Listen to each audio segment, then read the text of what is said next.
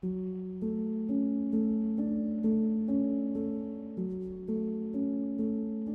Picture of Dorian Gray by Oscar Wilde. Chapter 1. The studio was filled with the rich odor of roses, and when the light summer wind stirred amidst the trees of the garden, there came through the open door the heavy scent of the lilac, or the more delicate perfume of the pink-flowering thorn. From the corner of the divan of Persian saddlebags on which he was lying, smoking, as was his custom, innumerable cigarettes, Lord Henry Wotton could just catch the gleam of the honey-sweet and honey-colored blossoms of a laburnum, whose tremulous branches seemed hardly able to bear the burden of a beauty so flame-like as theirs. And now and then the fantastic shadows of birds in flight flitted across the long tussore silk curtains that were stretched in front of the huge window, producing a kind of momentary Japanese effect, and making him think of those pallid, jade-faced painters of Tokyo who, through the medium of an art that is necessarily immobile, seek to convey the sense of swiftness and motion. The sullen murmur of the bees shouldering their way through the long, unmown grass, or circling with monotonous insistence round the dusty gilt horns of the straggling woodbine, seemed to make the stillness more oppressive. The dim roar of London was like the bourdon note of a distant organ. In the center of the room, clamped to an upright easel, stood the full-length portrait of a young man of extraordinary personal beauty, and in front of it, some little distance away, was sitting the artist himself, Basil Hallward, whose sudden disappearance some years ago caused, at the time, such public excitement and gave rise to so many strange conjectures. As the painter looked at the gracious and comely form he had so skillfully mirrored in his art, a smile of pleasure passed across his face, and seemed about to linger there. But he suddenly started up, and closing his eyes, placed his fingers upon the lids, as though he sought to imprison within his brain some curious dream from which he feared he might awake. "It is your best work, Basil, the best thing you have ever done," said Lord Henry languidly. "You must certainly send it next year to the Grosvenor. The Academy is too large and too vulgar. Whenever I have gone there have been either so many people that I have not been able to see the pictures, which was dreadful, or so many pictures that I have not been able to see the people, which was worse. The Grosvenor is really the only place." "I don't think I shall send it anywhere," he answered, tossing his head back in that odd way that used to make his friends laugh at him at Oxford. "No, I won't send it anywhere." Lord Henry elevated his eyebrows and looked at him in amazement through the thin blue wreaths of smoke that curled up in such fanciful whirls from his heavy, opium-tainted cigarette. "Not send it anywhere? My dear fellow, why? Have you any reason? What odd chaps you painters are. You do anything in the world to gain a reputation. As soon as you have one, you seem to want to throw it away. It is silly of you, for there is only one thing in the world worse than being talked about, and that is not being talked about. A portrait like this would set you far above all the young men in England, and make the old men quite jealous, if old men are ever capable of any emotion." "I know you will laugh at me," he replied, "but I really can't exhibit it. I have put too much of myself into it." Lord Henry stretched himself out on the divan and laughed. "Yes, I knew you would, but it is quite true, all the same. Too much of yourself in it. Upon my word, Basil, I didn't know you were so vain, and I really can't see any resemblance between you, with your rugged, strong face and your coal-black hair, and this young Adonis, who looks as if he was made out of ivory and rose leaves. Why, my dear Basil, he is a Narcissus, and you, well, of course you have an intellectual expression and all that. But beauty, real beauty, ends where an intellectual expression begins. Intellect is in itself a mode of exaggeration and destroys the harmony of any face. The moment one sits down to think, one becomes all nose or all forehead or something horrid. Look at the successful men in any of the learned professions. How perfectly hideous they are. Except, of course, in the church. But then in the church they don't think. A bishop keeps on saying at the age of 80 what he was told to say when he was a boy of 18, and as a natural consequence, he always looks absolutely delightful. Your mysterious young friend, whose name you have never told me, but whose picture really fascinates me, never thinks. I feel quite sure of that. He is some brainless, beautiful creature who should be always here in winter when we have no flowers to look at, and always here in summer when we want something to chill our intelligence. Don't flatter yourself, Basil. You are not in the least like him. You don't understand me, Harry, answered the artist. Of course I am not like him. I know that perfectly well. Indeed, I should be sorry to look like him. You shrug your shoulders? I am telling you the truth. There is a fatality about all physical and intellectual distinction, the sort of fatality that seems to dog through history the faltering steps of kings. It is better not to be different from one's fellows. The ugly and the stupid have the best of it in this world. They can sit at their ease and gape at the play. If they know nothing of victory, they are at least spared the knowledge of defeat. They live as we all should live, undisturbed, indifferent, and without disquiet. They neither bring ruin upon others, nor ever receive it from alien hands. Your rank and wealth, Harry, my brains, such as they are, my art, whatever it may be worth, Dorian Gray's good looks, we shall all suffer for what the gods have given us, suffer terribly. Dorian Gray? Is that his name? Asked Lord Henry, walking across the studio towards Basil Hallward. Yes, that is his name. I didn't intend to tell it to you. But why not? Oh, I can't explain. When I like people immensely, I never tell their names to anyone. It is like surrendering a part of them. I have grown to love secrecy. It seems to be the one thing that can make modern life mysterious or marvelous to us. The commonest thing is delightful if one only hides it. When I leave town now, I never tell my people where I am going. If I did, I would lose all my pleasure. It is a silly habit, I dare say, but somehow it seems to bring a great deal of romance into one's life. I suppose you think me awfully foolish about it. Not at all, answered Lord Henry. Not at all, my dear Basil. You seem to forget that I am married, and the one charm of marriage is that it makes a life of deception absolutely necessary for both parties. I never know where my wife is, and my wife never knows what I am doing. When we do meet occasionally when we dine out together or go down to the Duke's. We tell each other the most absurd stories with the most serious faces. My wife is very good at it. Much better, in fact, than I am. She never gets confused over her dates, and I always do. But when she does find me out, she makes no row at all. I sometimes wish she would, but she merely laughs at me. I hate the way you talk about your married life, Harry, said Basil Hallward, strolling towards the door that led into the garden. I believe that you are really a very good husband, but that you are thoroughly ashamed of your own virtues. You are an extraordinary fellow. You never say a moral thing, and you never do a wrong thing. Your cynicism is simply a pose. Being natural is simply a pose, and the most irritating pose I know, cried Lord Henry, laughing, and the two young men went out into the garden together and ensconced themselves on a long bamboo seat that stood in the shade of a tall laurel bush. The sunlight slipped over the polished leaves. In the grass, white daisies were tremulous. After a pause, Lord Henry pulled out his watch. I am afraid I must be going, Basil, he murmured, and before I go, I insist on your answering a question I put to you some time ago. What is that? Said the painter, keeping his eyes fixed on the ground. You know quite well. I do not, Harry. Well, I will tell you what it is. I want you to explain to me why you won't exhibit Dorian Gray's picture. I want the real reason. I told you the real reason. No, you did not. You said it was because there was too much of yourself in it.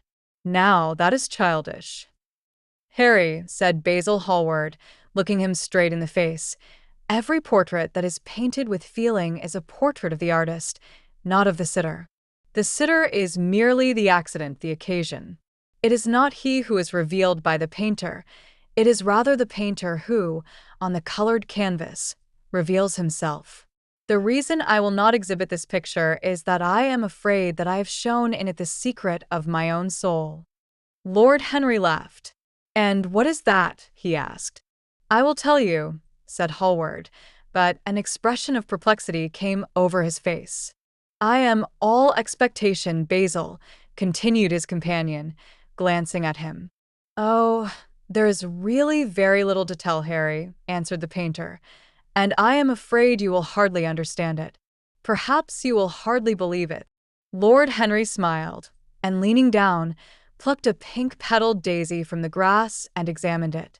I am quite sure I shall understand it, he replied, gazing intently at the little golden, white-feathered disc.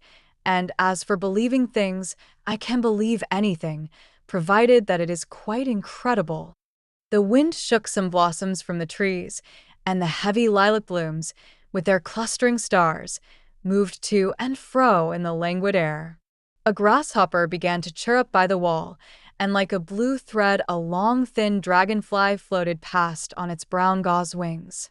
Lord Henry felt as if he could hear Basil Hallward's heart beating, and wondered what was coming. The story is simply this, said the painter after some time. 2 months ago, I went to a crush at Lady Brandon's. You know, we poor artists have to show ourselves in society from time to time, just to remind the public that we are not savages. With an evening coat and a white tie, as you told me once, anybody, even a stockbroker, can gain a reputation for being civilized. Well, after I had been in the room about 10 minutes, talking to huge, overdressed dowagers and tedious academicians, I suddenly became conscious that someone was looking at me. I turned halfway round and saw Dorian Gray for the first time. When our eyes met, I felt that I was growing pale. A curious sensation of terror came over me. I knew that I had come face to face with someone whose mere personality was so fascinating that, if I allowed it to do so, it would absorb my whole nature, my whole soul, my very art itself. I did not want any external influence in my life. You know yourself, Harry, how independent I am by nature. I have always been my own master, had at least always been so, till I met Dorian Gray. Then, but I don't know how to explain it to you. Something seemed to tell me that I was on the verge of a terrible crisis in my life. I had a strange feeling that fate had in store for me exquisite joys and exquisite sorrows. I grew afraid and turned to quit the room. It was not conscience that made me do so. It was a sort of cowardice. I take no credit to myself for trying to escape. Conscience and cowardice are really the same things, Basil. Conscience is the trade name of the firm. That is all. I don't believe that, Harry, and I don't believe you do either. However, whatever was my motive, and it may have been pride, for I used to be very proud, I certainly struggled to the door. There, of course, I stumbled against Lady Brandon. You are not going to run away so soon, Mr. Hallward? She screamed out. You know her curiously shrill voice. Yes, she is a peacock in everything but beauty, said Lord Henry, pulling the daisy to bits with his long, nervous fingers. I could not get rid of her. She brought me up to royalties, and people with stars and garters, and elderly ladies with gigantic tiaras and parrot noses. She spoke of me as her dearest friend. I had only met her once before, but she took it into her head to Leoneize me.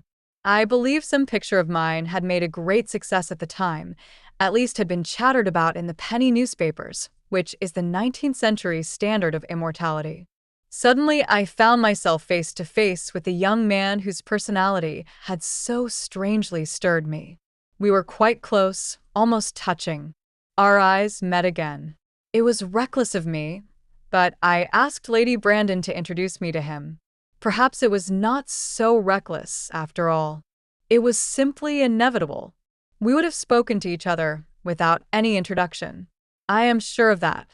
Dorian told me so afterwards.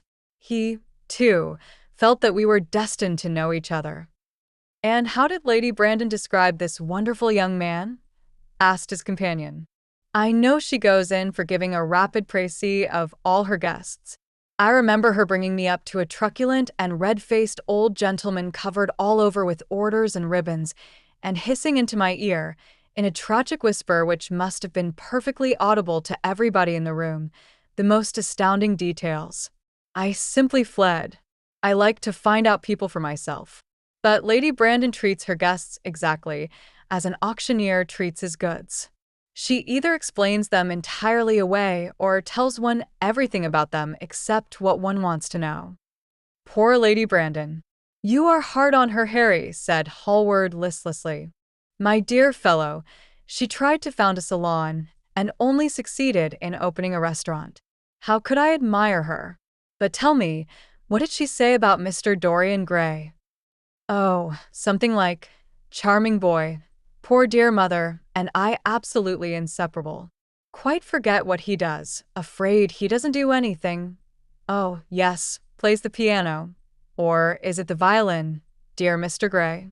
Neither of us could help laughing, and we became friends at once. Laughter is not at all a bad beginning for friendship, and it is far the best ending for one, said the young lord, plucking another daisy. Hallward shook his head. You don't understand what friendship is, Harry, he murmured, or what enmity is, for that matter. You like everyone. That is to say, you are indifferent to everyone. How horribly unjust of you, cried Lord Henry, tilting his hat back and looking up at the little clouds that, like reveled skeins of glossy white silk, were drifting across the hollowed turquoise of the summer sky. Yes, horribly unjust of you. I make a great difference between people. I choose my friends for their good looks, my acquaintances for their good characters, and my enemies for their good intellects. A man cannot be too careful in the choice of his enemies. I have not got one who is a fool. They are all men of some intellectual power, and consequently, they all appreciate me. Is that very vain of me? I think it is rather vain. I should think it was, Harry. But according to your category, I must be merely an acquaintance. My dear old Basil, you are much more than an acquaintance. And much less than a friend. A sort of brother, I suppose? Oh, brothers. I don't care for brothers. My elder brother won't die, and my younger brothers seem never to do anything else. Harry, exclaimed Hallward, frowning. My dear fellow, I am not quite serious. But I can't help detesting my relations. I suppose it comes from the fact that none of us can stand other people having the same faults as ourselves. I quite sympathize with the rage of the English democracy against what they call the vices of the upper orders. The masses feel that drunkenness, stupidity, and immorality should be their own special property, and that if any one of us makes an ass of himself, he is poaching on their preserves. When poor Southwark got into the divorce court, their indignation was quite magnificent. And yet I don't suppose that 10% of the proletariat live correctly. I don't agree with a single word that you have said, and what is more, Harry, I feel sure you don't either. Lord Henry stroked his pointed brown beard and tapped the toe of his patent leather boot with a tasseled ebony cane. How English you are, Basil. That is the second time you have made that observation. If one puts forward an idea to a true Englishman, always a rash thing to do, he never dreams of considering whether the idea is right or wrong. The only thing he considers of any importance is whether one believes it oneself. Now, the value of an idea has nothing whatsoever to do with the sincerity of the man who expresses it. Indeed, the probabilities are that the more insincere the man is, the more purely intellectual will the idea be, as in that case it will not be colored by either his wants, his desires, or his prejudices. However, I don't propose to discuss politics, sociology, or metaphysics with you. I like persons better than principles, and I like persons with no principles better than anything else in the world. Tell me more about Mr. Dorian Gray.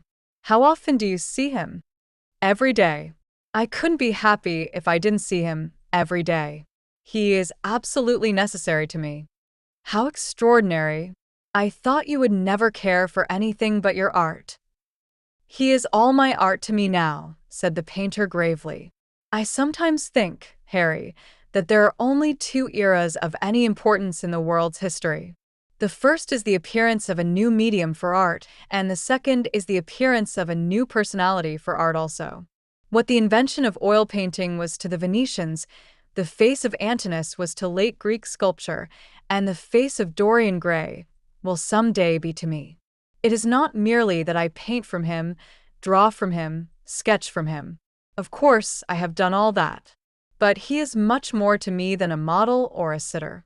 I won't tell you that I am dissatisfied with what I have done of him, or that his beauty is such that art cannot express it. There is nothing that art cannot express, and I know that the work I have done since I met Dorian Gray is good work, is the best work of my life. But in some curious way, I wonder will you understand me? His personality has suggested to me an entirely new manner in art, an entirely new mode of style. I see things differently, I think of them differently. I can now recreate life in a way that was hidden from me before. A dream of form in days of thought. Who is it who says that? I forget, but it is what Dorian Gray has been to me. The merely visible presence of this lad, for he seems to me little more than a lad, though he is really over 20, his merely visible presence. Ah, I wonder can you realize all that that means? Unconsciously, he defines for me the lines of a fresh school, a school that is to have in it all the passion of the romantic spirit, all the perfection of the spirit that is Greek, the harmony of soul and body. How much that is! We in our madness have separated the two, and have invented a realism that is vulgar, an ideality that is void. Harry, if you only knew what Dorian Gray is to me. You remember that landscape of mine, for which Agnew offered me such a huge price, but which I would not part with. It is one of the best things I have ever done. And why is it so? Because, while I was painting it, Dorian Gray sat beside me. Some subtle influence passed from him to me, and for the first time in my life I saw in the plain woodland the wonder I had always looked for and always missed. Basil, this is extraordinary. I must see Dorian Gray. Hallward got up from the seat and walked up and down the garden. After some time he came back. Harry, he said, Dorian Gray is to me simply a motive in art. You might see nothing in him. I see everything in him. He is never more present in my work than when no image of him is there. He is a suggestion, as I have said, of a new manner. I find him in the curves of certain lines, in the loveliness and subtleties of certain colors. That is all. Then why won't you exhibit his portrait? Asked Lord Henry. Because, without intending it, I have put into it some expression of all this curious artistic idolatry, of which, of course, I have never cared to speak to him. He knows nothing about it. He shall never know anything about it. But the world might guess it, and I will not bare my soul to their shallow prying eyes. My heart shall never be put under their microscope. There is too much of myself in the thing, Harry, too much of myself. Poets are not so scrupulous as you are. They know how useful passion is for publication. Nowadays, a broken heart will run to many editions. I hate them for it, cried Hallward.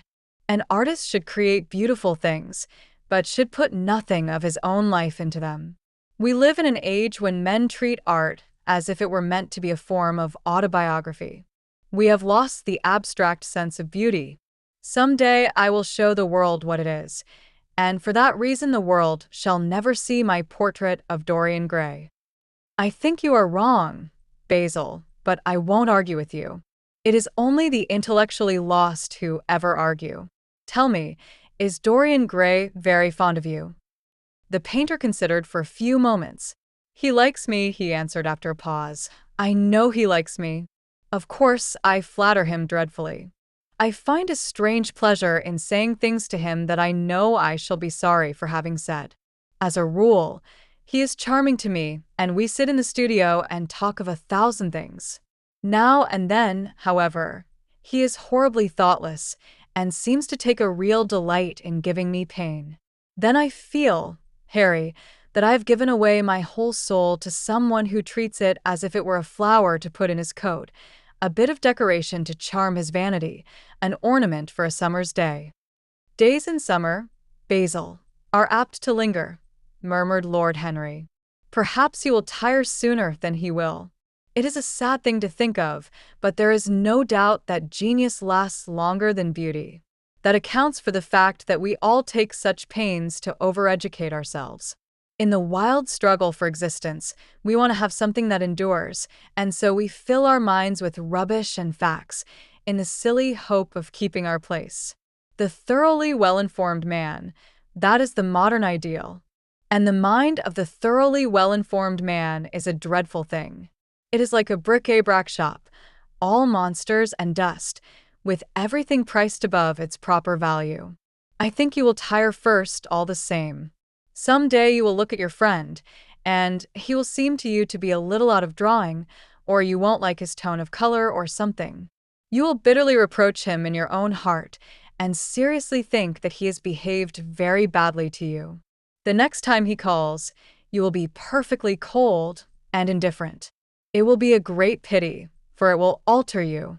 What you have told me is quite a romance of art one might call it, and the worst of having a romance of any kind is that it leaves one so unromantic. Harry, don't talk like that. As long as I live, the personality of Dorian Gray will dominate me. You can't feel what I feel. You change too often. My dear Basil, that is exactly why I can feel it. Those who are faithful know only the trivial side of love. It is the faithless who know love's tragedies. And Lord Henry struck a light on a dainty silver case and began to smoke a cigarette with a self-conscious and satisfied air, as if he had summed up the world in a phrase. There was a rustle of chirruping sparrows in the green lacquer leaves of the ivy, and the blue cloud shadows chased themselves across the grass like swallows. How pleasant it was in the garden! And how delightful other people's emotions were! Much more delightful than their ideas, it seemed to him. One's own soul and the passions of one's friends, those were the fascinating things in life. He pictured to himself with silent amusement the tedious luncheon that he had missed by staying so long with Basil Hallward. Had he gone to his aunt's, he would have been sure to have met Lord Goodbody there, and the whole conversation would have been about the feeding of the poor and the necessity for model lodging-houses. Each class would have preached the importance of those virtues, for whose exercise there was no necessity in their own lives. The rich would have spoken on the value of thrift, and the idle grown eloquent over the dignity of labor. It was charming to have escaped all that. As he thought of his aunt, an idea seemed to strike him. He turned to Hallward and said, "My dear fellow, I have just remembered." "Remembered what, Harry?" "Where I heard the name of Dorian Gray." "Where was it?" asked Hallward, with a slight frown. "Don't look so angry, Basil. It was at my Aunt Lady Agatha's. She told me she had discovered a wonderful young man who was going to help her in the East End, and that his name was Dorian Gray. I am bound to state that she never told me he was good-looking. Women have no appreciation of good looks. At least, good women have not. She said that he was very earnest and had a beautiful nature. I at once pictured to myself a creature with spectacles and lank hair, horribly freckled, and tramping about on huge feet. I wish I had known it was your friend." "I am very glad you didn't, Harry." "Why?" "I don't want you to meet him." "You don't want me to meet him?" No. "Mr. Dorian Gray is in the studio, sir," said the butler, coming into the garden. "You must introduce me now," cried Lord Henry, laughing. The painter turned to his servant, who stood blinking in the sunlight. "Ask Mr. Gray to wait, Parker. I shall be in a few moments." The man bowed and went up the walk. Then he looked at Lord Henry. "Dorian Gray is my dearest friend," he said. "He has a simple and a beautiful nature. Your aunt was quite right in what she said of him. Don't spoil him. Don't try to influence him. Your influence would be bad. The world is wide and has many marvelous people in it. Don't take away from me the one person who gives to my art whatever charm it possesses. My life as an artist depends on him. Mind, Harry, I trust you." He spoke very slowly, and the words seemed wrung out of him almost against his will.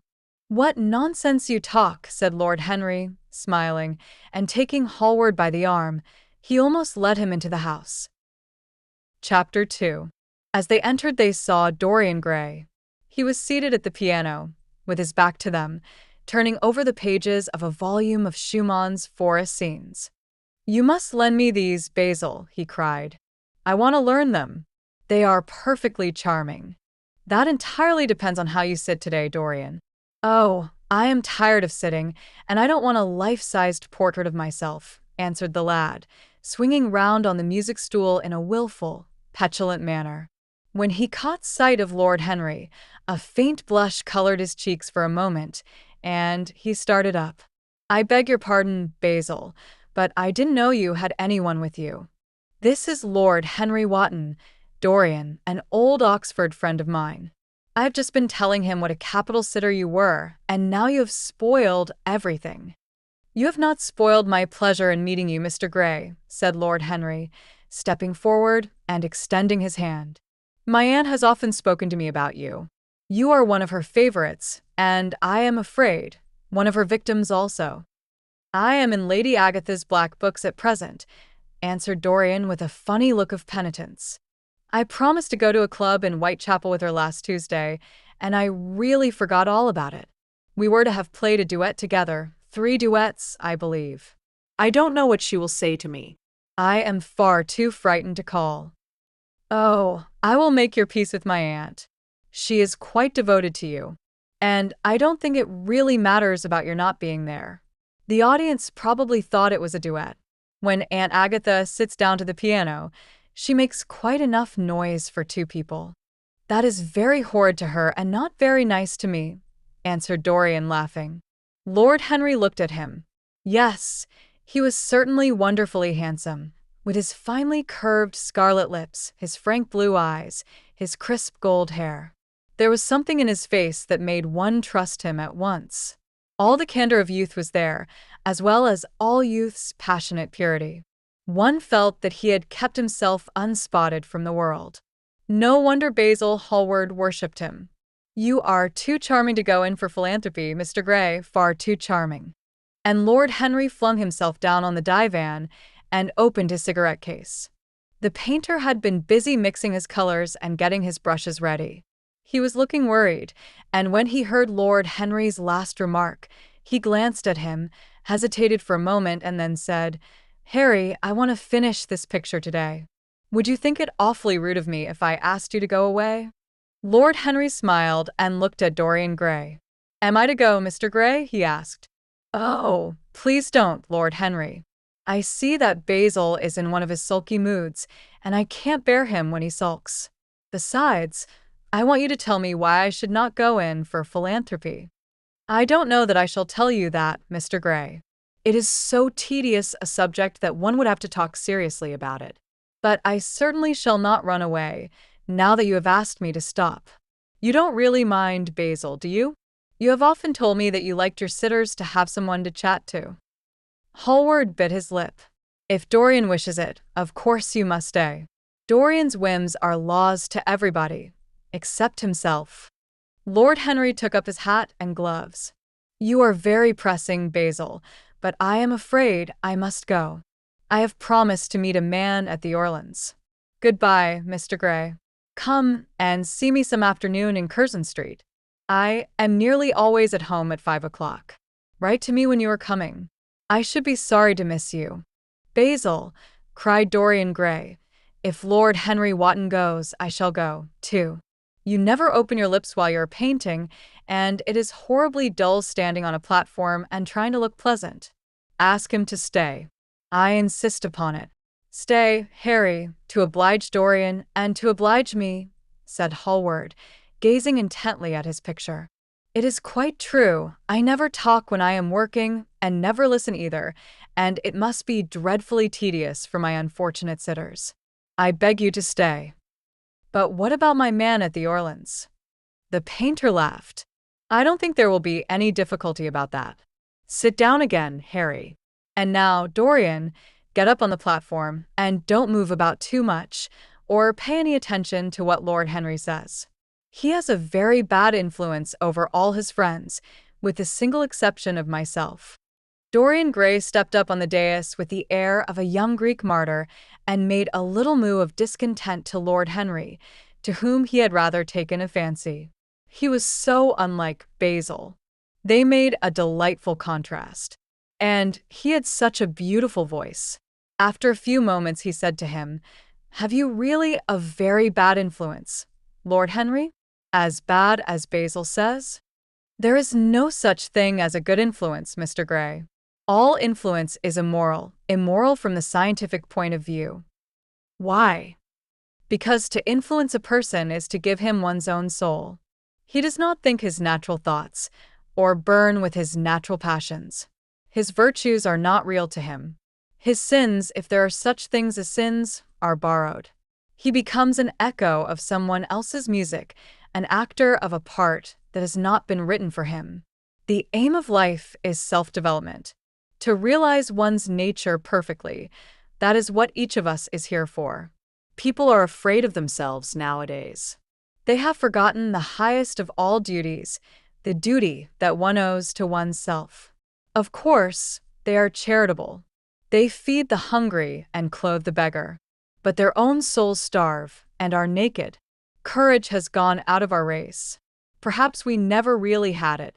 The terror of society, which is the basis of morals, the terror of God, which is the secret of religion, these are the two things that govern us. And yet— "Just turn your head a little more to the right, Dorian, like a good boy," said the painter, deep in his work and conscious only that a look had come into the lad's face that he had never seen there before.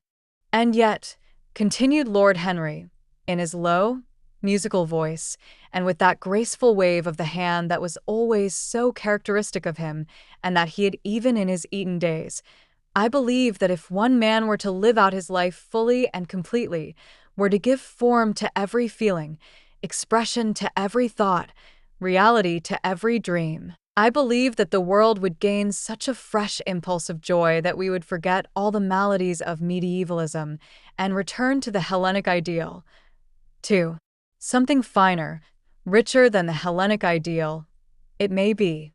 But the bravest man amongst us is afraid of himself. The mutilation of the savage has its tragic survival in the self-denial that mars our lives. We are punished for our refusals. Every impulse that we strive to strangle broods in the mind and poisons us.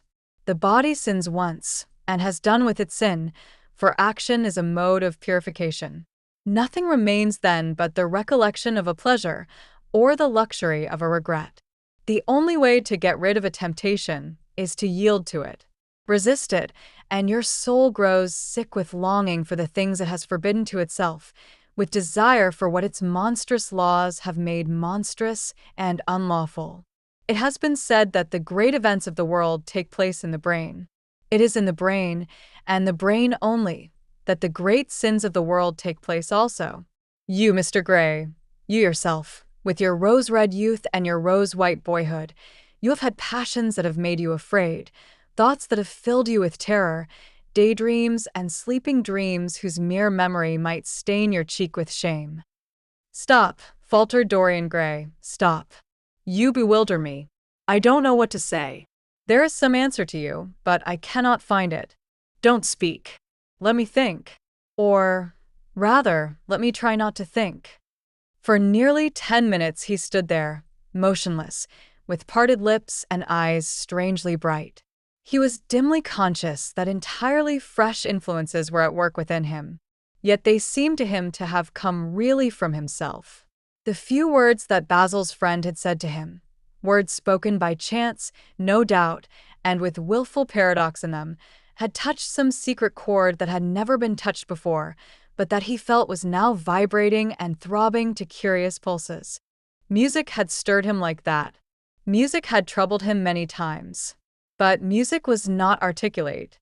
It was not a new world, but rather another chaos that it created in us. Words. Mere words.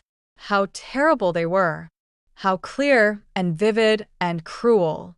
One could not escape from them. And yet what a subtle magic there was in them. They seemed to be able to give a plastic form to formless things, and to have a music of their own as sweet as that of viol or of lute. Mere words. Was there anything so real as words? Yes, there had been things in his boyhood that he had not understood. He understood them now. Life suddenly became fiery-colored to him. It seemed to him that he had been walking in fire. Why had he not known it? With his subtle smile, Lord Henry watched him. He knew the precise psychological moment when to say nothing. He felt intensely interested. He was amazed at the sudden impression that his words had produced, and, remembering a book that he had read when he was 16, a book which had revealed to him much that he had not known before, he wondered whether Dorian Gray was passing through a similar experience. He had merely shot an arrow into the air. Had it hit the mark? How fascinating the lad was! Hallward painted away with that marvelous bold touch of his that had the true refinement and perfect delicacy that in art, at any rate, comes only from strength. He was unconscious of the silence. "Basil, I am tired of standing," cried Dorian Gray suddenly. "I must go out and sit in the garden. The air is stifling here. My dear fellow, I am so sorry. When I am painting, I can't think of anything else. But you never sat better. You were perfectly still. And I have caught the effect I wanted, the half-parted lips and the bright look in the eyes. I don't know what Harry has been saying to you, but he has certainly made you have the most wonderful expression. I suppose he has been paying you compliments. You mustn't believe a word that he says." "He has certainly not been paying me compliments. Perhaps that is the reason that I don't believe anything he has told me." "You know you believe it all," said Lord Henry, looking at him with his dreamy, languorous eyes. "I will go out to the garden with you. It is horribly hot in the studio. Basil, let us have something iced to drink, something with strawberries in it." "Certainly, Harry. Just touch the bell, and when Parker comes I will tell him what you want. I've got to work up this background, so I will join you later on. Don't keep Dorian too long. I have never been in better form for painting than I am today. This is going to be my masterpiece. It is my masterpiece as it stands."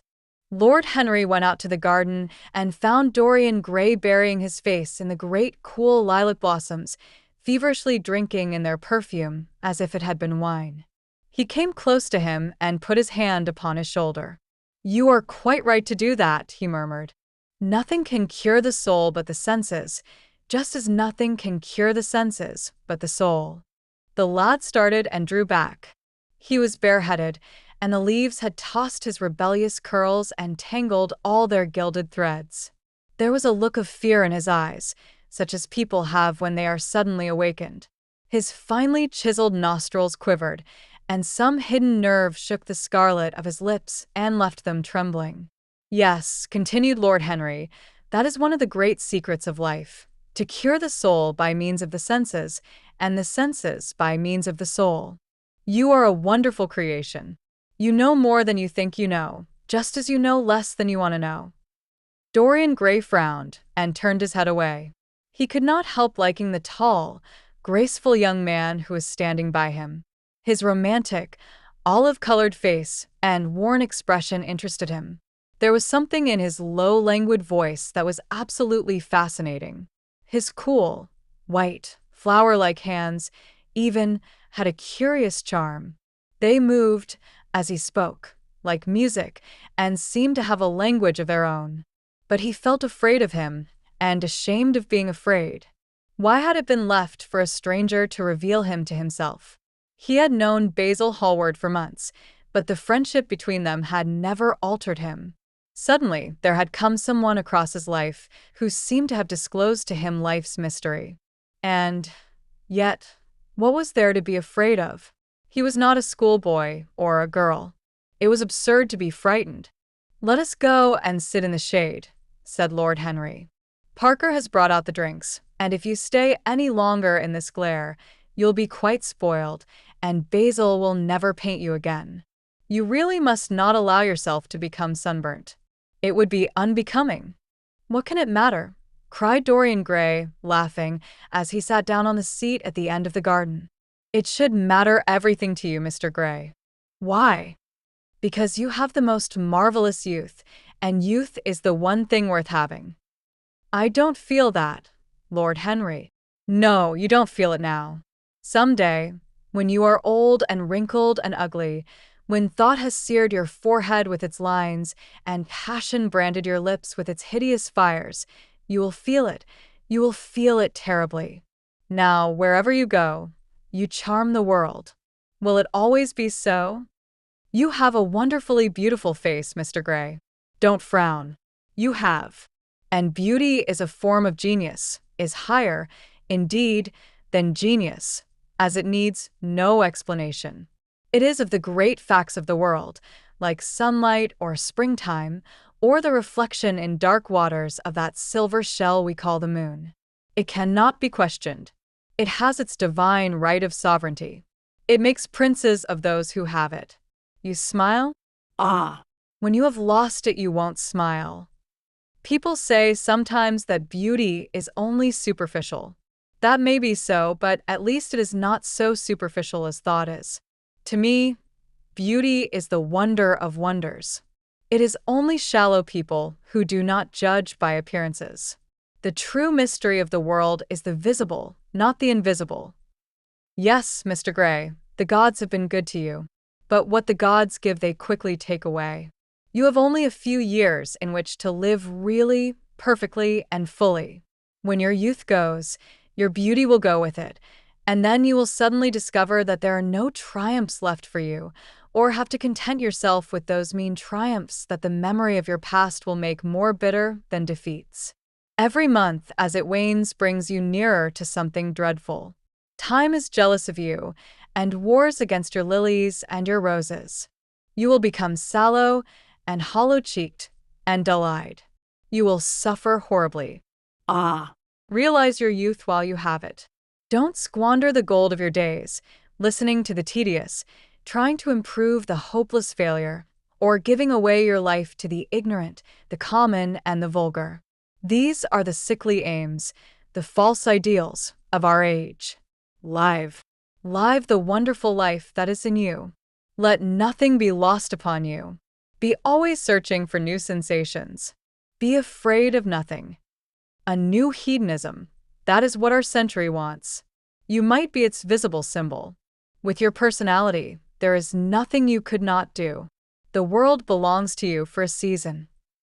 The moment I met you, I saw that you were quite unconscious of what you really are, of what you really might be. There was so much in you that charmed me that I felt I must tell you something about yourself. I thought how tragic it would be if you were wasted. For there is such a little time that your youth will last, such a little time.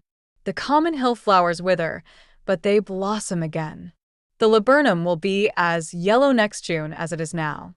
In a month there will be purple stars on the clematis, and year after year the green night of its leaves will hold its purple stars.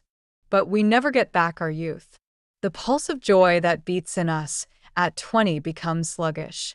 Our limbs fail, our senses rot. We degenerate into hideous puppets, haunted by the memory of the passions of which we were too much afraid, and the exquisite temptations that we had not the courage to yield to. Youth. Youth. There is absolutely nothing in the world but youth. Dorian Gray listened, open-eyed and wondering. The spray of lilac fell from his hand upon the gravel. A furry bee came and buzzed round it for a moment. Then it began to scramble all over the oval stellate globe of the tiny blossoms. He watched it with that strange interest in trivial things that we try to develop when things of high import make us afraid, or when we are stirred by some new emotion for which we cannot find expression, or when some thought that terrifies us lays sudden siege to the brain and calls on us to yield. After a time, the bee flew away. He saw it creeping into the stained trumpet of a Tyrian convolvulus. The flowers seemed to quiver, and then swayed gently to and fro. Suddenly the painter appeared at the door of the studio and made staccato signs for them to come in. They turned to each other and smiled. "I am waiting," he cried. "Do come in. The light is quite perfect, and you can bring your drinks." They rose up and sauntered down the walk together. 2 green and white butterflies fluttered past them, and in the pear tree at the corner of the garden a thrush began to sing. "You are glad you have met me, Mr. Gray," said Lord Henry, looking at him. "Yes, I am glad now. I wonder, shall I always be glad?" "Always. That is a dreadful word. It makes me shudder when I hear it. Women are so fond of using it. They spoil every romance by trying to make it last forever. It is a meaningless word, too. The only difference between a caprice and a lifelong passion is that the caprice lasts a little longer. As they entered the studio, Dorian Gray put his hand upon Lord Henry's arm. "In that case, let our friendship be a caprice," he murmured, flushing at his own boldness, then stepped up on the platform and resumed his pose. Lord Henry flung himself into a large wicker armchair and watched him. The sweep and dash of the brush on the canvas made the only sound that broke the stillness, except when, now and then, Hallward stepped back to look at his work from a distance. In the slanting beams that streamed through the open doorway, the dust danced and was golden. The heavy scent of the roses seemed to brood over everything. After about a quarter of an hour, Hallward stopped painting, looked for a long time at Dorian Gray, and then for a long time at the picture, biting the end of one of his huge brushes and frowning. "It is quite finished," he cried at last, and stooping down he wrote his name in long vermilion letters on the left-hand corner of the canvas.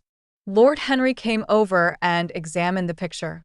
It was certainly a wonderful work of art, and a wonderful likeness as well. "My dear fellow, I congratulate you most warmly," he said. "It is the finest portrait of modern times. Mr. Gray, come over and look at yourself."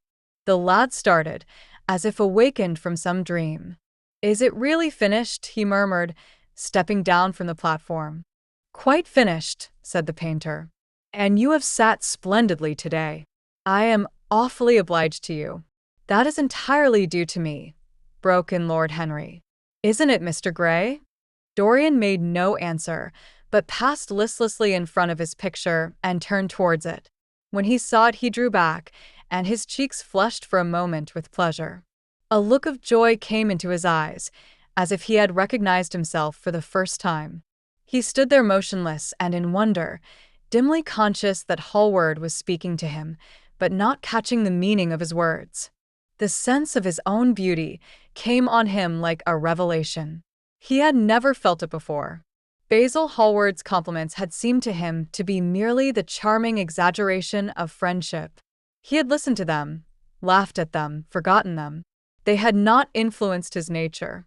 Then had come Lord Henry Wotton with his strange panegyric on youth, his terrible warning of its brevity. That had stirred him at the time, and now, as he stood gazing at the shadow of his own loveliness, the full reality of the description flashed across him. Yes, there would be a day when his face would be wrinkled and wizen, his eyes dim and colorless, the grace of his figure broken and deformed. The scarlet would pass away from his lips, and the gold steal from his hair. The life that was to make his soul would mar his body. He would become dreadful, hideous, and uncouth. As he thought of it, a sharp pang of pain struck through him like a knife and made each delicate fiber of his nature quiver. His eyes deepened into amethyst, and across them came a mist of tears. He felt as if a hand of ice had been laid upon his heart. "Don't you like it?" cried Hallward at last, stung a little by the lad's silence, not understanding what it meant. "It is not my property, Harry." "Whose property is it?" "Dorian's, of course," answered the painter. "He is a very lucky fellow." "Of course he likes it," said Lord Henry. "Who wouldn't like it? It is one of the greatest things in modern art. I will give you anything you like to ask for it. I must have it." "How sad it is," murmured Dorian Gray with his eyes still fixed upon his own portrait. "How sad it is. I shall grow old and horrible and dreadful. But this picture will remain always young. It will never be older than this particular day of June. If it were only the other way. If it were I who was to be always young, and the picture that was to grow old. For that, I would give everything. Yes, there is nothing in the whole world I would not give. I would give my soul for that." "You would hardly care for such an arrangement, Basil," cried Lord Henry, laughing. "It would be rather hard lines on your work." "I should object very strongly, Harry," said Hallward. Dorian Gray turned and looked at him. "I believe you would, Basil. You like your art better than your friends. I am no more to you than a green bronze figure. Hardly as much, I dare say." The painter stared in amazement. It was so unlike Dorian to speak like that. What had happened? He seemed quite angry. His face was flushed and his cheeks burning. Yes, he continued, I am less to you than your ivory Hermes or your silver fawn. You will like them always. How long will you like me? Till I have my first wrinkle, I suppose. I know, now, that when one loses one's good looks, whatever they may be, one loses everything. Your picture has taught me that. Lord Henry Wotton is perfectly right. Youth is the only thing worth having. When I find that I am growing old, I shall kill myself. Hallward turned pale and caught his hand. Dorian. Dorian, he cried, don't talk like that. I have never had such a friend as you, and I shall never have such another. You are not jealous of material things, are you? You, who are finer than any of them. I am jealous of everything whose beauty does not die. I am jealous of the portrait you have painted of me. Why should it keep what I must lose? Every moment that passes takes something from me and gives something to it. Oh, if it were only the other way. If the picture could change, and I could be always what I am now. Why did you paint it? It will mock me some day, mock me horribly. The hot tears welled into his eyes.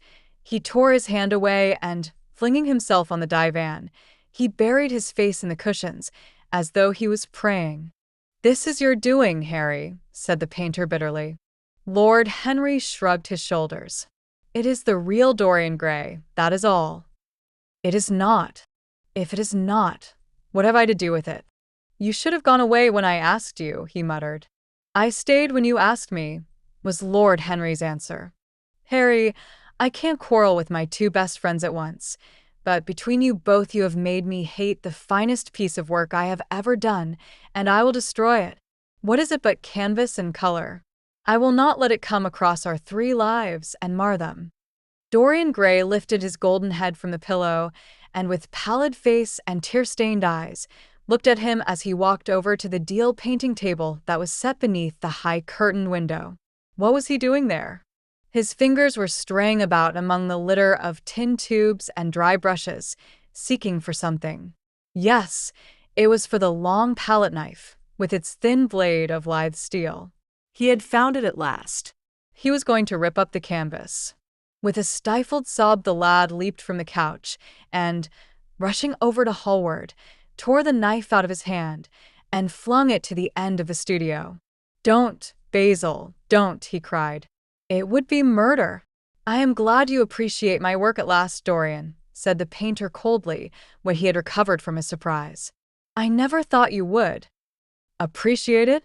I am in love with it, Basil. It is part of myself. I feel that. Well, as soon as you are dry, you shall be varnished and framed and sent home. Then you can do what you like with yourself. And he walked across the room and rang the bell for tea. You will have tea, of course, Dorian? And so will you, Harry? Or do you object to such simple pleasures? I adore simple pleasures, said Lord Henry. They are the last refuge of the complex. But I don't like scenes, except on the stage. What absurd fellows you are, both of you. I wonder who it was defined man as a rational animal. It was the most premature definition ever given. Man is many things, but he is not rational. I am glad he is not, after all, though I wish you chaps would not squabble over the picture. You had much better let me have it, Basil. This silly boy doesn't really want it, and I really do. If you let anyone have it but me, Basil, I shall never forgive you, cried Dorian Gray, and I don't allow people to call me a silly boy. You know the picture is yours, Dorian. I gave it to you before it existed. And you know you have been a little silly, Mr. Gray, and that you don't really object to being reminded that you are extremely young.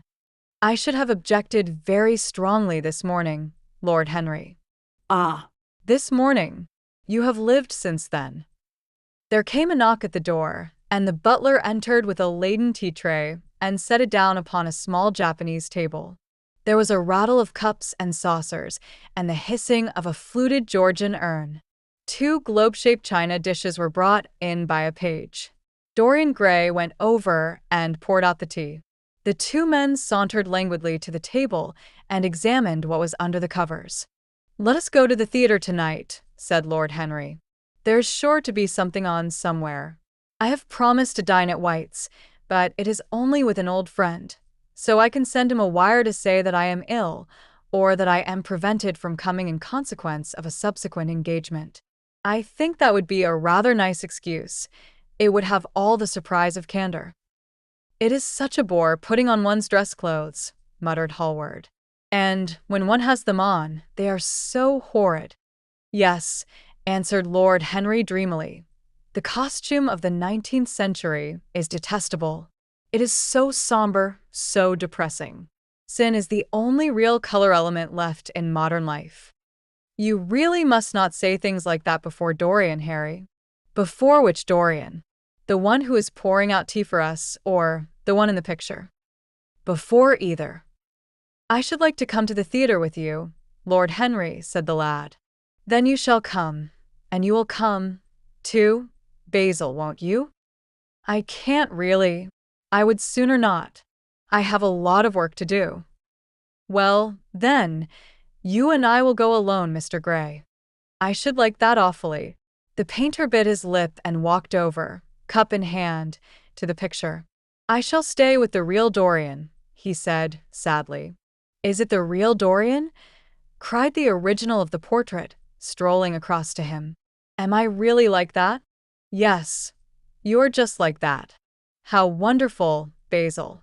At least you're like it in appearance." "But it will never alter," sighed Hallward. "That is something." "What a fuss people make about fidelity," exclaimed Lord Henry. "Why, even in love it is purely a question for physiology. It has nothing to do with our own will. Young men want to be faithful, and are not. Old men want to be faithless, and cannot. That is all one can say." "Don't go to the theater tonight, Dorian," said Hallward. "Stop and dine with me." "I can't, Basil." "Why?" "Because I have promised Lord Henry Wotton to go with him. He won't like you the better for keeping your promises. He always breaks his own. I beg you not to go." Dorian Gray laughed and shook his head. "I entreat you." The lad hesitated and looked over at Lord Henry, who was watching them from the tea table with an amused smile. "I must go, Basil," he answered. "Very well," said Hallward, and he went over and laid down his cup on the tray. "It is rather late, and, as you have to dress, you had better lose no time. Goodbye, Harry. Goodbye, Dorian. Come and see me soon. Come tomorrow." "Certainly. You won't forget?" "No, of course not," cried Dorian. "And, Harry—" "Yes, Basil?" "Remember what I asked you when we were in the garden this morning." "I have forgotten it." "I trust you." "I wish I could trust myself," said Lord Henry, laughing. "Come, Mr. Gray, my hansom is outside, and I can drop you at your own place. Goodbye, Basil. It has been a most interesting afternoon." As the door closed behind them, the painter flung himself down on a sofa, and a look of pain came into his face. Chapter 3. At 12:30 next day, Lord Henry Wotton strolled from Curzon Street over to the Albany to call on his uncle, Lord Fermor, a genial if somewhat rough-mannered old bachelor, whom the outside world called selfish because it derived no particular benefit from him, but who was considered generous by society as he fed the people who amused him. His father had been our ambassador at Madrid when Isabella was young and prim, unthought of, but had retired from the diplomatic service in a capricious moment of annoyance on not being offered the embassy at Paris, a post to which he considered that he was fully entitled by reason of his birth, his indolence, the good English of his dispatches, and his inordinate passion for pleasure. The son, who had been his father's secretary, had resigned along with his chief, somewhat foolishly as was thought at the time, and on succeeding some months later to the title, had set himself to the serious study of the great aristocratic art of doing absolutely nothing. He had 2 large town houses, but preferred to live in chambers as it was less trouble, and took most of his meals at his club. He paid some attention to the management of his collieries in the Midland counties, excusing himself for this taint of industry on the ground that the one advantage of having coal was that it enabled a gentleman to afford the decency of burning wood on his own hearth. In politics he was a Tory, except when the Tories were in office, during which period he roundly abused them for being a pack of radicals. He was a hero to his valet, who bullied him, and a terror to most of his relations, whom he bullied in turn. Only England could have produced him, and he always said that the country was going to the dogs. His principles were out of date, but there was a good deal to be said for his prejudices. When Lord Henry entered the room, he found his uncle sitting in a rough shooting coat, smoking a cheroot and grumbling over the Times. "Well, Harry," said the old gentleman, "what brings you out so early? I thought you dandies never got up till 2, and were not visible till 5. Pure family affection, I assure you, Uncle George. I want to get something out of you." "Money, I suppose," said Lord Fermor, making a wry face. "Well, sit down and tell me all about it. Young people, nowadays, imagine that money is everything." "Yes," murmured Lord Henry, settling his buttonhole in his coat, "and when they grow older they know it. But I don't want money. It is only people who pay their bills who want that, Uncle George, and I never pay mine. Credit is the capital of a younger son, and one lives charmingly upon it. Besides, I always deal with Dartmoor's tradesmen, and consequently, they never bother me. What I want is information.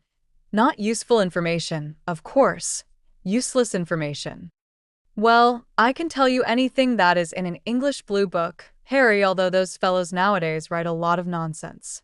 When I was in the diplomatic, things were much better. But I hear they let them in now by examination. What can you expect? Examinations, sir, are pure humbug from beginning to end. If a man is a gentleman, he knows quite enough, and if he is not a gentleman, whatever he knows is bad for him." "Mr. Dorian Gray does not belong to blue books, Uncle George," said Lord Henry languidly. "Mr. Dorian Gray? Who is he?"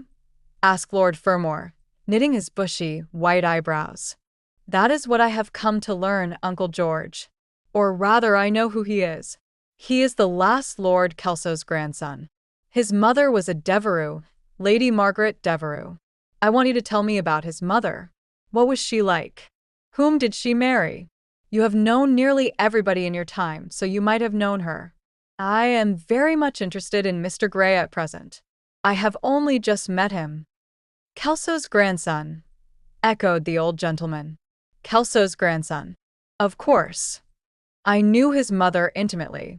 I believe I was at her christening. She was an extraordinarily beautiful girl, Margaret Devereux, and made all the men frantic by running away with a penniless young fellow, a mere nobody, sir, a subaltern in a foot regiment, or something of that kind." "Certainly." "I remember the whole thing as if it happened yesterday. The poor chap was killed in a duel at Spa a few months after the marriage. There's an ugly story about it. They said Kelso got some rascally adventurer, some Belgian brute, to insult his son-in-law in public, paid him, sir, to do it, paid him, and that the fellow spitted his man, as if he had been a pigeon. The thing was hushed up, but, egad, Kelso ate his chop alone at the club for some time afterwards. He brought his daughter back with him, I was told, and she never spoke to him again. Oh, yes, it was a bad business. The girl died, too, died within a year. So she left a son, did she? I had forgotten that. What sort of boy is he? If he is like his mother, he must be a good-looking chap." "He is very good-looking," assented Lord Henry. "I hope he will fall into proper hands," continued the old man. "He should have a pot of money waiting for him, if Kelso did the right thing by him. His mother had money, too. All the Selby property came to her, through her grandfather. Her grandfather hated Kelso, thought him a mean dog. He was, too. Came to Madrid once when I was there. Egad, I was ashamed of him. The Queen used to ask me about the English noble who was always quarreling with the cabmen about their fares. They made quite a story of it. I didn't dare show my face at court for a month. I hope he treated his grandson better than he did the Jarvies." I don't know, answered Lord Henry. I fancy that the boy will be well off. He is not of age yet. He is Selby, I know. He told me so. And his mother was very beautiful. Margaret Devereux was one of the loveliest creatures I ever saw, Harry. What on earth induced her to behave as she did, I never could understand. She could have married anybody she chose. Carlington was mad after her. She was romantic, though. All the women of that family were. The men were a poor lot. But, egad, the women were wonderful. Carlington went on his knees to her. Told me so himself.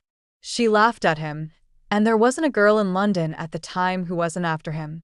And by the way, Harry, talking about silly marriages, what is this humbug your father tells me about Dartmoor wanting to marry an American? Ain't English girls good enough for him? It is rather fashionable to marry Americans just now, Uncle George. I'll back English women against the world, Harry, said Lord Fermor, striking the table with his fist. The betting is on the Americans. They don't last, I am told, muttered his uncle. A long engagement exhausts them, but they are capital at a steeplechase. They take things flying. I don't think Dartmoor has a chance. Who are her people? Grumbled the old gentleman. Has she got any? Lord Henry shook his head. American girls are as clever at concealing their parents as English women are at concealing their past, he said, rising to go. They are pork packers, I suppose? I hope so, Uncle George, for Dartmoor's sake. I am told that pork packing is the most lucrative profession in America, after politics. Is she pretty? She behaves as if she was beautiful. Most American women do. It is the secret of their charm. Why can't these American women stay in their own country? They are always telling us that it is the paradise for women. It is. That is the reason why, like Eve, they are so excessively anxious to get out of it, said Lord Henry. Goodbye, Uncle George. I shall be late for lunch, if I stop any longer. Thanks for giving me the information I wanted. I always like to know everything about my new friends, and nothing about my old ones. Where are you lunching, Harry? At Aunt Agatha's. I have asked myself and Mr. Gray. He is her latest protégé. Humph. Tell your Aunt Agatha, Harry, not to bother me any more with her charity appeals. I am sick of them. Why, the good woman thinks that I have nothing to do but to write checks for her silly fads. All right, Uncle George, I'll tell her, but it won't have any effect. Philanthropic people lose all sense of humanity. It is their distinguishing characteristic. The old gentleman growled approvingly and rang the bell for his servant. Lord Henry passed up the low arcade into Burlington Street and turned his steps in the direction of Berkeley Square. So that was the story of Dorian Gray's parentage. Crudely as it had been told to him, it had yet stirred him by its suggestion of a strange, almost modern romance. A beautiful woman risking everything for a mad passion. A few wild weeks of happiness cut short by a hideous, treacherous crime. Months of voiceless agony, and then a child born in pain. The mother snatched away by death, the boy left to solitude and the tyranny of an old and loveless man. Yes, it was an interesting background. It posed the lad, made him more perfect, as it were. Behind every exquisite thing that existed, there was something tragic.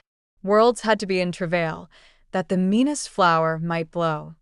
And how charming he had been at dinner the night before, as with startled eyes and lips parted in frightened pleasure he had sat opposite to him at the club, the red candle shades staining to a richer rose the wakening wonder of his face. Talking to him was like playing upon an exquisite violin. He answered to every touch and thrill of the bow. There was something terribly enthralling in the exercise of influence.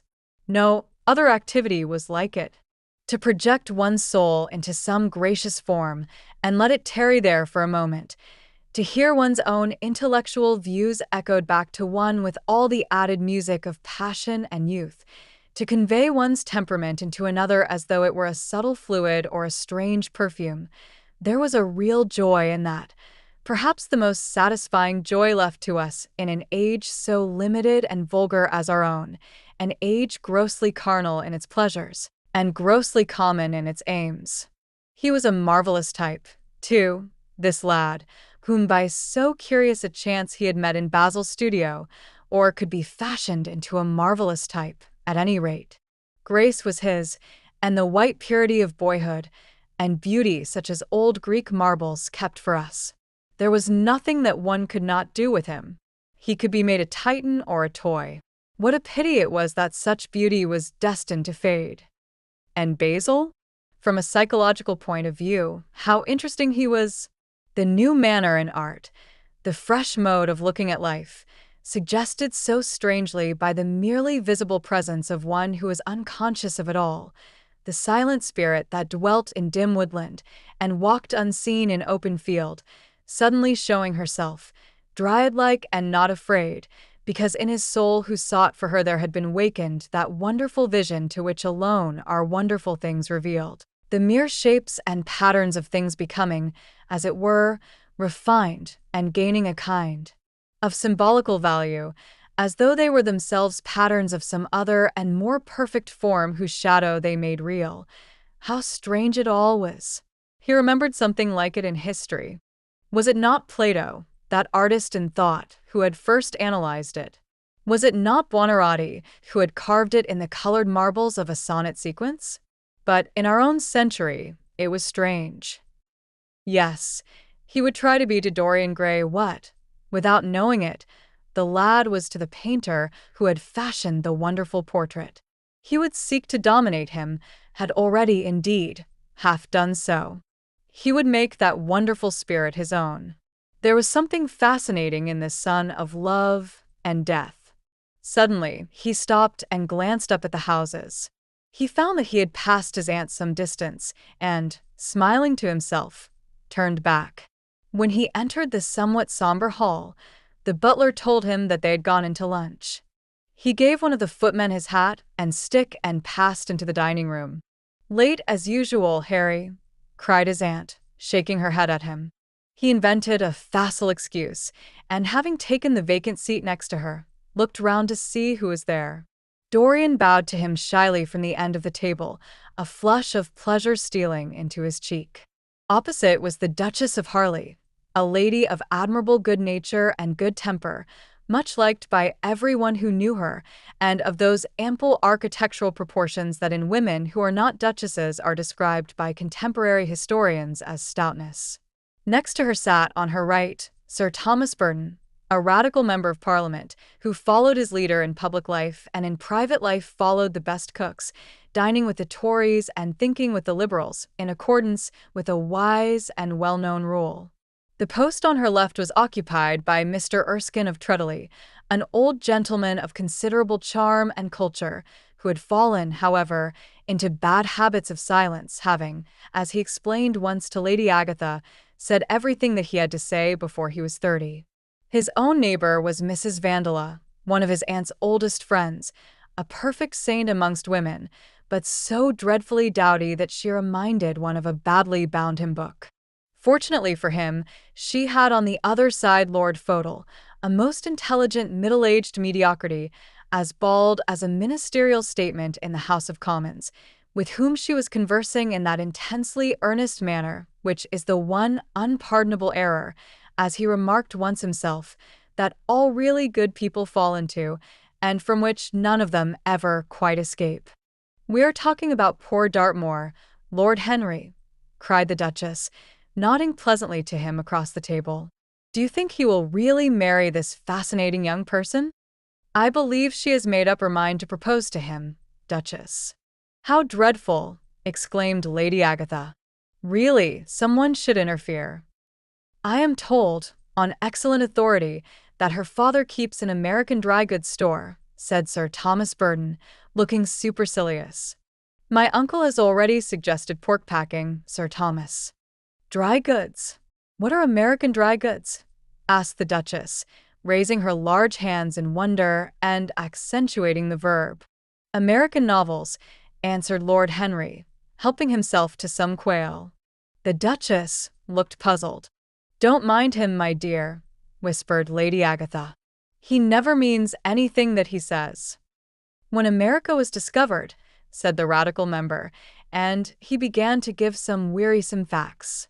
Like all people who try to exhaust a subject, he exhausted his listeners. The Duchess sighed and exercised her privilege of interruption.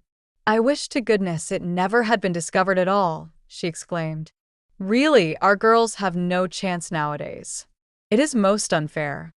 "Perhaps, after all, America never has been discovered," said Mr. Erskine. "I myself would say that it had merely been detected." Oh, "But I have seen specimens of the inhabitants," answered the Duchess vaguely. "I must confess that most of them are extremely pretty. And they dress well, too. They get all their dresses in Paris. I wish I could afford to do the same." "They say that when good Americans die they go to Paris," chuckled Sir Thomas, who had a large wardrobe of humorous cast-off clothes. really? "And where do bad Americans go to when they die?" inquired the Duchess. "They go to America," murmured Lord Henry. Sir Thomas frowned. "I am afraid that your nephew is prejudiced against that great country," he said to Lady Agatha. "I have traveled all over it in cars provided by the directors, who, in such matters, are extremely civil. I assure you that it is an education to visit it." "But must we really see Chicago in order to be educated?" asked Mr. Erskine plaintively. "I don't feel up to the journey." Sir Thomas waved his hand. "Mr. Erskine of Treadley has the world on his shelves. We practical men like to see things, not to read about them. The Americans are an extremely interesting people. They are absolutely reasonable. I think that is their distinguishing characteristic." "Yes, Mr. Erskine, an absolutely reasonable people. I assure you there is no nonsense about the Americans." "How dreadful!" cried Lord Henry. "I can stand brute force, but brute reason is quite unbearable. There is something unfair about its use. It is hitting below the intellect." "I do not understand you," said Sir Thomas, growing rather red. "I do, Lord Henry," murmured Mr. Erskine with a smile. "Paradoxes are all very well in their way," rejoined the baronet. "Was that a paradox?" asked Mr. Erskine. "I did not think so. Perhaps it was. Well, the way of paradoxes is the way of truth. To test reality, we must see it on the tightrope. When the verities become acrobats, we can judge them." "Dear me," said Lady Agatha, "how you men argue. I am sure I never can make out what you are talking about." Oh, "Harry, I am quite vexed with you. Why do you try to persuade our nice Mr. Dorian Gray to give up the East End? I assure you, he would be quite invaluable. They would love his playing." "I want him to play to me," cried Lord Henry, smiling, and he looked down the table and caught a bright, answering glance. "But they are so unhappy in Whitechapel," continued Lady Agatha. "I can sympathize with everything except suffering," said Lord Henry, shrugging his shoulders. "I cannot sympathize with that. It is too ugly, too horrible, too distressing. There is something terribly morbid in the modern sympathy with pain.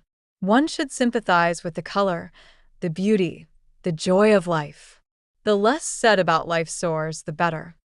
"Still, the East End is a very important problem," remarked Sir Thomas with a grave shake of the head. "Quite so," answered the young lord. "It is the problem of slavery, and we try to solve it by amusing the slaves." The politician looked at him keenly. "What change do you propose, then?" he asked. Lord Henry laughed. "I don't desire to change anything in England except the weather," he answered. "I am quite content with philosophic contemplation. But as the 19th century has gone bankrupt through an overexpenditure of sympathy, I would suggest that we should appeal to science to put us straight. The advantage of the emotions is that they lead us astray, and the advantage of science is that it is not emotional." "But we have such grave responsibilities," ventured Mrs. Vandeleur timidly. "Terribly grave," echoed Lady Agatha. Lord Henry looked over at Mr. Erskine. "Humanity takes itself too seriously. It is the world's original sin. If the caveman had known how to laugh, history would have been different." You are really very comforting, warbled the Duchess. I have always felt rather guilty when I came to see your dear aunt, for I take no interest at all in the East End. For the future, I shall be able to look her in the face without a blush.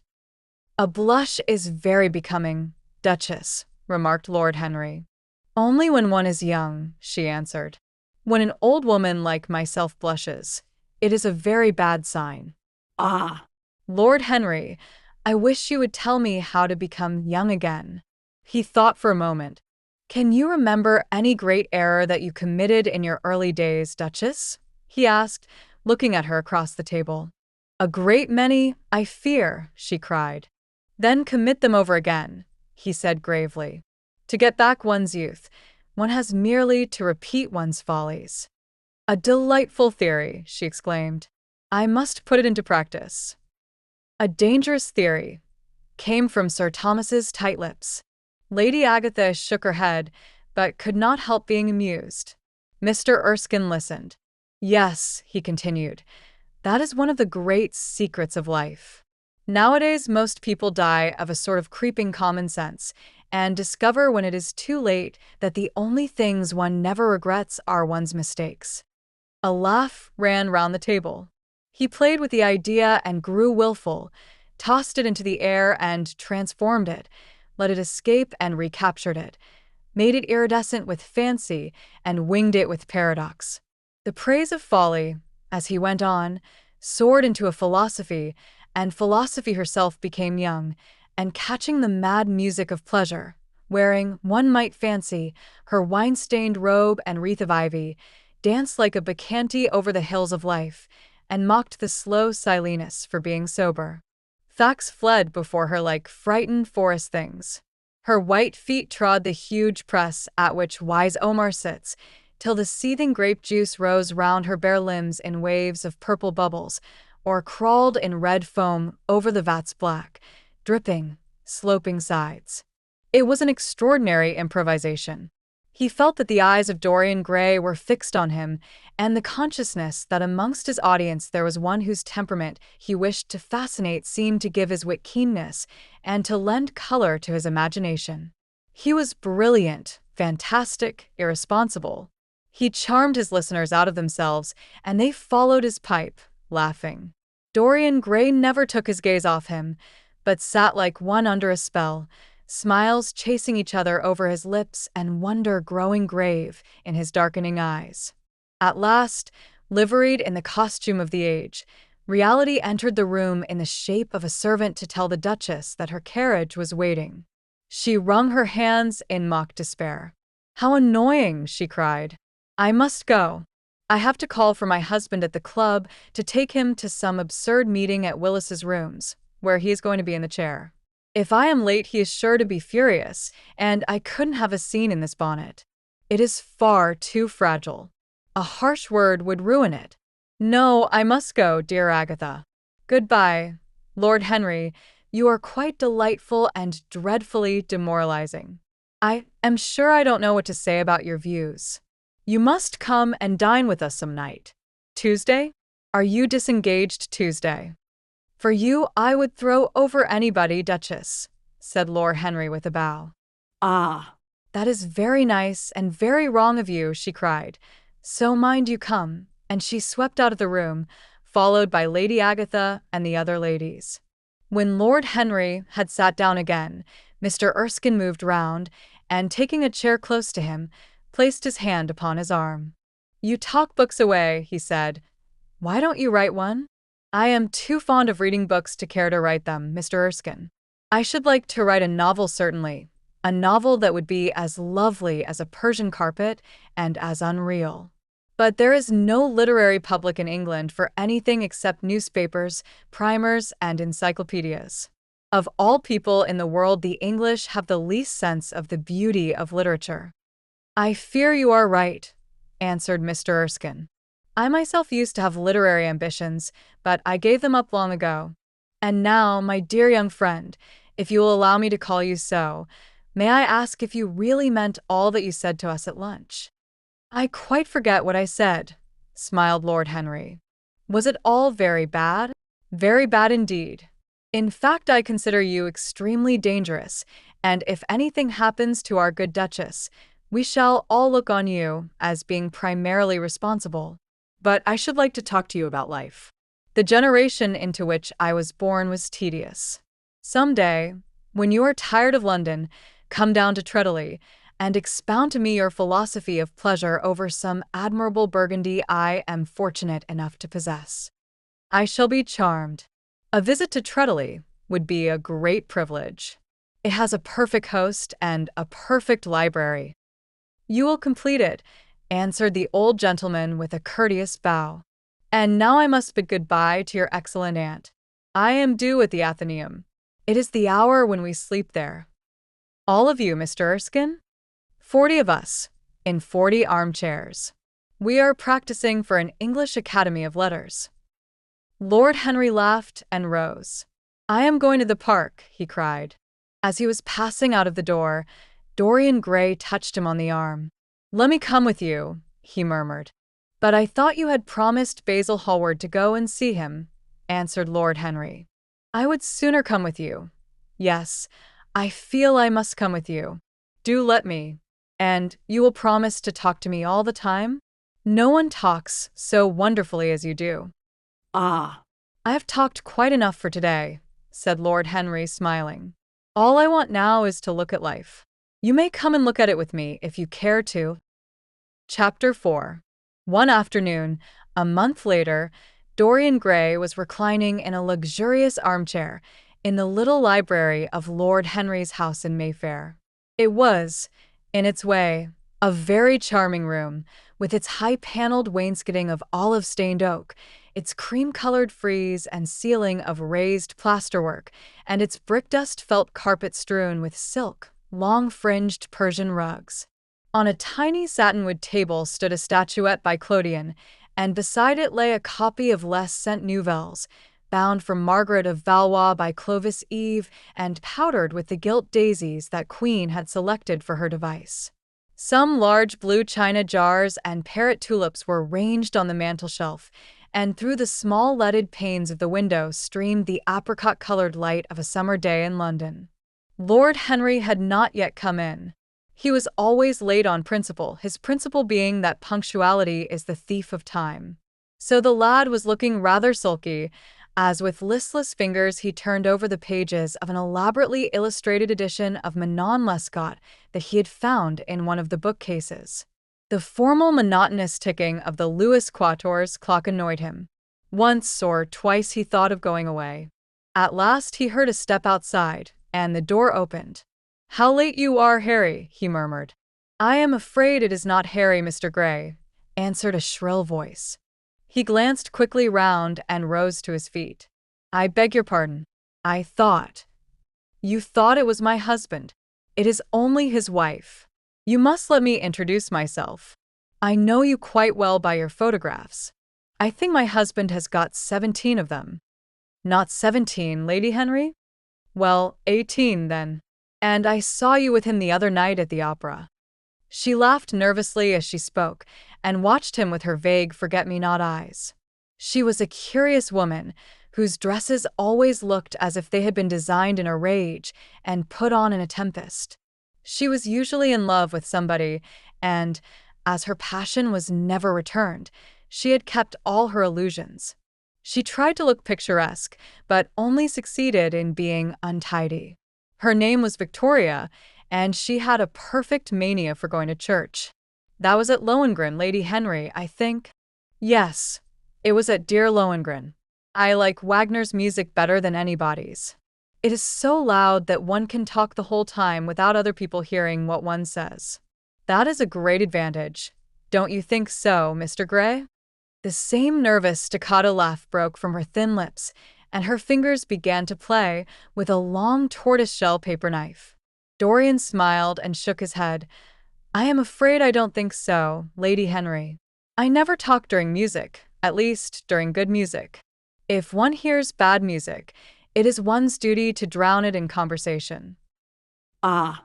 That is one of Harry's views, isn't it, Mr. Gray? I always hear Harry's views from his friends.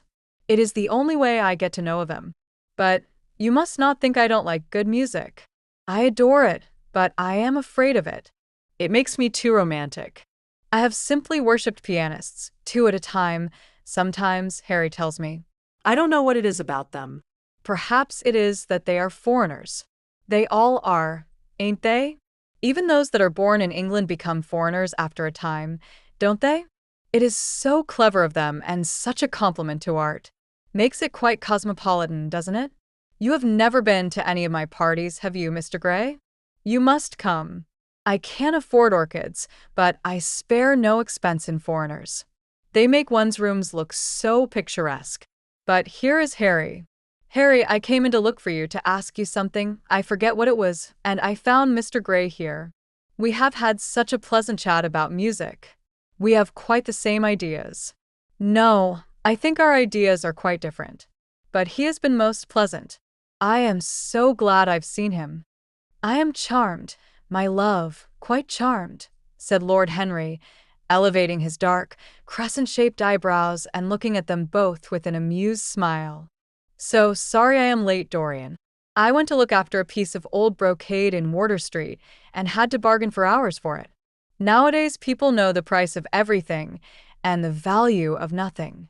I am afraid I must be going, exclaimed Lady Henry, breaking an awkward silence with her silly sudden laugh.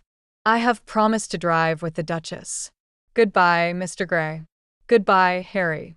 You are dining out, I suppose? So am I. Perhaps I shall see you at Lady Thornberry's. I dare say, my dear, said Lord Henry, shutting the door behind her as, looking like a bird of paradise that had been out all night in the rain, she flitted out of the room, leaving a faint odor of frangipani. Then he lit a cigarette and flung himself down on the sofa. Never marry a woman with straw-colored hair, Dorian, he said after a few puffs. Why, Harry? Because they are so sentimental. But I like sentimental people. Never marry at all, Dorian. Men marry because they are tired, women because they are curious. Both are disappointed. I don't think I am likely to marry, Harry. I am too much in love. That is one of your aphorisms. I am putting it into practice, as I do everything that you say. Who are you in love with? Asked Lord Henry after a pause. With an actress, said Dorian Gray, blushing. Lord Henry shrugged his shoulders. That is a rather commonplace debut. You would not say so if you saw her, Harry. Who is she? Her name is Sybil Vane. Never heard of her. No one has. People will someday, however. She is a genius. My dear boy, no woman is a genius. Women are a decorative sex. They never have anything to say, but they say it charmingly. Women represent the triumph of matter over mind, just as men represent the triumph of mind over morals. Harry, how can you? My dear Dorian, it is quite true. I am analyzing women at present, so I ought to know. The subject is not so abstruse as I thought it was. I find that, ultimately, there are only two kinds of women, the plain and the colored. The plain women are very useful. If you want to gain a reputation for respectability, you have merely to take them down to supper. The other women are very charming. They commit one mistake, however. They paint in order to try and look young. Our grandmothers painted in order to try and talk brilliantly. Rouge and esprit used to go together. That is all over now. As long as a woman can look 10 years younger than her own daughter, she is perfectly satisfied. As for conversation, there are only 5 women in London worth talking to, and 2 of these can't be admitted into decent society. However, tell me about your genius. How long have you known her? Ah, Harry, your views terrify me. Never mind that. How long have you known her? About 3 weeks. And where did you come across her? I will tell you, Harry, but you mustn't be unsympathetic about it. After all, it never would have happened if I had not met you.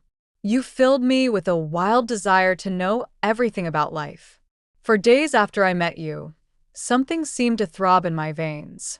As I lounged in the park or strolled down Piccadilly, I used to look at everyone who passed me and wonder, with a mad curiosity, what sort of lives they led. Some of them fascinated me. Others filled me with terror. There was an exquisite poison in the air.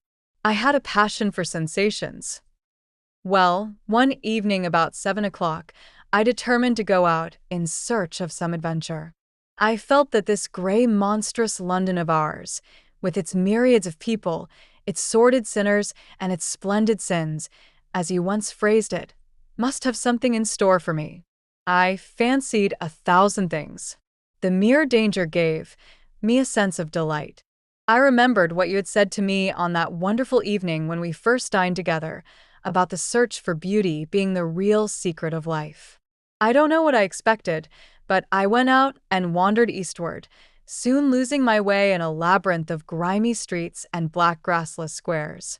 About 8:30, I passed by an absurd little theater with great flaring gas jets and gaudy playbills. A hideous Jew, in the most amazing waistcoat I ever beheld in my life, was standing at the entrance, smoking a vile cigar. He had greasy ringlets, and an enormous diamond blazed in the center of a soiled shirt. "Have a box, my lord?" he said when he saw me, and he took off his hat with an air of gorgeous servility. There was something about him, Harry, that amused me. He was such a monster. You will laugh at me, I know, but I really went in and paid a whole guinea for the stage box. To the present day, I can't make out why I did so, and yet if I hadn't, my dear Harry, if I hadn't, I should have missed the greatest romance of my life. I see you are laughing. It is horrid of you. I am not laughing, Dorian. At least I am not laughing at you. But you should not say the greatest romance of your life. You should say the first romance of your life. You will always be loved, and you will always be in love with love. A grande passion is the privilege of people who have nothing to do. That is the one use of the idle classes of a country. Don't be afraid. There are exquisite things in store for you. This is merely the beginning. Do you think my nature so shallow? Cried Dorian Gray angrily. No, I think your nature so deep. How do you mean? My dear boy, the people who love only once in their lives are really the shallow people. What they call their loyalty and their fidelity, I call either the lethargy of custom or their lack of imagination. Faithfulness is to the emotional life what consistency is to the life of the intellect, simply a confession of failure. Faithfulness. I must analyze it someday. The passion for property is in it. There are many things that we would throw away if we were not afraid that others might pick them up. But I don't want to interrupt you. Go on with your story. Well, I found myself seated in a horrid little private box, with a vulgar drop scene staring me in the face. I looked out from behind the curtain and surveyed the house. It was a tawdry affair, all cupids and cornucopias, like a third-rate wedding cake. The gallery and pit were fairly full, but the 2 rows of dingy stalls were quite empty, and there was hardly a person in what I suppose they called the dress circle. Women went about with oranges and ginger beer, and there was a terrible consumption of nuts going on. It must have been just like the palmy days of the British drama. Just like, I should fancy, and very depressing. I began to wonder what on earth I should do when I caught sight of the playbill. What do you think the play was, Harry? I should think The Idiot Boy, or Dumb but Innocent. Our fathers used to like that sort of piece, I believe. The longer I live, Dorian, the more keenly I feel that whatever was good enough for our fathers is not good enough for us. In art, à une politique, les grands-pères ont toujours tort. This play was good enough for us, Harry. It was Romeo and Juliet. I must admit that I was rather annoyed at the idea of seeing Shakespeare done in such a wretched hole of a place. Still, I felt interested in a sort of way. At any rate, I determined to wait for the first act. There was a dreadful orchestra, presided over by a young Hebrew who sat at a cracked piano, that nearly drove me away, but at last the drop scene was drawn up and the play began. Romeo was a stout elderly gentleman, with corked eyebrows, a husky tragedy voice, and a figure like a beer barrel. Mercutio was almost as bad. He was played by the locomedian, who had introduced gags of his own, and was on most friendly terms with the pit. They were both as grotesque as the scenery, and that looked as if it had come out of a country booth. But Juliet, Harry, imagine a girl, hardly 17 years of age, with a little, flower-like face, a small Greek head with plaited coils of dark brown hair, eyes that were violet wells of passion, lips that were like the petals of a rose. She was the loveliest thing I had ever seen in my life. You said to me once that pathos left you unmoved, but that beauty, mere beauty, could fill your eyes with tears. I tell you, Harry, I could hardly see this girl for the mist of tears that came across me. And her voice, I never heard such a voice. It was very low at first, with deep mellow notes that seemed to fall singly upon one's ear. Then it became a little louder, and sounded like a flute or a distant hautboy. In the garden scene, it had all the tremulous ecstasy that one hears just before dawn when nightingales are singing. There were moments, later on, when it had the wild passion of violins. You know how a voice can stir one. Your voice and the voice of Sybil Vane are two things that I shall never forget. When I close my eyes, I hear them, and each of them says something different. I don't know which to follow. Why should I not love her? Harry, I do love her. She is everything to me in life. Night after night, I go to see her play. One evening she is Rosalind, and the next evening she is Imogen. I have seen her die in the gloom of an Italian tomb, sucking the poison from her lover's lips. I have watched her wandering through the forest of Arden, disguised as a pretty boy in hose and doublet and dainty cap. She has been mad, and has come into the presence of a guilty king, and given him rue to wear and bitter herbs to taste of. She has been innocent, and the black hands of jealousy have crushed her reed-like throat. I have seen her in every age and in every costume. Ordinary women never appeal to one's imagination. They are limited to their century. No glamour ever transfigures them. One knows their minds as easily as one knows their bonnets. One can always find them. There is no mystery in any of them. They ride in the park in the morning and chatter at tea parties in the afternoon. They have their stereotyped smile and their fashionable manner. They are quite obvious. But an actress. How different an actress is. Harry, Why didn't you tell me that the only thing worth loving is an actress? Because I have loved so many of them, Dorian. Oh, yes, horrid people with dyed hair and painted faces. Don't run down dyed hair and painted faces. There is an extraordinary charm in them, sometimes, said Lord Henry. I wish now I had not told you about Sybil Vane. You could not have helped telling me, Dorian. All through your life you will tell me everything you do. Yes, Harry, I believe that is true. I cannot help telling you things. You have a curious influence over me. If I ever did a crime, I would come and confess it to you. You would understand me. People like you, the willful sunbeams of life, don't commit crimes, Dorian. But I am much obliged for the compliment, all the same. And now tell me, reach me the matches like a good boy. Thanks. What are your actual relations with Sybil Vane? Dorian Gray leaped to his feet, with flushed cheeks and burning eyes. Harry, Sybil Vane is sacred. It is only the sacred things that are worth touching, Dorian, said Lord Henry, with a strange touch of pathos in his voice. But why should you be annoyed? I suppose she will belong to you some day. When one is in love, one always begins by deceiving oneself, and one always ends by deceiving others. That is what the world calls a romance. You know her, at any rate, I suppose. Of course I know her. On the first night I was at the theater, the horrid old Jew came round to the box after the performance was over and offered to take me behind the scenes and introduce me to her.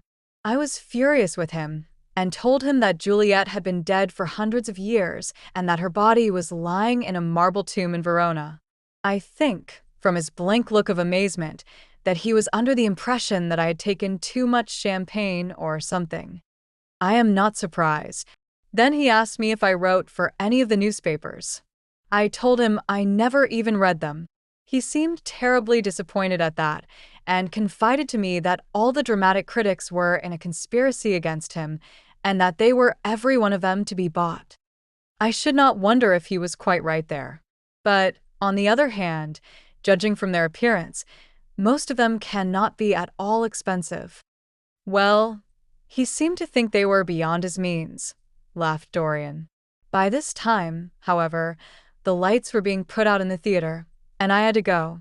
He wanted me to try some cigars that he strongly recommended. I declined. The next night, of course, I arrived at the place again. When he saw me, he made me a low bow and assured me that I was a munificent patron of art. He was a most offensive brute, though he had an extraordinary passion for Shakespeare. He told me once, with an air of pride, that his 5 bankruptcies were entirely due to the bard, as he insisted on calling him. He seemed to think it a distinction. It was a distinction, my dear Dorian, a great distinction. Most people become bankrupt through having invested too heavily in the prose of life. To have ruined oneself over poetry is an honor. But when did you first speak to Miss Sybil Vane? The 3rd night. She had been playing Rosalind. I could not help going round. I had thrown her some flowers, and she had looked at me. At least I fancied that she had. The old Jew was persistent. He seemed determined to take me behind, so I consented. It was curious my not wanting to know her, wasn't it? No, I don't think so. My dear Harry, why? I will tell you some other time. Now I want to know about the girl. Sybil? Oh, she was so shy and so gentle. There is something of a child about her. Her eyes opened wide in exquisite wonder when I told her what I thought of her performance, and she seemed quite unconscious of her power. I think we were both rather nervous. The old Jew stood grinning at the doorway of the dusty green room, making elaborate speeches about us both, while we stood looking at each other like children. He would insist on calling me my lord, so I had to assure Sybil that I was not anything of the kind. She said quite simply to me, "You look more like a prince. I must call you Prince Charming." Upon my word, Dorian, Miss Sybil knows how to pay compliments. You don't understand her, Harry. She regarded me merely as a person in a play. She knows nothing of life. She lives with her mother, a faded, tired woman who played Lady Capulet in a sort of magenta dressing wrapper on the first night, and looks as if she had seen better days. I know that look. It depresses me, murmured Lord Henry, examining his rings. The Jew wanted to tell me her history, but I said it did not interest me. You were quite right. There is always something infinitely mean about other people's tragedies. Sybil is the only thing I care about. What is it to me where she came from? From her little head to her little feet, she is absolutely and entirely divine. Every night of my life I go to see her act, and every night she is more marvelous. That is the reason, I suppose, that you never dine with me now. I thought you must have some curious romance on hand. You have, but it is not quite what I expected. My dear Harry, we either lunch or sup together every day, and I have been to the opera with you several times, said Dorian, opening his blue eyes in wonder. You always come dreadfully late. Well, I can't help going to see Sybil play, he cried, even if it is only for a single act. I get hungry for her presence, and when I think of the wonderful soul that is hidden away in that little ivory body, I am filled with awe. You can dine with me tonight, Dorian, can't you? He shook his head. Tonight she is Imogen, he answered, and tomorrow night she will be Juliet. When is she Sybil Vane? Never. I congratulate you. How horrid you are. She is all the great heroines of the world in one. She is more than an individual. You laugh, but I tell you she has genius. I love her, and I must make her love me.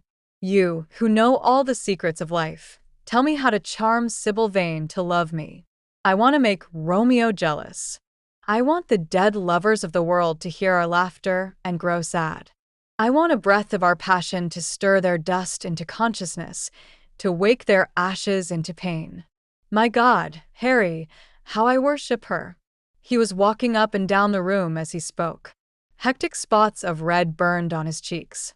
He was terribly excited. Lord Henry watched him with a subtle sense of pleasure. How different he was now from the shy, frightened boy he had met in Basil Hallward's studio. His nature had developed like a flower, had borne blossoms of scarlet flame. Out of its secret hiding place had crept a soul, and desire had come to meet it on the way. "And what do you propose to do?" said Lord Henry at last. "I want you and Basil to come with me some night and see her act. I have not the slightest fear of the result. You are certain to acknowledge her genius. Then we must get her out of the Jew's hands. She is bound to him for 3 years, at least for 2 years and 8 months from the present time. I shall have to pay him something, of course. When all that is settled, I shall take a West End theatre and bring her out properly. She will make the world as mad as she has made me." "That would be impossible, my dear boy." "Yes, she will. She has not merely consummate art instinct in her, but she has personality also, and you have often told me that it is personalities, not principles, that move the age." "Well, what night shall we go?" "Let me see. Today is Tuesday. Let us fix tomorrow. She plays Juliet tomorrow." All right. "The Bristol at 8 o'clock, and I will get Basil." "Not 8, Harry, please. 6:30. We must be there before the curtain rises. You must see her in the first act, where she meets Romeo. 6:30. What an hour! It will be like having a meat tea or reading an English novel. It must be 7. No gentleman dines before 7. Shall you see Basil between this and then? Or shall I write to him? Dear Basil, I have not laid eyes on him for a week. It is rather horrid of me, as he has sent me my portrait in the most wonderful frame, specially designed by himself, and, though I am a little jealous of the picture for being a whole month younger than I am, I must admit that I delight in it. Perhaps you had better write to him. I don't want to see him alone. He says things that annoy me. He gives me good advice." Lord Henry smiled. "People are very fond of giving away what they need most themselves. It is what I call the depth of generosity." "Oh, Basil is the best of fellows, but he seems to me to be just a bit of a Philistine. Since I have known you, Harry, I have discovered that. Basil, my dear boy, puts everything that is charming in him into his work. The consequence is that he has nothing left for life but his prejudices, his principles, and his common sense. The only artists I have ever known who are personally delightful are bad artists.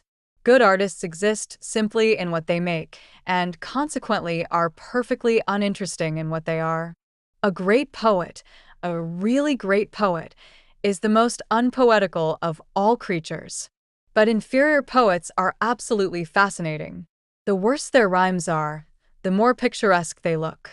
The mere fact of having published a book of second-rate sonnets makes a man quite irresistible. He lives the poetry that he cannot write. The others write the poetry that they dare not realize." "I wonder, is that really so, Harry?" said Dorian Gray, putting some perfume on his handkerchief out of a large, gold-topped bottle that stood on the table. "It must be, if you say it. And now I am off. Imogen is waiting for me. Don't forget about tomorrow." Goodbye. As he left the room, Lord Henry's heavy eyelids drooped, and he began to think. Certainly few people had ever interested him so much as Dorian Gray, and yet the lad's mad adoration of someone else caused him not the slightest pang of annoyance or jealousy. He was pleased by it. It made him a more interesting study. He had been always enthralled by the methods of natural science, but the ordinary subject matter of that science had seemed to him trivial and of no import. And so he had begun by vivisecting himself, as he had ended by vivisecting others. Human life, that appeared to him the one thing worth investigating. Compared to it, there was nothing else of any value.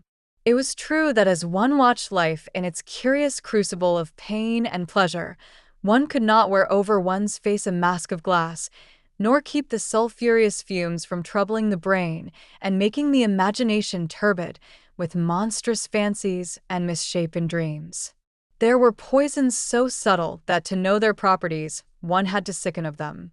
There were maladies so strange that one had to pass through them if one sought to understand their nature. And yet, what a great reward one received. How wonderful the whole world became to one. To note the curious hard logic of passion and the emotional colored life of the intellect, to observe where they met and where they separated, at what point they were in unison, and at what point they were at discord, there was a delight in that. What matter what the cost was? One could never pay too high a price for any sensation. He was conscious, and the thought brought a gleam of pleasure into his brown agate eyes, that it was through certain words of his, musical words said with musical utterance, that Dorian Gray's soul had turned to this white girl and bowed in worship before her. To a large extent the lad was his own creation. He had made him premature. That was something. Ordinary people waited till life disclosed to them its secrets, but to the few, to the elect, the mysteries of life were revealed before the veil was drawn away. Sometimes this was the effect of art, and chiefly of the art of literature, which dealt immediately with the passions and the intellect. But now and then a complex personality took the place and assumed the office of art, was indeed, in its way, a real work of art, life having its elaborate masterpieces, just as poetry has, or sculpture, or painting. Yes, the lad was premature. He was gathering his harvest while it was yet spring. The pulse and passion of youth were in him, but he was becoming self-conscious. It was delightful to watch him. With his beautiful face and his beautiful soul, he was a thing to wonder at. It was no matter how it all ended, or was destined to end. He was like one of those gracious figures in a pageant or a play, whose joys seem to be remote from one, but whose sorrows stir one's sense of beauty, and whose wounds are like red roses. Soul and body, body and soul. How mysterious they were! There was animalism in the soul, and the body had its moments of spirituality. The senses could refine, and the intellect could degrade. Who could say where the fleshly impulse ceased, or the psychical impulse began? How shallow were the arbitrary definitions of ordinary psychologists, and yet how difficult to decide between the claims of the various schools. Was the soul a shadow seated in the house of sin? Or was the body really in the soul, as Giordano Bruno thought? The separation of spirit from matter was a mystery, and the union of spirit with matter was a mystery also. He began to wonder whether we could ever make psychology so absolute a science that each little spring of life would be revealed to us. As it was, we always misunderstood ourselves and rarely understood others. Experience was of no ethical value. It was merely the name men gave to their mistakes. Moralists had, as a rule, regarded it as a mode of warning, had claimed for it a certain ethical efficacy in the formation of character, had praised it as something that taught us what to follow and showed us what to avoid. But there was no motive power in experience. It was as little of an active cause as conscience itself. All that it really demonstrated was that our future would be the same as our past, and that the sin we had done once, and with loathing, we would do many times, and with joy.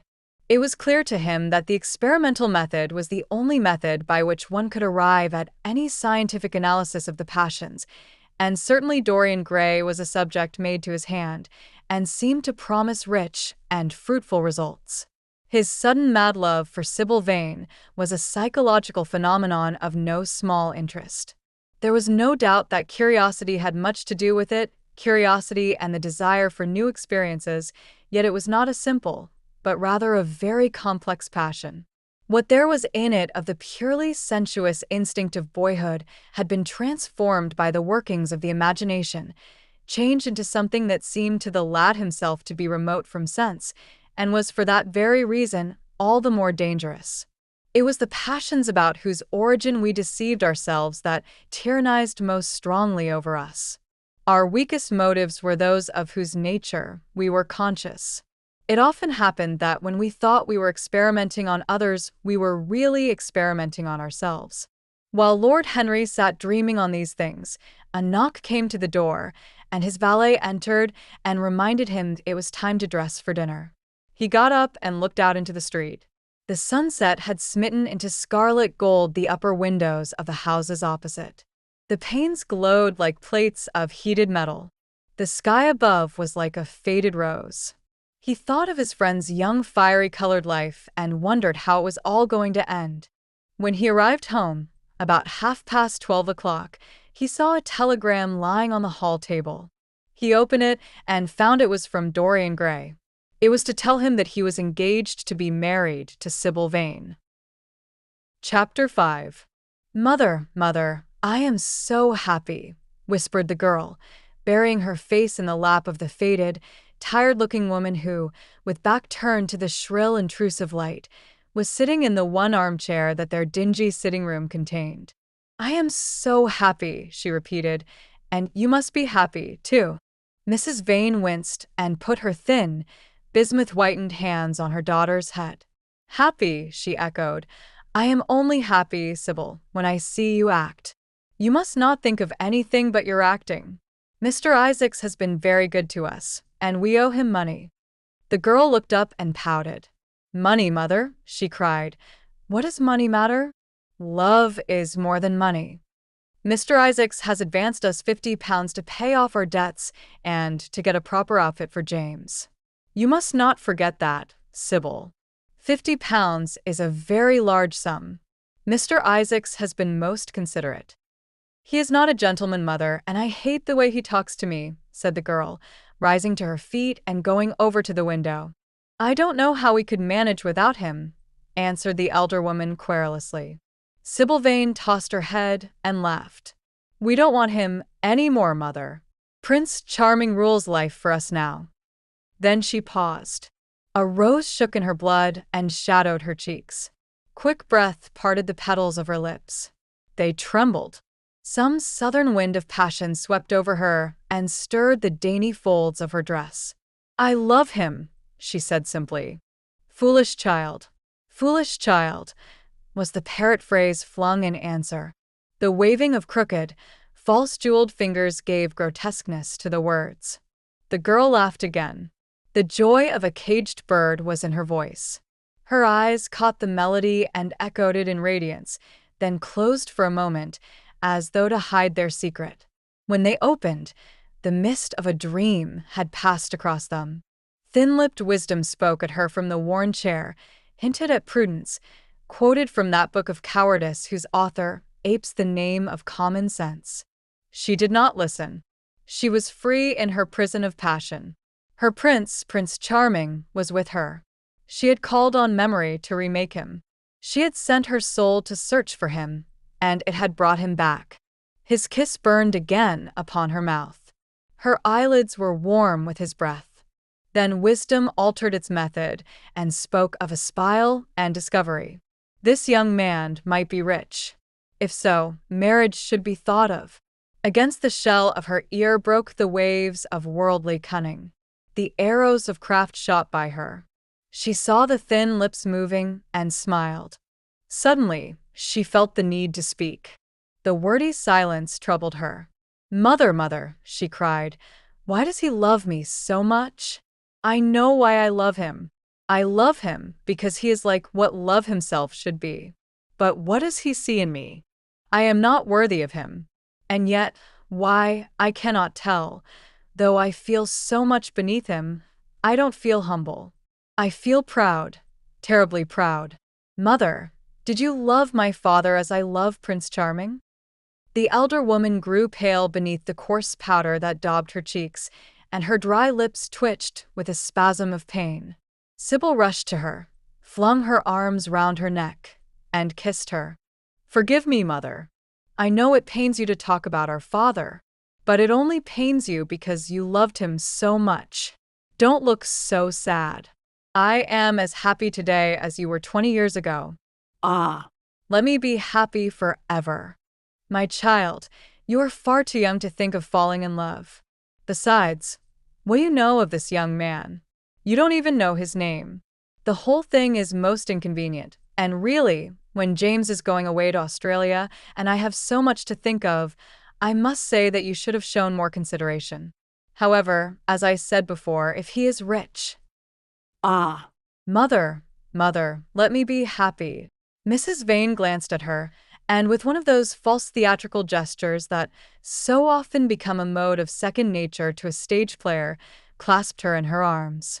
At this moment, the door opened, and a young lad with rough brown hair came into the room. He was thick-set of figure, and his hands and feet were large and somewhat clumsy in movement. He was not so finely bred as his sister. One would hardly have guessed the close relationship that existed between them. Mrs. Vane fixed her eyes on him and intensified her smile. She mentally elevated her son to the dignity of an audience. She felt sure that the tableau was interesting. "You might keep some of your kisses for me, Sybil, I think," said the lad with a good-natured grumble. "Ah, "But you don't like being kissed, Jim," she cried. "You are a dreadful old bear." And she ran across the room and hugged him. James Vane looked into his sister's face with tenderness. "I want you to come out with me for a walk, Sybil. I don't suppose I shall ever see this horrid London again. I am sure I don't want to." "My son, don't say such dreadful things," murmured Mrs. Vane, taking up a tawdry theatrical dress, with a sigh, and beginning to patch it. She felt a little disappointed that he had not joined the group. It would have increased the theatrical picturesqueness of the situation. "Why not, Mother? I mean it. You pain me, my son. I trust you will return from Australia in a position of affluence. I believe there is no society of any kind in the colonies, nothing that I would call society, so when you have made your fortune, you must come back and assert yourself in London." "Society," muttered the lad. "I don't want to know anything about that. I should like to make some money to take you and Sybil off the stage. I hate it." "Oh, Jim," said Sybil, laughing, "how unkind of you. But are you really going for a walk with me? That will be nice. I was afraid you were going to say goodbye to some of your friends, to Tom Hardy, who gave you that hideous pipe, or Ned Langton, who makes fun of you for smoking it. It is very sweet of you to let me have your last afternoon. Where shall we go? Let us go to the park." "I am too shabby," he answered, frowning. "Only swell people go to the park." "Nonsense, Jim," she whispered, stroking the sleeve of his coat. He hesitated for a moment. "Very well," he said at last, "but don't be too long dressing." She danced out of the door. One could hear her singing as she ran upstairs. Her little feet pattered overhead. He walked up and down the room 2 or 3 times. Then he turned to the still figure in the chair. "Mother, are my things ready?" he asked. "Quite ready, James," she answered, keeping her eyes on her work. For some months past, she had felt ill at ease when she was alone with this rough, stern son of hers. Her shallow, secret nature was troubled when their eyes met. She used to wonder if he suspected anything. The silence, for he made no other observation, became intolerable to her. She began to complain. Women defend themselves by attacking, just as they attack by sudden and strange surrenders. "I hope you'll be contented, James, with your seafaring life," she said. "You must remember that it is your own choice. You might have entered a solicitor's office. Solicitors are a very respectable class, and in the country often dine with the best families." "I hate offices and I hate clerks," he replied. "But you are quite right. I have chosen my own life. All I say is, watch over Sybil. Don't let her come to any harm. Mother, you must watch over her." "James, you really talk very strangely. Of course I watch over Sybil. I hear a gentleman comes every night to the theater and goes behind to talk to her. Is that right? What about that?" "You are speaking about things you don't understand, James. In the profession we are accustomed to receive a great deal of most gratifying attention. I myself used to receive many bouquets at one time. That was when acting was really understood. As for Sybil, I do not know at present whether her attachment is serious or not. But there is no doubt that the young man in question is a perfect gentleman. He is always most polite to me. Besides, he has the appearance of being rich, and the flowers he sends are lovely." "You don't know his name, though," said the lad harshly. "No," answered his mother with a placid expression in her face. He has not yet revealed his real name. I think it is quite romantic of him. He is probably a member of the aristocracy." James Vane bit his lip. "Watch over Sybil, mother," he cried. "Watch over her. My son, you distress me very much. Sybil is always under my special care. Of course, if this gentleman is wealthy, there is no reason why she should not contract an alliance with him. I trust he is one of the aristocracy. He has all the appearance of it, I must say. It might be a most brilliant marriage for Sybil. They would make a charming couple. His good looks are really quite remarkable. Everybody notices them." The lad muttered something to himself and drummed on the window pane with his coarse fingers. He had just turned round to say something when the door opened, and Sybil ran in. "How serious you both are," she cried. "What is the matter?" "Nothing," he answered. "I suppose one must be serious sometimes. Goodbye, mother. I will have my dinner at 5 o'clock. Everything is packed, except my shirts, so you need not trouble." "Goodbye, my son," she answered with a bow of strained stateliness. She was extremely annoyed at the tone he had adopted with her, and there was something in his look that had made her feel afraid. "Kiss me, mother," said the girl. Her flower-like lips touched the withered cheek and warmed its frost. My child," cried Mrs. Vane, looking up to the ceiling in search of an imaginary gallery. "Come, Sybil," said her brother impatiently. He hated his mother's affectations. They went out into the flickering, wind-blown sunlight and strolled down the dreary Euston Road. The passers-by glanced in wonder at the sullen, heavy youth who, in coarse, ill-fitting clothes, was in the company of such a graceful, refined-looking girl. He was like a common gardener walking with a rose. Jim frowned from time to time when he caught the inquisitive glance of some stranger. He had that dislike of being stared at, which comes on geniuses late in life and never leaves the commonplace. Sybil, however, was quite unconscious of the effect she was producing. Her love was trembling in laughter on her lips. She was thinking of Prince Charming, and, that she might think of him all the more, she did not talk of him, but prattled on about the ship in which Jim was going to sail, about the gold he was certain to find, about the wonderful heiress whose life he was to save from the wicked, red-shirt bushrangers. For he was not to remain a sailor or a supercargo or whatever he was going to be. Oh no! A sailor's existence was dreadful. Fancy being cooped up in a horrid ship, with a hoarse, humpbacked waves trying to get in, and a black wind blowing the masts down and tearing the sails into long, screaming ribbons. He was to leave the vessel at Melbourne, bid a polite goodbye to the captain, and go off at once to the goldfields. Before a week was over, he was to come across a large nugget of pure gold, the largest nugget that had ever been discovered, and bring it down to the coast in a wagon guarded by 6 mounted policemen. The bushrangers were to attack them 3 times and be defeated with immense slaughter. Or no, he was not to go to the gold fields at all. They were horrid places where men got intoxicated and shot each other in barrooms and used bad language. He was to be a nice sheep farmer, and one evening, as he was riding home, he was to see the beautiful heiress being carried off by a robber on a black horse, and give chase and rescue her. Of course, she would fall in love with him, and he with her, and they would get married and come home, and live in an immense house in London. Yes, there were delightful things in store for him. But he must be very good and not lose his temper or spend his money foolishly. She was only a year older than he was, but she knew so much more of life.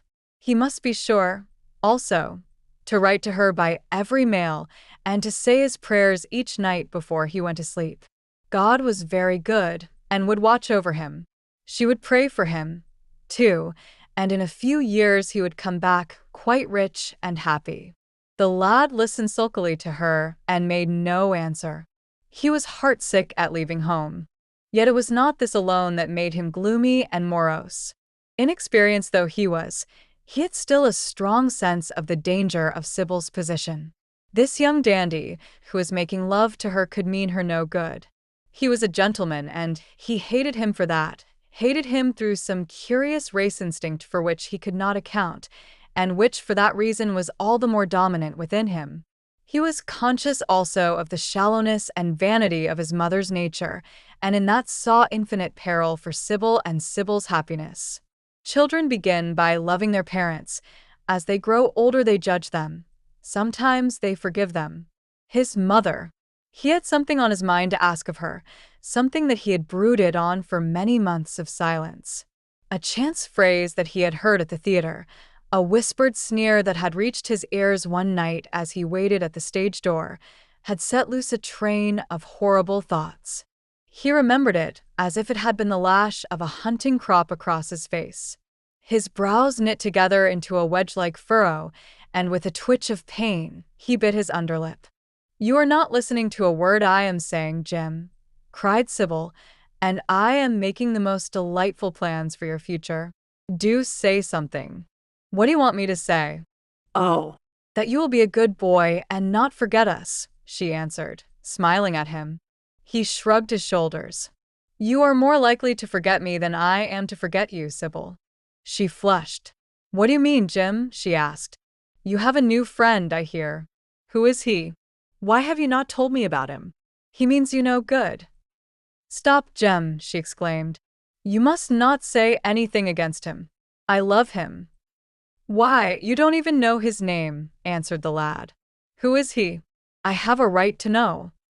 "He is called Prince Charming. Don't you like the name?" Oh, "You silly boy. You should never forget it. If you only saw him, you would think him the most wonderful person in the world. Some day you will meet him, when you come back from Australia. You will like him so much. Everybody likes him, and I love him. I wish you could come to the theater tonight. He is going to be there, and I am to play Juliet." oh, "How I shall play it! Fancy, Jim, to be in love and play Juliet. To have him sitting there, to play for his delight. I am afraid I may frighten the company, frighten or enthrall them. To be in love is to surpass oneself. Poor dreadful Mr. Isaacs will be shouting genius to his loafers at the bar. He has preached me as a dogma. Tonight he will announce me as a revelation. I feel it, and it is all his only Prince Charming, my wonderful lover, my God of graces. But I am poor beside him. Poor? What does that matter? When poverty creeps in at the door, love flies in through the window. Our proverbs want rewriting. They were made in winter, and it is summer now. Springtime for me, I think, a very dance of blossoms in blue skies." "He is a gentleman," said the lad sullenly. "A prince," she cried musically. "What more do you want? He wants to enslave you. I shudder at the thought of being free. I want you to beware of him. To see him is to worship him. To know him is to trust him. Sybil, you are mad about him." She laughed and took his arm. "You dear old Jim, you talk as if you were 100. Some day you will be in love yourself. Then you will know what it is. don't look so sulky. Surely you should be glad to think that, though you are going away, you leave me happier than I have ever been before. Life has been hard for us both, terribly hard and difficult. But it will be different now. You are going to a new world, and I have found one. Here are 2 chairs. Let us sit down and see the smart people go by." They took their seats amidst a crowd of watchers. The tulip beds across the road flamed like throbbing rings of fire. A white dust, tremulous cloud of orris root it seemed, hung in the panting air. The brightly colored parasols danced and dipped like monstrous butterflies. She made her brother talk of himself, his hopes, his prospects. He spoke slowly and with effort. They passed words to each other as players at a game pass counters. Sybil felt oppressed. She could not communicate her joy. A faint smile curving that sullen mouth was all the echo she could win. After some time, she became silent. Suddenly, she caught a glimpse of golden hair and laughing lips, and in an open carriage with 2 ladies Dorian Gray drove past. She started to her feet. "There he is," she cried. "Who?" said Jim Vane. "Prince Charming," she answered, looking after the Victoria. He jumped up and seized her roughly by the arm. "Show him to me." "Which is he?" "Point him out." "I must see him," he exclaimed, but at that moment the Duke of Berwick's foreign hand came between, and when it had left the space clear, the carriage had swept out of the park. "He is gone," murmured Sybil sadly. "I wish you had seen him." "I wish I had, for as sure as there is a God in heaven, if he ever does you any wrong, I shall kill him." She looked at him in horror. He repeated his words.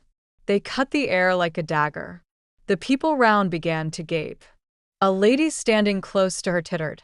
"Come away, Jim. Come away," she whispered.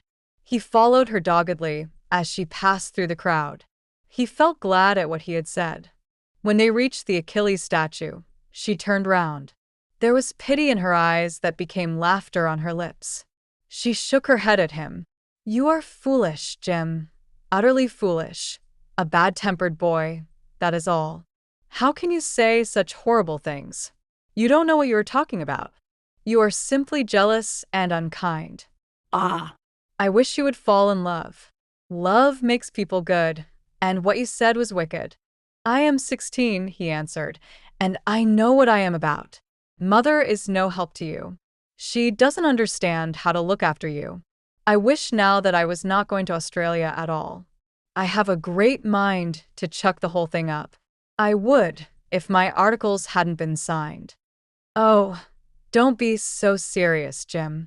You are like one of the heroes of those silly melodramas Mother used to be so fond of acting in. I am not going to quarrel with you. I have seen him, and oh, To see him is perfect happiness. we won't quarrel. I know you would never harm anyone I love, would you?" "Not as long as you love him, I suppose," was the sullen answer. "I shall love him forever," she cried. "And he?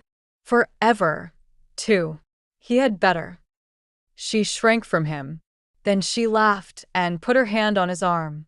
He was merely a boy. At the Marble Arch they hailed an omnibus, which left them close to their shabby home in the Euston Road. It was after 5 o'clock, and Sybil had to lie down for a couple of hours before acting. Jim insisted that she should do so. He said that he would sooner part with her when their mother was not present. She would be sure to make a scene, and he detested scenes of every kind. In Sybil's own room they parted. There was jealousy in the lad's heart, and a fierce murderous hatred of the stranger who, as it seemed to him, had come between them. Yet, when her arms were flung round his neck, and her fingers strayed through his hair, he softened and kissed her with real affection. There were tears in his eyes as he went downstairs. His mother was waiting for him below. She grumbled at his unpunctuality as he entered. He made no answer, but sat down to his meager meal. The flies buzzed round the table and crawled over the stained cloth.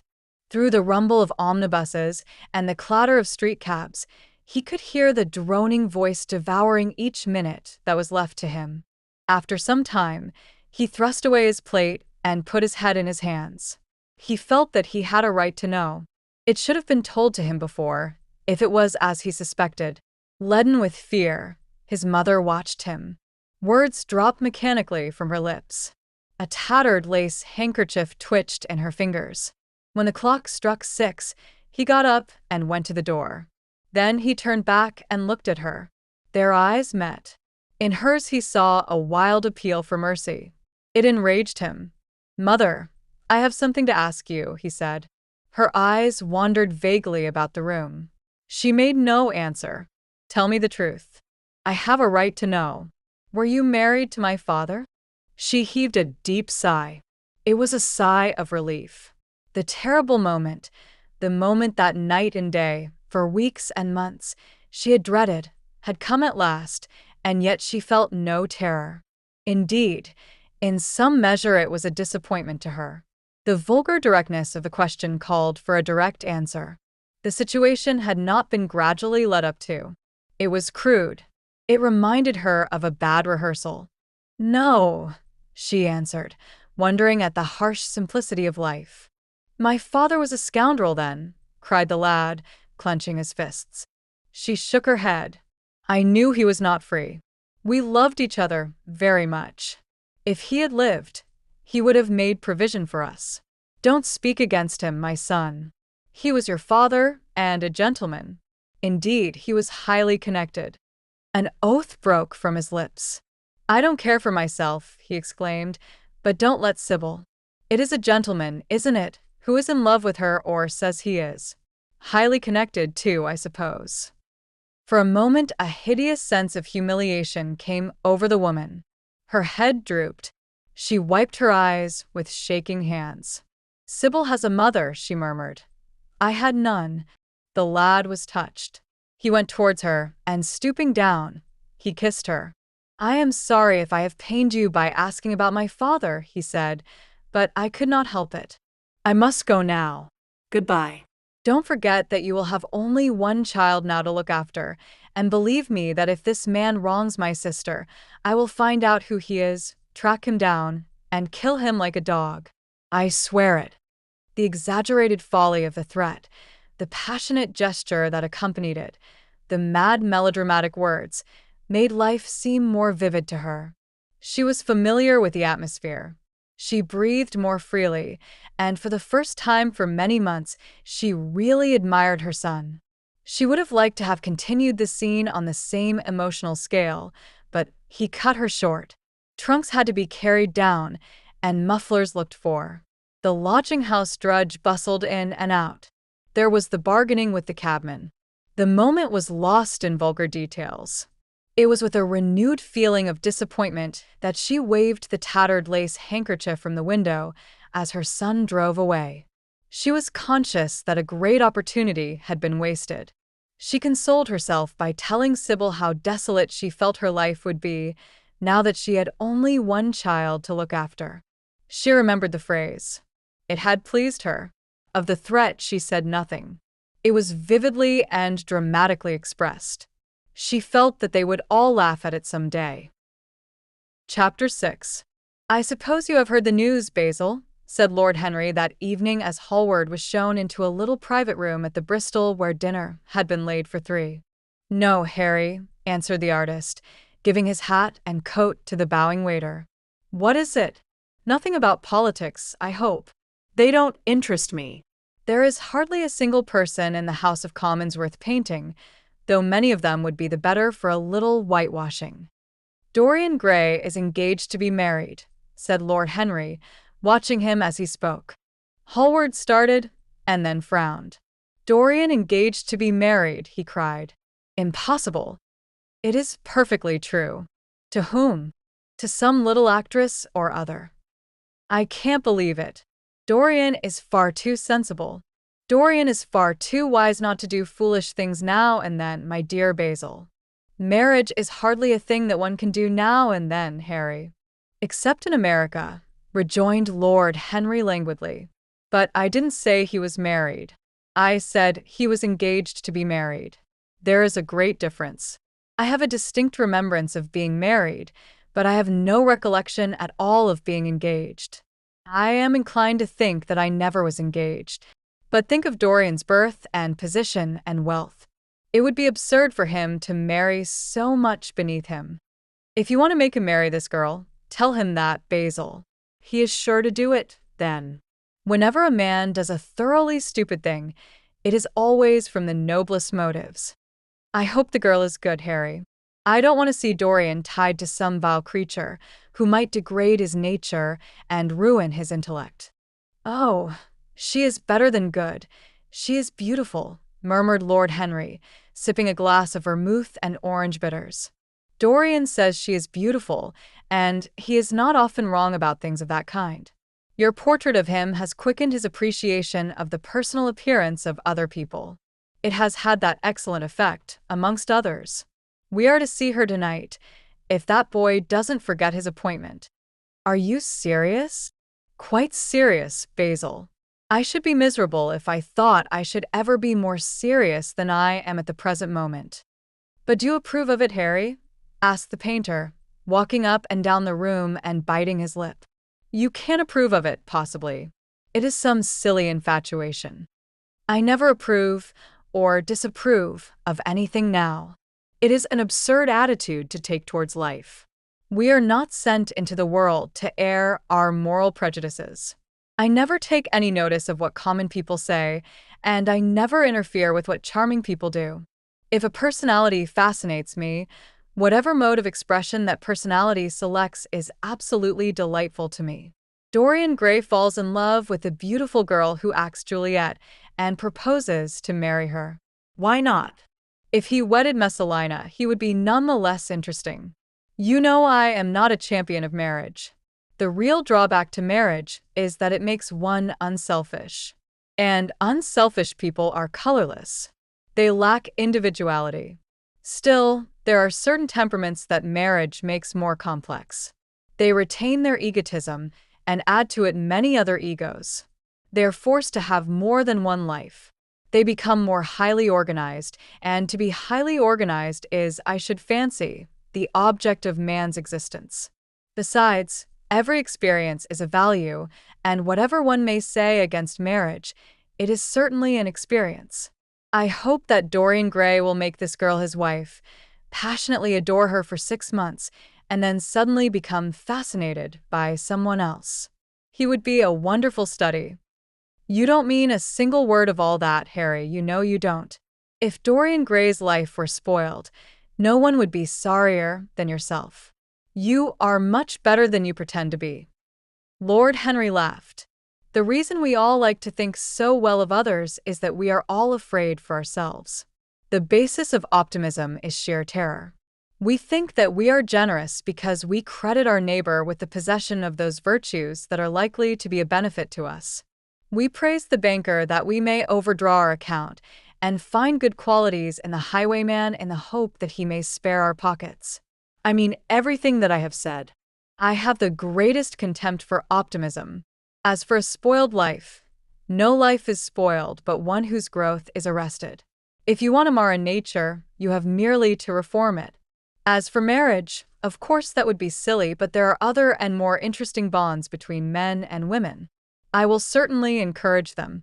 They have the charm of being fashionable. But here is Dorian himself.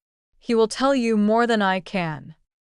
My dear Harry, my dear Basil, you must both congratulate me, said the lad, throwing off his evening cape with its satin-lined wings and shaking each of his friends by the hand in turn.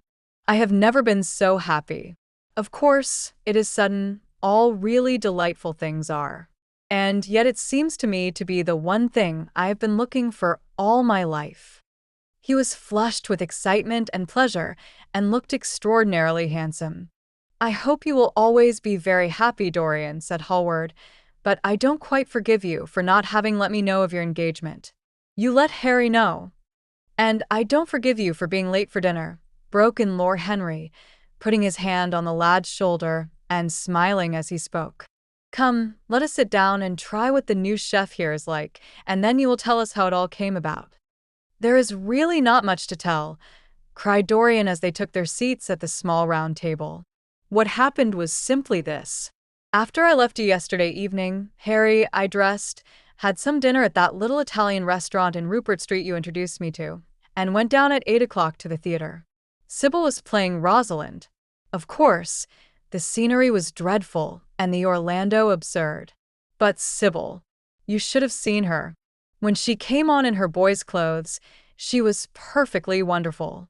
She wore a moss-colored velvet jerkin with cinnamon sleeves, slim, brown, cross-gartered hose, a dainty little green cap with a hawk's feather caught in a jewel, and a hooded cloak lined with dull red.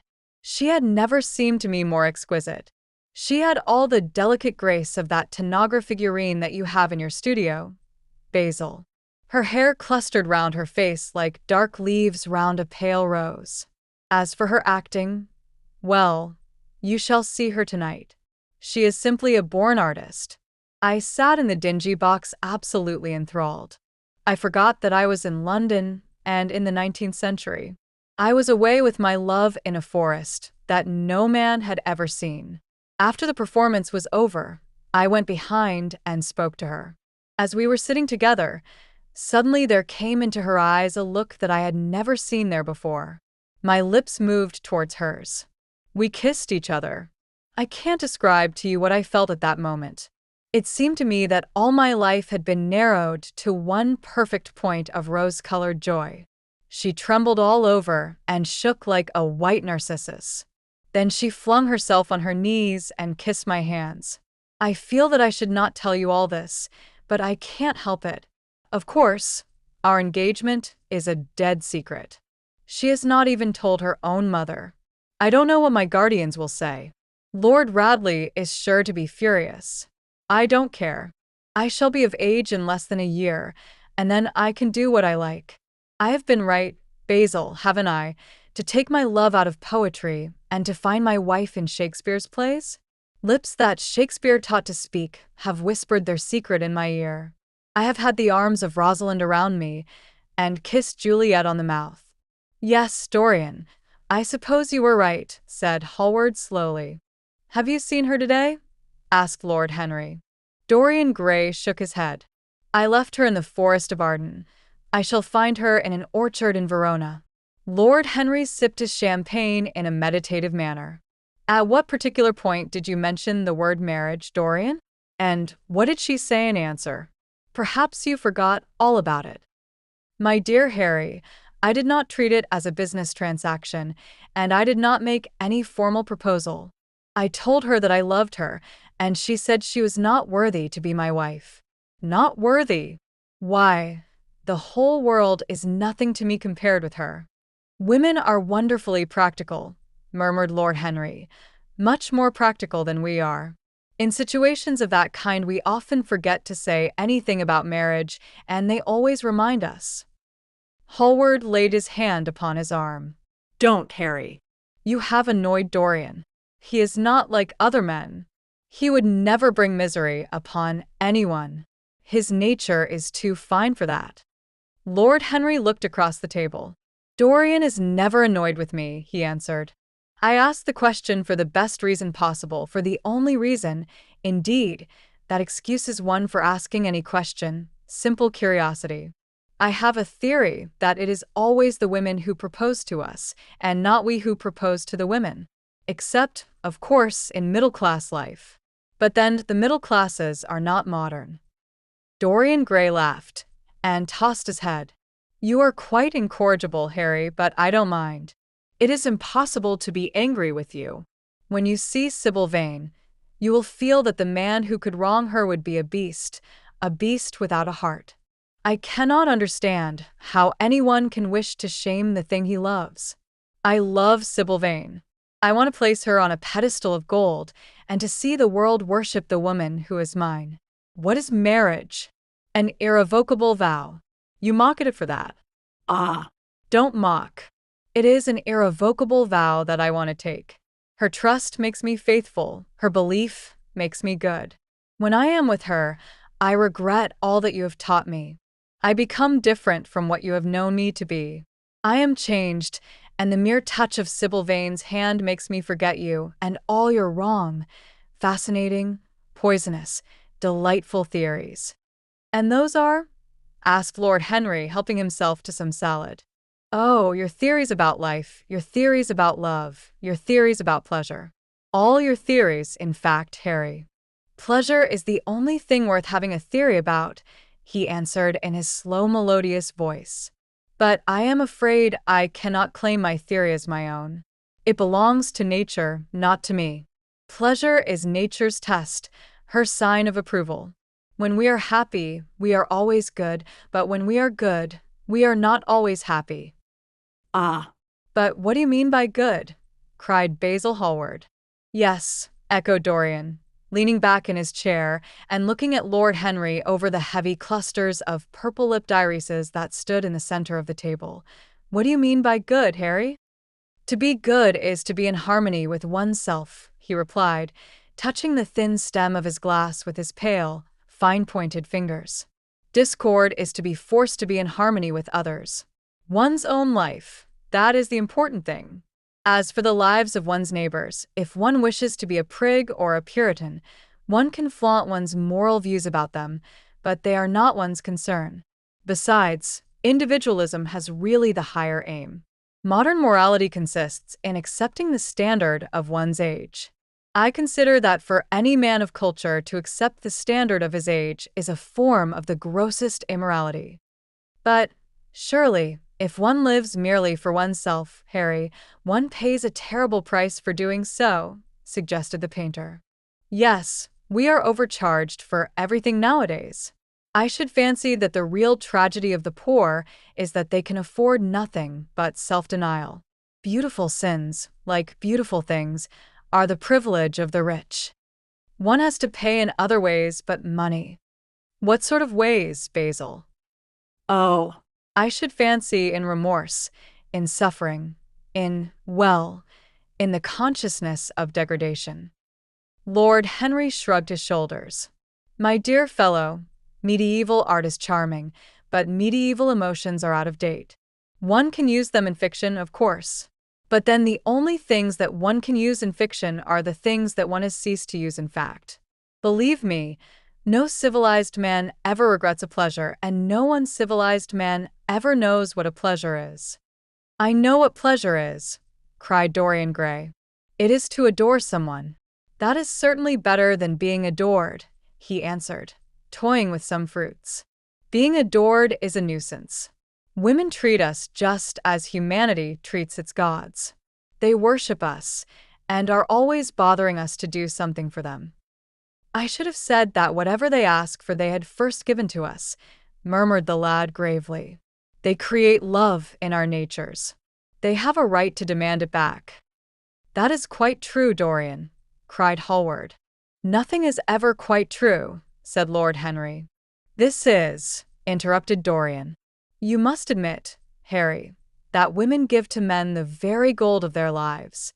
Possibly, he sighed, but they invariably want it back in such very small change. That is the worry. Women, as some witty Frenchman once put it, inspire us with the desire to do masterpieces and always prevent us from carrying them out. Harry, you are dreadful.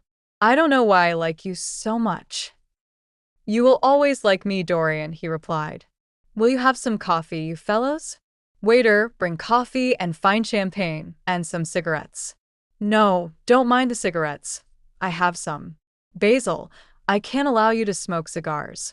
You must have a cigarette. A cigarette is the perfect type of a perfect pleasure. It is exquisite, and it leaves one unsatisfied. What more can one want? Yes, Dorian, you will always be fond of me. I represent to you all the sins you have never had the courage to commit. What nonsense you talk, Harry, cried the lad, taking a light from a fire-breathing silver dragon that the waiter had placed on the table. Let us go down to the theater. When Sybil comes on the stage, you will have a new ideal of life. She will represent something to you that you have never known. I have known everything, said Lord Henry, with a tired look in his eyes, but I am always ready for a new emotion. I am afraid, however, that, for me at any rate, there is no such thing. Still, your wonderful girl may thrill me. I love acting. it is so much more real than life. Let us go. Dorian, you will come with me. I am so sorry, Basil, but there is only room for two in the brougham. You must follow us in a hansom. They got up and put on their coats, sipping their coffee standing. The painter was silent and preoccupied. There was a gloom over him. He could not bear this marriage, and yet it seemed to him to be better than many other things that might have happened. After a few minutes, they all passed downstairs. He drove off by himself, as had been arranged, and watched the flashing lights of the little brougham in front of him. A strange sense of loss came over him. He felt that Dorian Gray would never again be to him all that he had been in the past. Life had come between them. His eyes darkened, and the crowded, flaring streets became blurred to his eyes. When the cab drew up at the theater, it seemed to him that he had grown years older. Chapter 7. For some reason or other, the house was crowded that night, and the fat Jew manager who met them at the door was beaming from ear to ear, with an oily, tremulous smile. He escorted them to their box with a sort of pompous humility, waving his fat jeweled hands and talking at the top of his voice. Dorian Gray loathed him more than ever. He felt as if he had come to look for Miranda and had been met by Caliban. Lord Henry, upon the other hand, rather liked him. At least he declared he did, and insisted on shaking him by the hand and assuring him that he was proud to meet a man who had discovered a real genius and gone bankrupt over a poet. Hallward amused himself with watching the faces in the pit. The heat was terribly oppressive, and the huge sunlight flamed like a monstrous dahlia with petals of yellow fire. The youths in the gallery had taken off their coats and waistcoats and hung them over the side. They talked to each other across the theater and shared their oranges with the tawdry girls who sat beside them. Some women were laughing in the pit. Their voices were horribly shrill and discordant. The sound of the popping of corks came from the bar. "What a place to find one's divinity in," said Lord Henry. "Yes," answered Dorian Gray. "It was here I found her, and she is divine beyond all living things. When she acts, you will forget everything." These common rough people, with their coarse faces and brutal gestures, become quite different when she is on the stage. They sit silently and watch her. They weep and laugh as she wills them to do. She makes them as responsive as a violin. She spiritualizes them, and one feels that they are of the same flesh and blood as oneself. The same flesh and blood as oneself. "Oh, I hope not," exclaimed Lord Henry, who was scanning the occupants of the gallery through his opera glass. "Don't pay any attention to him, Dorian," said the painter. "I understand what you mean, and I believe in this girl. Anyone you love must be marvelous, and any girl who has the effect you describe must be fine and noble. To spiritualize one's age, that is something worth doing. If this girl can give a soul to those who have lived without one, if she can create the sense of beauty in people whose lives have been sordid and ugly, if she can strip them of their selfishness and lend them tears for sorrows that are not their own, she is worthy of all your adoration, worthy of the adoration of the world. This marriage is quite right. I did not think so at first, but I admit it now. The gods made Sybil Vane for you. Without her you would have been incomplete." "Thanks, Basil," answered Dorian Gray, pressing his hand. "I knew that you would understand me. Harry is so cynical, he terrifies me. But here is the orchestra. It is quite dreadful, but it only lasts for about 5 minutes. Then the curtain rises, and you will see the girl to whom I am going to give all my life, to whom I have given everything that is good in me." A quarter of an hour afterwards, amidst an extraordinary turmoil of applause, Sybil Vane stepped onto the stage. Yes, she was certainly lovely to look at, one of the loveliest creatures, Lord Henry thought, that he had ever seen. There was something of the fawn in her shy grace and startled eyes. A faint blush, like the shadow of a rose in a mirror of silver, came to her cheeks as she glanced at the crowded, enthusiastic house. She stepped back a few paces, and her lips seemed to tremble. Basil Hallward leaped to his feet and began to applaud. Motionless, and as one in a dream, sat Dorian Gray, gazing at her. Lord Henry peered through his glasses, murmuring, "Charming, charming." The scene was the hall of Capulet's house, and Romeo in his pilgrim's dress had entered with Mercutio and his other friends. The band, such as it was, struck up a few bars of music, and the dance began. Through the crowd of ungainly, shabbily dressed actors, Sybil Vane moved like a creature from a finer world. Her body swayed, while she danced, as a plant sways in the water. The curves of her throat were the curves of a white lily. Her hands seemed to be made of cool ivory. Yet she was curiously listless. She showed no sign of joy when her eyes rested on Romeo. The few words she had to speak, "Good pilgrim, you do wrong your hand too much," which mannerly devotion shows in this. For saints have hands that pilgrims' hands do touch, and palm to palm is holy palmer's kiss. With the brief dialogue that follows, were spoken in a thoroughly artificial manner. The voice was exquisite, but from the point of view of tone it was absolutely false. It was wrong in color. It took away all the life from the verse. It made the passion unreal. Dorian Gray grew pale as he watched her. He was puzzled and anxious. Neither of his friends dared to say anything to him. She seemed to them to be absolutely incompetent. They were horribly disappointed. Yet they felt that the true test of any Juliet is the balcony scene of the second act. They waited for that. If she failed there was nothing in her. She looked charming as she came out in the moonlight. That could not be denied. But the stodginess of her acting was unbearable and grew worse as she went on. Her gestures became absurdly artificial. She overemphasized everything that she had to say. The beautiful passage, "Thou knowest the mask of night is on my face. Else would a maiden blush bepaint my cheek. For that which thou hast heard me speak tonight," was declaimed with the painful precision of a schoolgirl who has been taught to recite by some second-rate professor of elocution. When she leaned over the balcony and came to those wonderful lines, "Although I joy in thee, I have no joy of this contract tonight. It is too rash, too unadvised, too sudden, too like the lightning, which doth cease to be. Ere one can say, it lightens. Sweet, good night. This bud of love by summer's ripening breath may prove a beauteous flower when next we meet." She spoke the words as though they conveyed no meaning to her. It was not nervousness. Indeed, so far from being nervous, she was absolutely self-contained. It was simply bad art. She was a complete failure.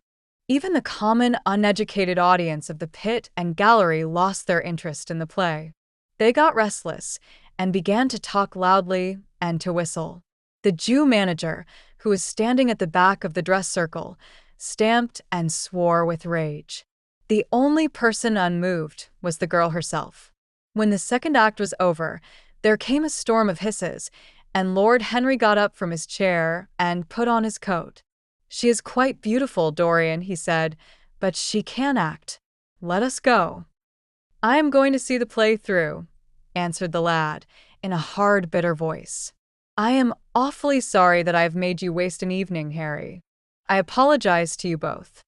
"My dear Dorian, I should think Miss Vane was ill," interrupted Hallward. "We'll come some other night." "I wish she were ill," he rejoined. "But she seems to me to be simply callous and cold. She has entirely altered. Last night she was a great artist. This evening she is merely a commonplace, mediocre actress." "Don't talk like that about anyone you love, Dorian. Love is a more wonderful thing than art." "They are both simply forms of imitation," remarked Lord Henry. "But do let us go. Dorian, you must not stay here any longer. It is not good for one's morals to see bad acting. Besides, I don't suppose you will want your wife to act. So what does it matter if she plays Juliet like a wooden doll? She is very lovely, and if she knows as little about life as she does about acting, she will be a delightful experience. There are only two kinds of people who are really fascinating: people who know absolutely everything, and people who know absolutely nothing. Good heavens, my dear boy, don't look so tragic. The secret of remaining young is never to have an emotion that is unbecoming. Come to the club with Basil and myself. We will smoke cigarettes and drink to the beauty of Sybil Vane. She is beautiful. What more can you want?" "Go away, Harry," cried the lad. "I want to be alone. Basil, you must go." Ah, "Can't you see that my heart is breaking?"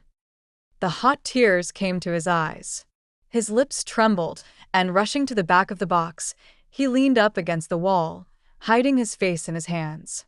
"Let us go, Basil," said Lord Henry with a strange tenderness in his voice, and the two young men passed out together.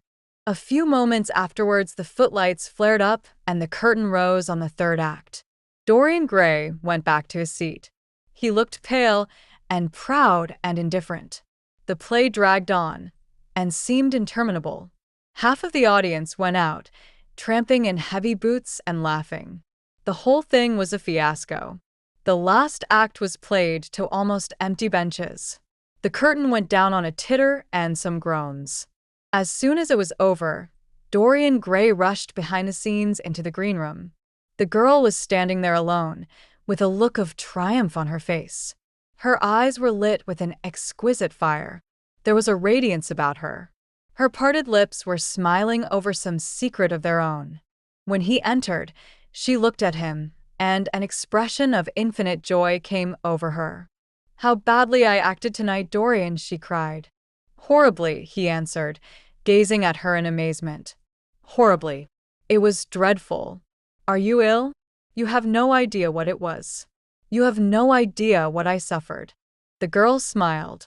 "Dorian," she answered, lingering over his name with long-drawn music in her voice, as though it were sweeter than honey to the red petals of her mouth. "Dorian, you should have understood. But you understand now, don't you?" "Understand what?" he asked angrily. "Why I was so bad tonight. Why I shall always be bad. Why I shall never act well again."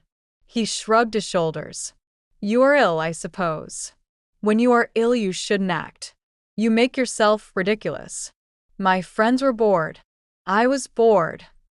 She seemed not to listen to him. She was transfigured with joy. An ecstasy of happiness dominated her. "Dorian, Dorian," she cried, "before I knew you, acting was the one reality of my life. It was only in the theater that I lived. I thought that it was all true. I was Rosalind one night and Portia the other.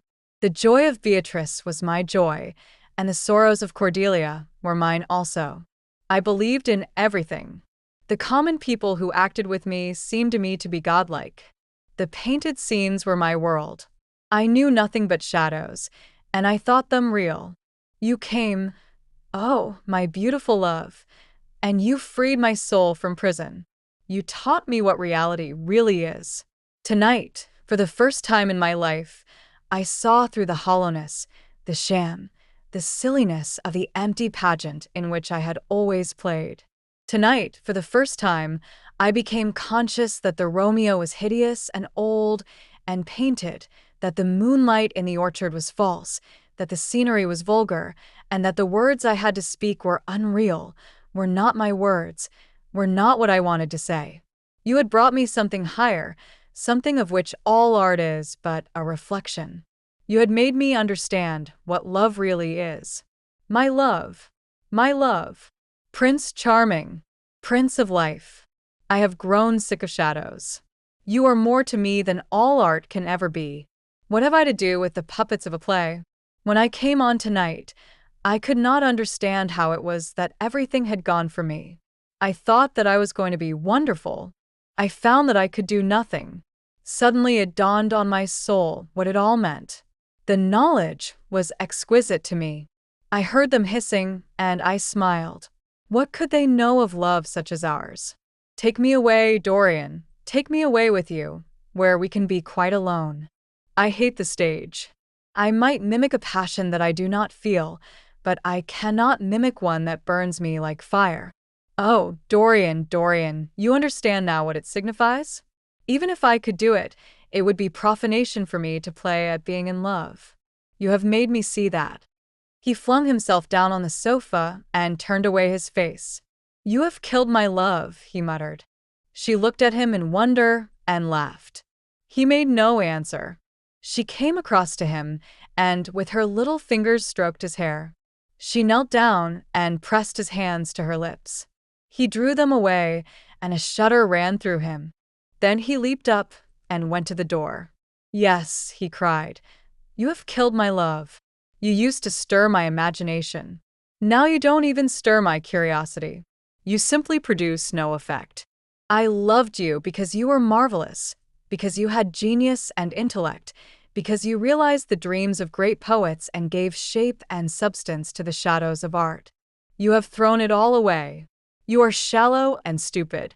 My God, how mad I was to love you!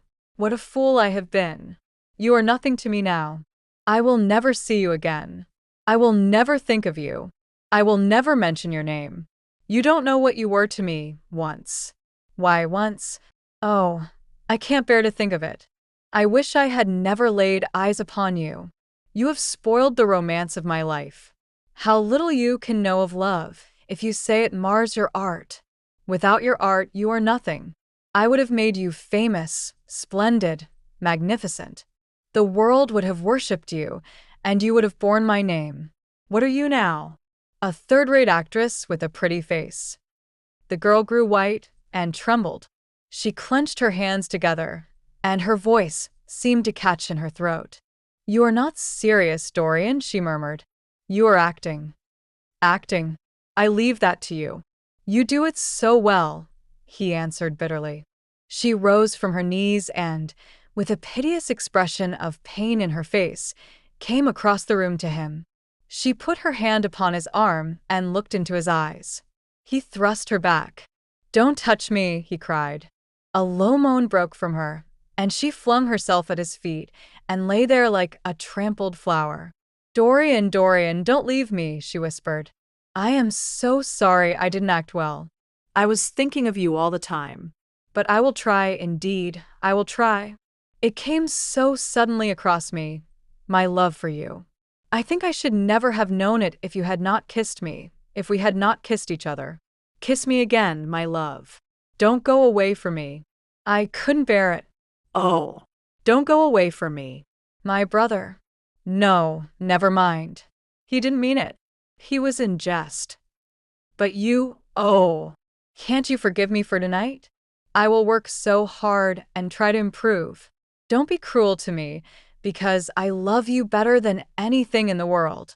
After all, it is only once that I have not pleased you. But you are quite right, Dorian. I should have shown myself more of an artist. It was foolish of me, and yet I couldn't help it. Oh, don't leave me. Don't leave me. A fit of passionate sobbing choked her. She crouched on the floor like a wounded thing, and Dorian Gray, with his beautiful eyes, looked down at her, and his chiseled lips curled in exquisite disdain. There is always something ridiculous about the emotions of people whom one has ceased to love. Sybil Vane's seemed to him to be absurdly melodramatic. Her tears and sobs annoyed him. I am going, he said at last in his calm, clear voice. I don't wish to be unkind, but I can't see you again. You have disappointed me. She wept silently and made no answer, but crept nearer. Her little hands stretched blindly out and appeared to be seeking for him. He turned on his heel and left the room. In a few moments he was out of the theater. Where he went to he hardly knew. He remembered wandering through dimly lit streets, past gaunt, black-shadowed archways and evil-looking houses. Women with hoarse voices and harsh laughter had called after him. Drunkards had reeled by, cursing and chattering to themselves like monstrous apes. He had seen grotesque children huddled upon doorsteps and heard shrieks and oaths from gloomy courts. As the dawn was just breaking, he found himself close to Covent Garden. The darkness lifted, and, flushed with faint fires, the sky hollowed itself into a perfect pearl. Huge carts filled with nodding lilies rumbled slowly down the polished, empty street. The air was heavy with the perfume of the flowers, and their beauty seemed to bring him an anodyne for his pain. He followed into the market and watched the men unloading their wagons. A white-smocked carter offered him some cherries. He thanked him, wondered why he refused to accept any money for them, and began to eat them listlessly. They had been plucked at midnight, and the coldness of the moon had entered into them. A long line of boys carrying crates of striped tulips and of yellow and red roses defiled in front of him, threading their way through the huge, jade-green piles of vegetables. Under the portico, with its gray, sun-bleached pillars, loitered a troop of draggled, bare-headed girls, waiting for the auction to be over. Others crowded round the swinging doors of the coffee house in the piazza. The heavy cart horses slipped and stamped upon the rough stones, shaking their bells and trappings. Some of the drivers were lying asleep on a pile of sacks. Iris-necked and pink-footed, the pigeons ran about picking up seeds. After a little while, he hailed a hansom and drove home. For a few moments he loitered upon the doorstep, looking round at the silent square, with its blank, close-shuttered windows and its staring blinds. The sky was pure opal now, and the roofs of the houses glistened like silver against it. From some chimney opposite, a thin wreath of smoke was rising. It curled, a violet riband, through the nacre-colored air. In the huge gilt Venetian lantern, spoil of some doge's barge, that hung from the ceiling of the great, oak-paneled hall of entrance, lights were still burning from 3 flickering jets. Thin blue petals of flame they seemed, rimmed with white fire. He turned them out and, having thrown his hat and cape on the table, passed through the library towards the door of his bedroom, a large octagonal chamber on the ground floor that, in his newborn feeling for luxury, he had just had decorated for himself and hung with some curious Renaissance tapestries that had been discovered stored in a disused attic at Selby Royal. As he was turning the handle of the door, his eye fell upon the portrait Basil Hallward had painted of him. He started back, as if in surprise. Then he went on into his own room, looking somewhat puzzled. After he had taken the buttonhole out of his coat, he seemed to hesitate. Finally, he came back, went over to the picture, and examined it. In the dim arrested light that struggled through the cream-colored silk blinds, the face appeared to him to be a little changed. The expression looked different. One would have said that there was a touch of cruelty in the mouth. It was certainly strange. He turned round and, walking to the window, drew up the blind. The bright dawn flooded the room and swept the fantastic shadows into dusky corners, where they lay shuddering. But the strange expression that he had noticed in the face of the portrait seemed to linger there, to be more intensified even. The quivering ardent sunlight showed him the lines of cruelty round the mouth as clearly as if he had been looking into a mirror after he had done some dreadful thing. He winced and, taking up from the table an oval glass framed in ivory cupids, one of Lord Henry's many presents to him, glanced hurriedly into its polished depths. No line like that warped his red lips. What did it mean? He rubbed his eyes and came close to the picture and examined it again.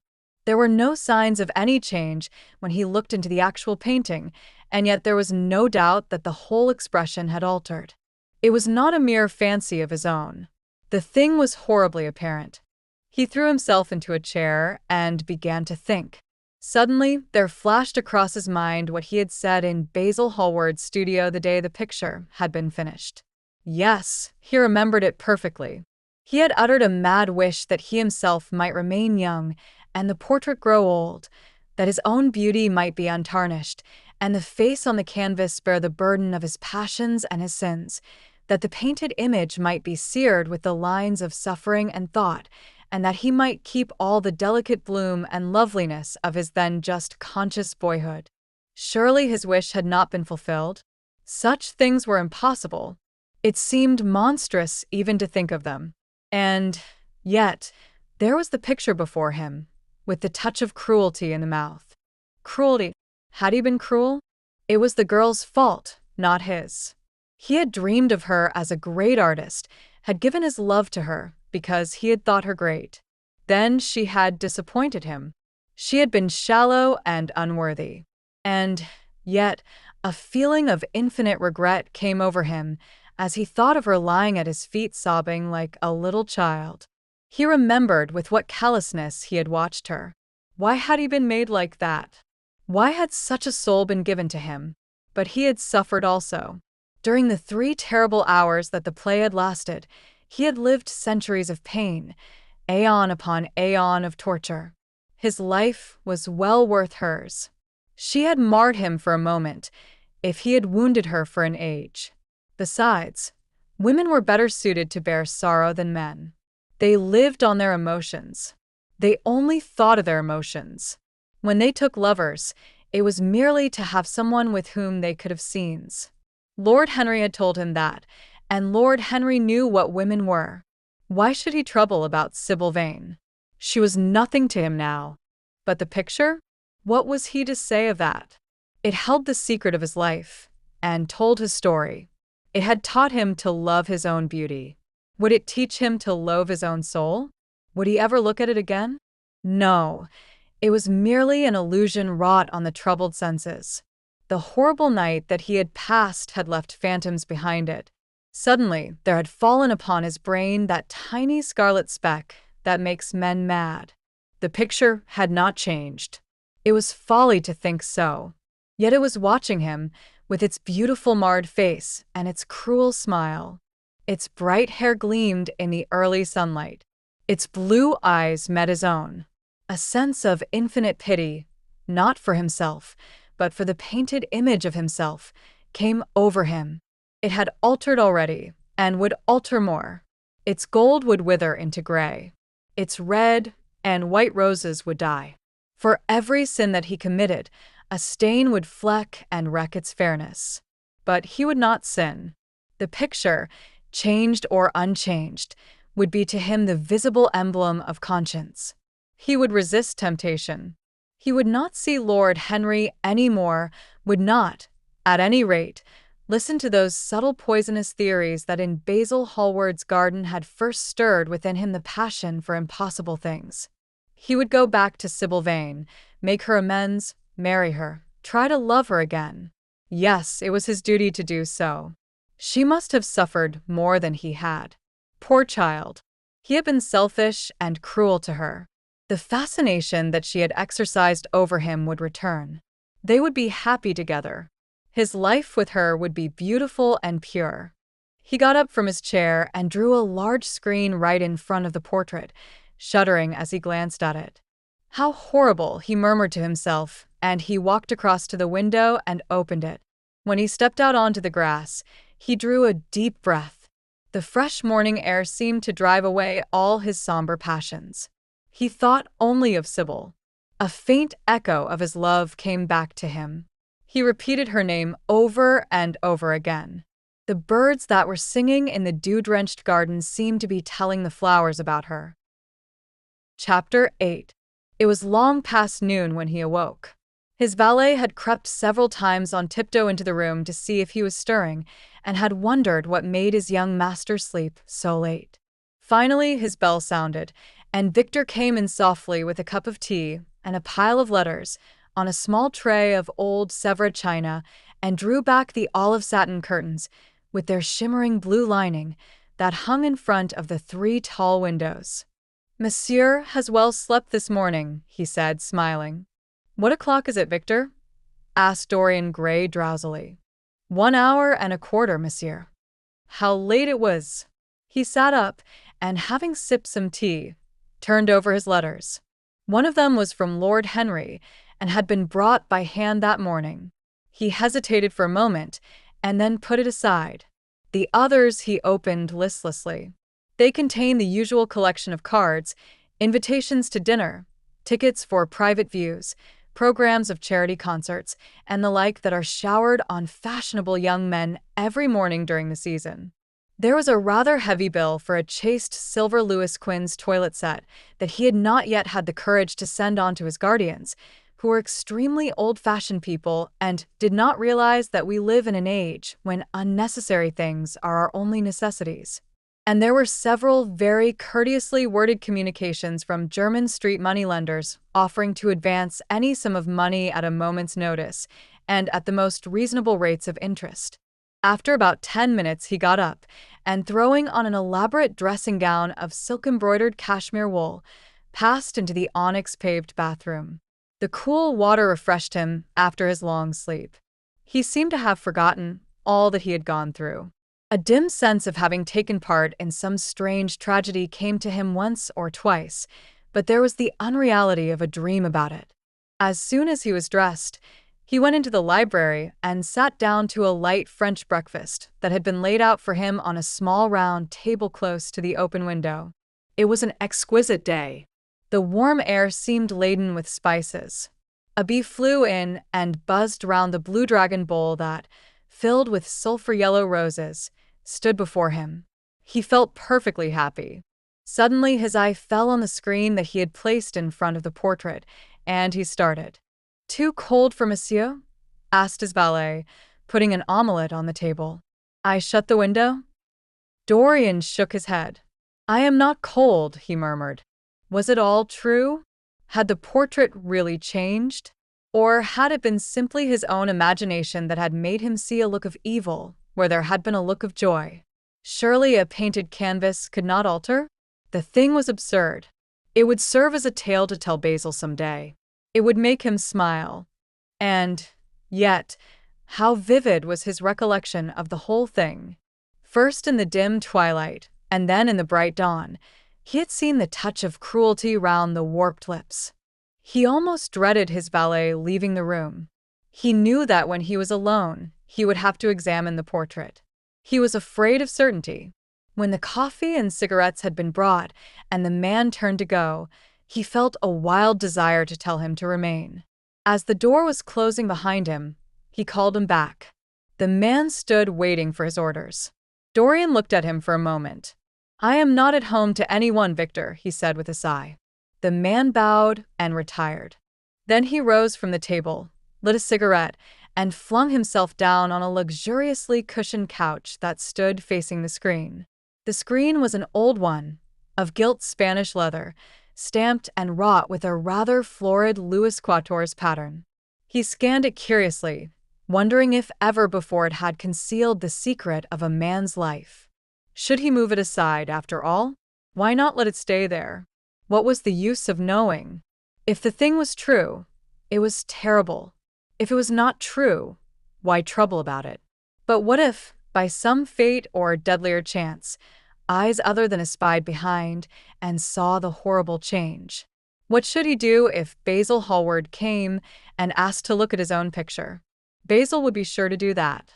No, the thing had to be examined, and at once. Anything would be better than this dreadful state of doubt. He got up and locked both doors. At least he would be alone when he looked upon the mask of his shame. Then he drew the screen aside and saw himself face to face. It was perfectly true. The portrait had altered. As he often remembered afterwards, and always with no small wonder, he found himself at first gazing at the portrait with a feeling of almost scientific interest. That such a change should have taken place was incredible to him, and yet it was a fact. Was there some subtle affinity between the chemical atoms that shaped themselves into form and color on the canvas and the soul that was within him? Could it be that what that soul thought, they realized? That what it dreamed, they made true? Or was there some other, more terrible reason? He shuddered and felt afraid, and, going back to the couch, lay there, gazing at the picture in sickened horror. One thing, however, he felt that it had done for him. It had made him conscious how unjust, how cruel, he had been to Sybil Vane. It was not too late to make reparation for that. She could still be his wife. His unreal and selfish love would yield to some higher influence, would be transformed into some nobler passion, and the portrait that Basil Hallward had painted of him would be a guide to him through life, would be to him what holiness is to some, and conscience to others, and the fear of God to us all. There were opiates for remorse, drugs that could lull the moral sense to sleep. But here was a visible symbol of the degradation of sin. Here was an ever-present sign of the ruin men brought upon their souls. 3 o'clock struck, and 4, and the half-hour rang its double chime, but Dorian Gray did not stir. He was trying to gather up the scarlet threads of life and to weave them into a pattern, to find his way through the sanguine labyrinth of passion through which he was wandering. He did not know what to do or what to think. Finally, he went over to the table and wrote a passionate letter to the girl he had loved, imploring her forgiveness and accusing himself of madness. He covered page after page with wild words of sorrow and wilder words of pain. There is a luxury in self-reproach. When we blame ourselves, we feel that no one else has a right to blame us. It is the confession, not the priest, that gives us absolution. When Dorian had finished the letter, he felt that he had been forgiven. Suddenly there came a knock to the door, and he heard Lord Henry's voice outside. "My dear boy, I must see you. Let me in at once. I can't bear your shutting yourself up like this." He made no answer at first, but remained quite still. The knocking still continued and grew louder. Yes, it was better to let Lord Henry in, and to explain to him the new life he was going to lead, to quarrel with him if it became necessary to quarrel, to part if parting was inevitable. He jumped up, drew the screen hastily across the picture, and unlocked the door. "I am so sorry for it all, Dorian," said Lord Henry as he entered. "But you must not think too much about it." "Do you mean about Sybil Vane?" asked the lad. "Yes, of course," answered Lord Henry, sinking into a chair and slowly pulling off his yellow gloves. "It is dreadful, from one point of view, but it was not your fault. Tell me, did you go behind and see her after the play was over?" "Yes." "I felt sure you had. Did you make a scene with her?" "I was brutal, Harry, perfectly brutal. But it is all right now. I am not sorry for anything that has happened. It has taught me to know myself better." Dorian, I am so glad you take it in that way. I was afraid I would find you plunged in remorse and tearing that nice curly hair of yours." "I have got through all that," said Dorian, shaking his head and smiling. "I am perfectly happy now. I know what conscience is, to begin with. It is not what you told me it was. It is the divinest thing in us. Don't sneer at it, Harry, any more, at least not before me. I want to be good. I can't bear the idea of my soul being hideous." "A very charming artistic basis for ethics, Dorian. I congratulate you on it. But how are you going to begin?" "By marrying Sybil Vane." "Marrying Sybil Vane," cried Lord Henry, standing up and looking at him in perplexed amazement. "But, my dear Dorian—" "Yes, Harry, I know what you're going to say. Something dreadful about marriage." Don't say it. "Don't ever say things of that kind to me again. 2 days ago, I asked Sybil to marry me. I am not going to break my word to her. She is to be my wife." "Your wife? Dorian, Didn't you get my letter?" I wrote to you this morning and sent the note down by my own man." "Your letter? Oh, yes, I remember. I have not read it yet, Harry. I was afraid there might be something in it that I wouldn't like. You cut life to pieces with your epigrams." "You know nothing, then?" "What do you mean?" Lord Henry walked across the room and, sitting down by Dorian Gray, took both his hands in his own and held them tightly. "Dorian," he said, "my letter, don't be frightened, was to tell you that Sybil Vane is dead." A cry of pain broke from the lad's lips, and he leaped to his feet, tearing his hands away from Lord Henry's grasp. Dead. "Sybil dead? It is not true. It is a horrible lie. How dare you say it?" "It is quite true, Dorian," said Lord Henry gravely. "It is in all the morning papers. I wrote down to you to ask you not to see anyone till I came. There will have to be an inquest, of course, and you must not be mixed up in it. Things like that make a man fashionable in Paris. But in London people are so prejudiced.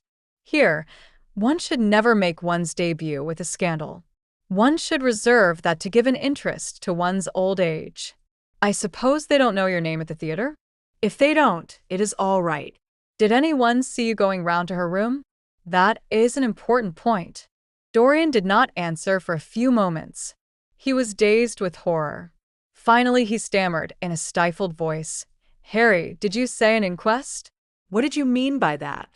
"Did Sybil?" "Oh, Harry, I can't bear it. But be quick.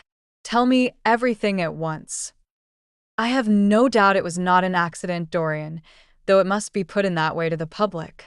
It seems that as she was leaving the theater with her mother, about 12:30 or so, she said she had forgotten something upstairs. They waited some time for her, but she did not come down again. They ultimately found her lying dead on the floor of her dressing room. She had swallowed something by mistake, some dreadful thing they use at theaters. I don't know what it was, but it had either prussic acid or white lead in it. I should fancy it was prussic acid, as she seems to have died instantaneously."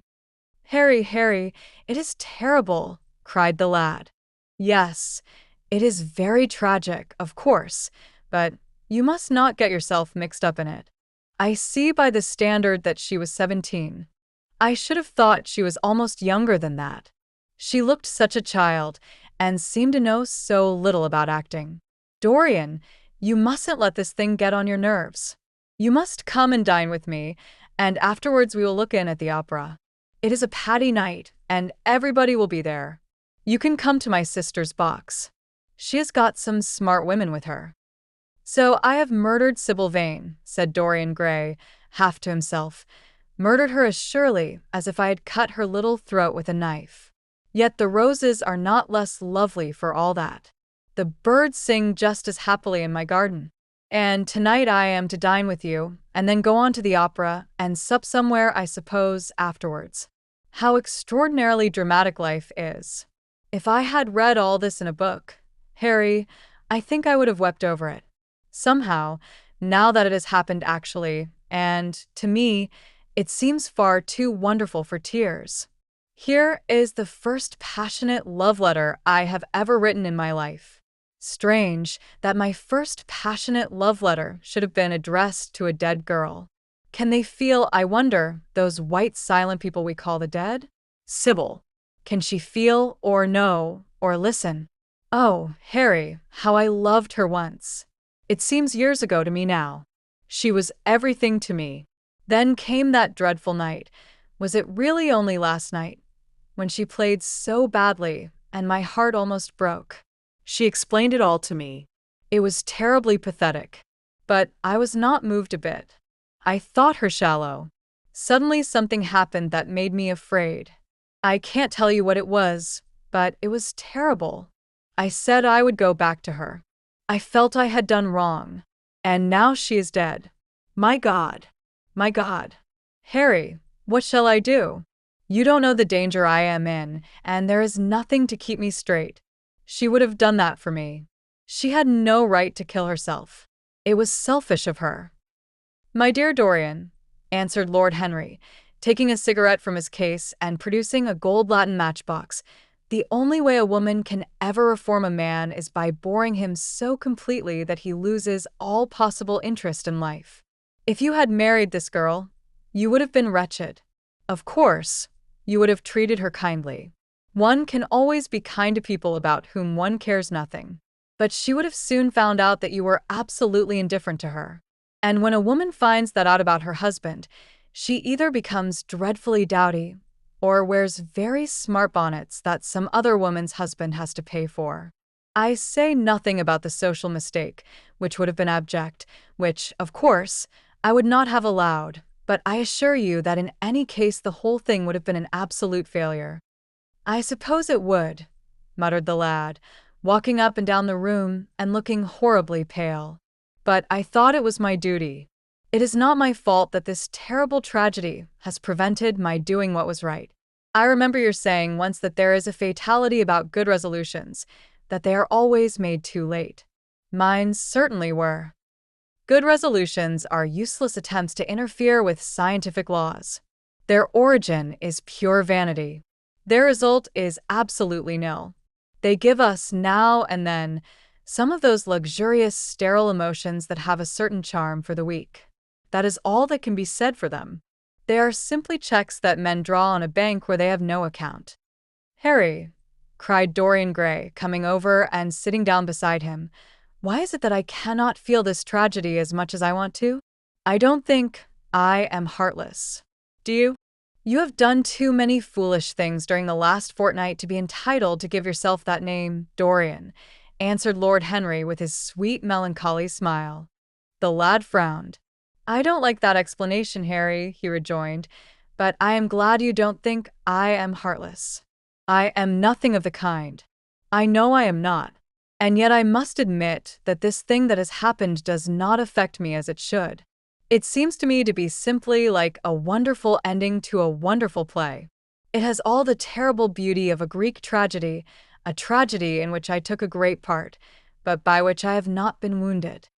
"It is an interesting question," said Lord Henry, who found an exquisite pleasure in playing on the lad's unconscious egotism, an extremely interesting question.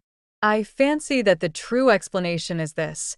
It often happens that the real tragedies of life occur in such an inartistic manner that they hurt us by their crude violence, their absolute incoherence, their absurd want of meaning, their entire lack of style. They affect us just as vulgarity affects us.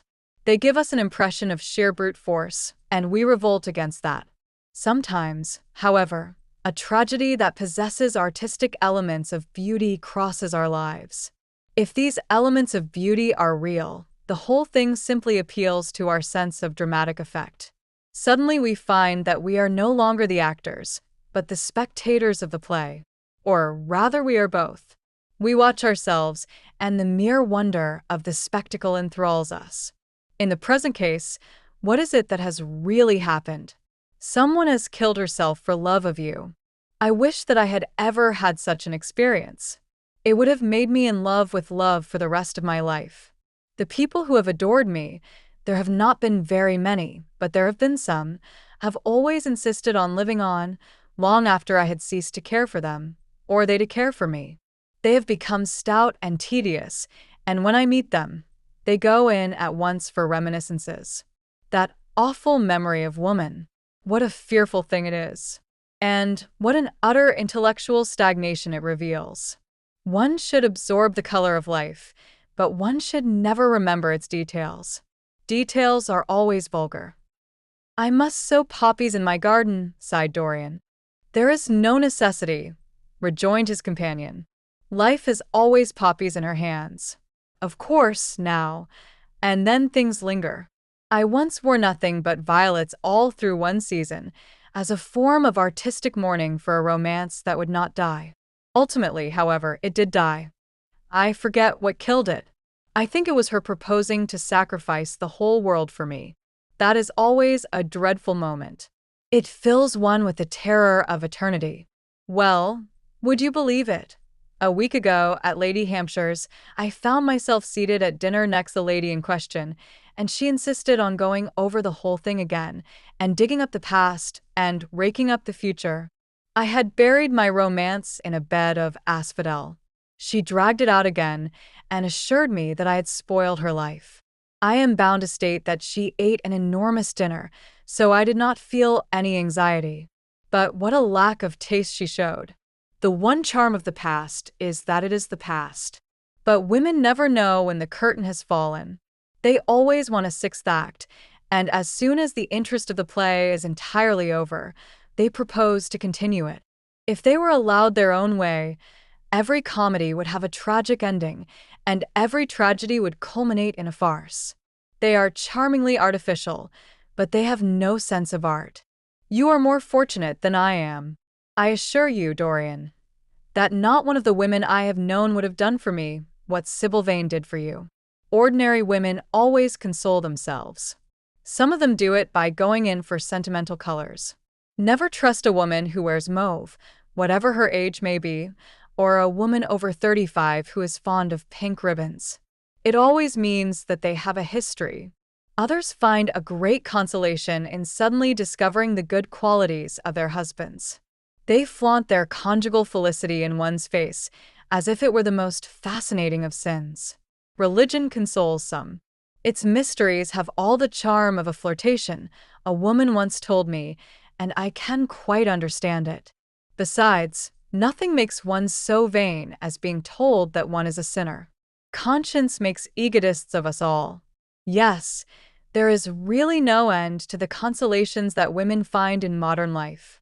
Indeed, I have not mentioned the most important one. What is that, Harry? Said the lad listlessly. Oh, the obvious consolation. Taking someone else's admirer when one loses one's own. In good society that always whitewashes a woman. But really, Dorian, how different Sybil Vane must have been from all the women one meets. There is something to me quite beautiful about her death. I am glad I am living in a century when such wonders happen. They make one believe in the reality of the things we all play with, such as romance, passion, and love. I was terribly cruel to her. You forget that. I am afraid that women appreciate cruelty, downright cruelty, more than anything else. They have wonderfully primitive instincts. We have emancipated them, but they remain slaves looking for their masters, all the same. They love being dominated. I am sure you were splendid.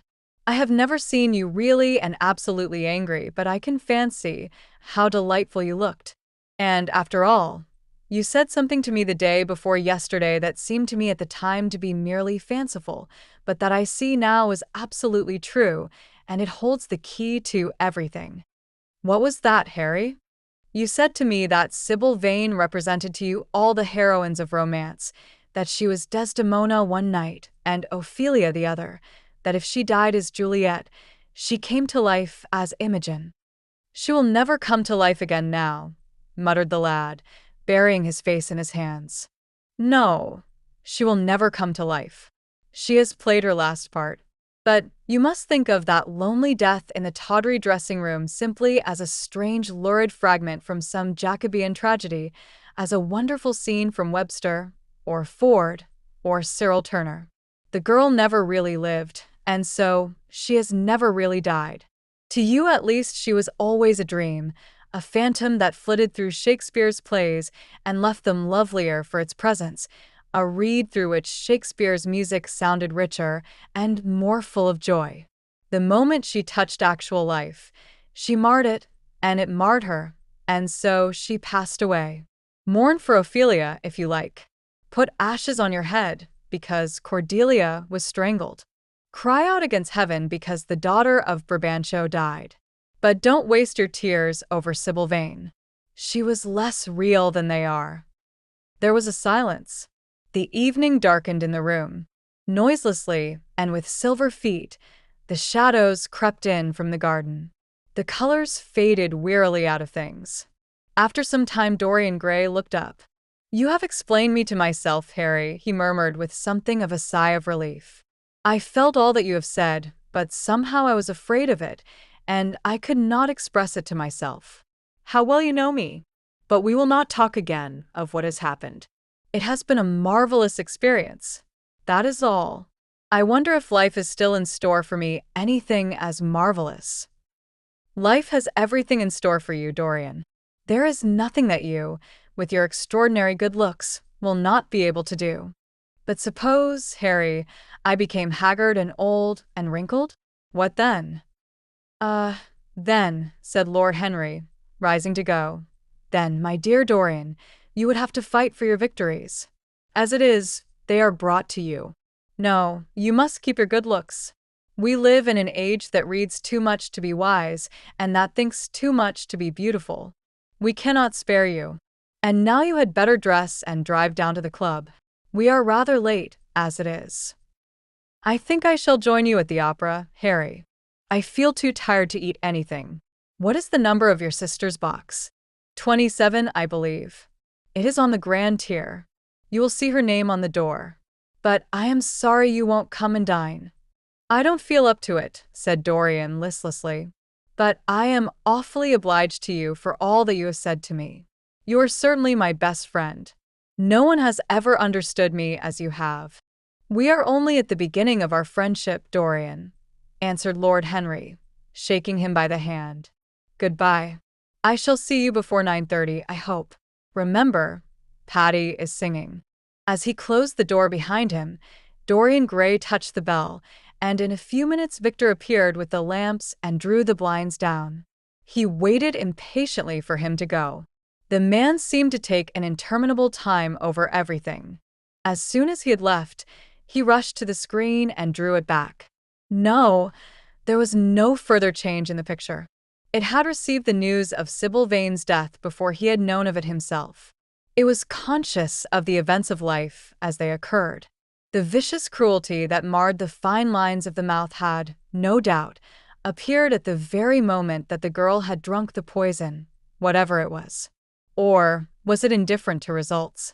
Did it merely take cognizance of what passed within the soul?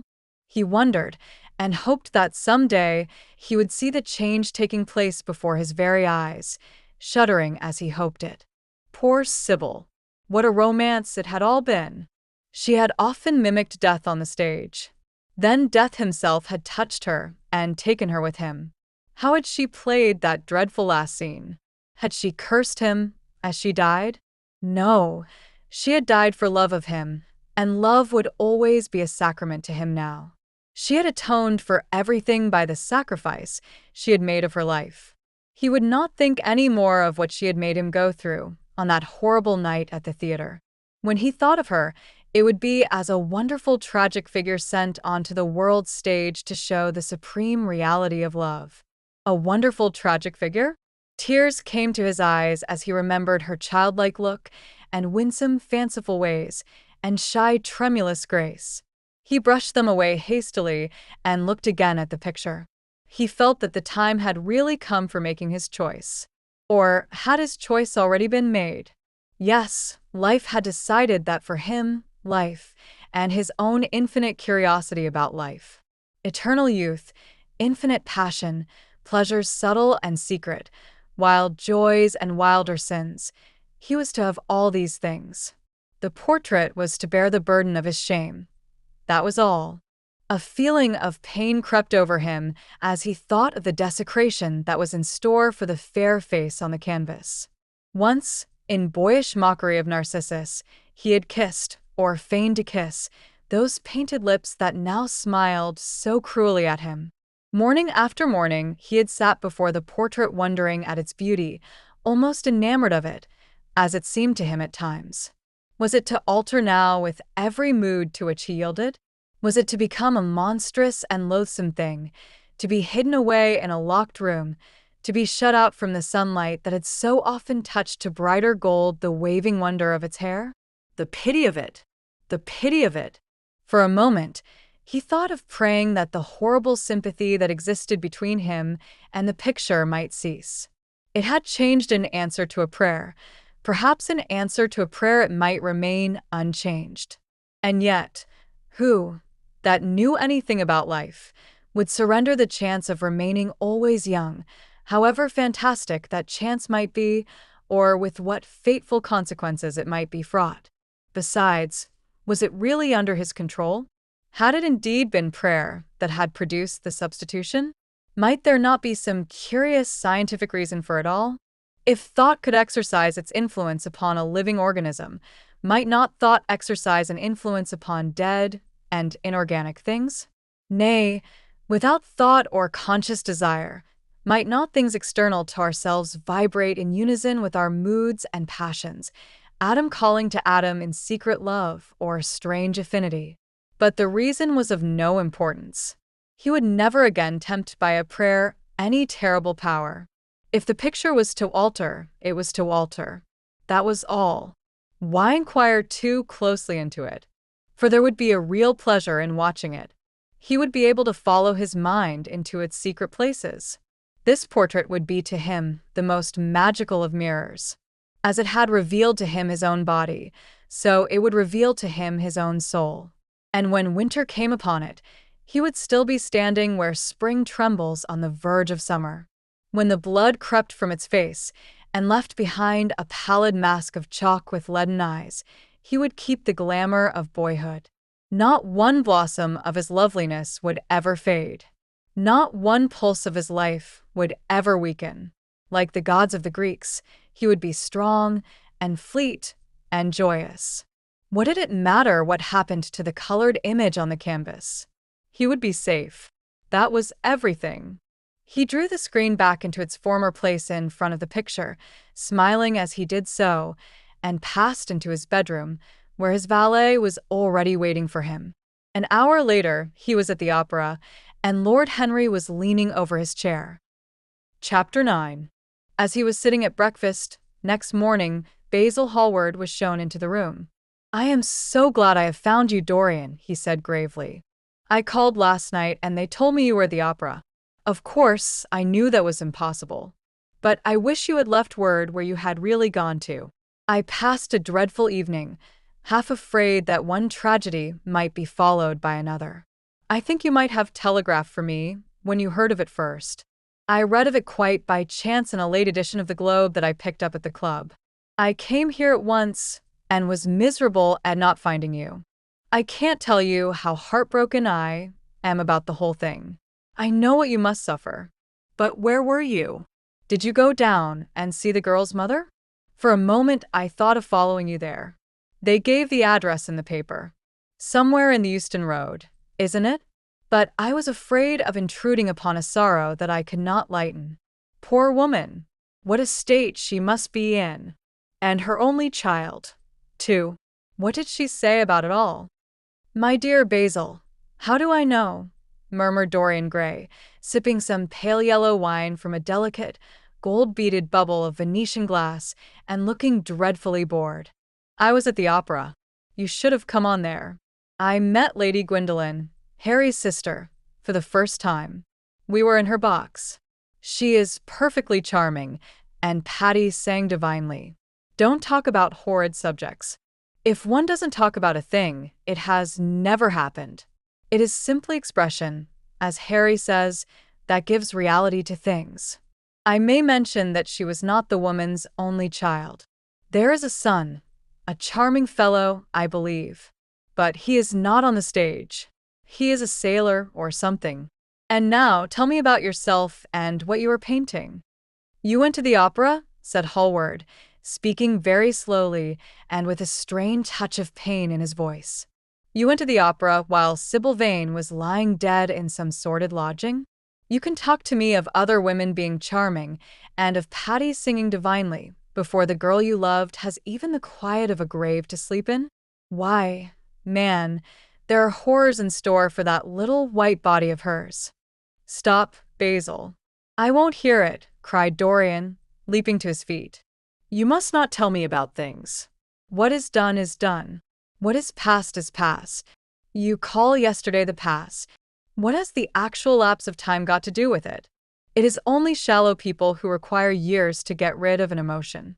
A man who is master of himself can end a sorrow as easily as he can invent a pleasure. I don't want to be at the mercy of my emotions.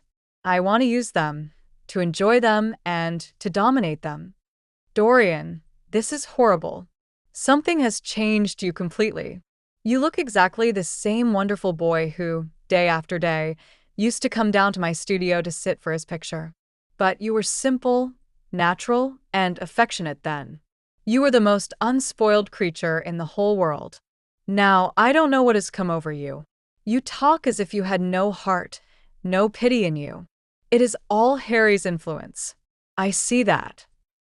The lad flushed up and, going to the window, looked out for a few moments on the green, flickering, sun-lashed garden.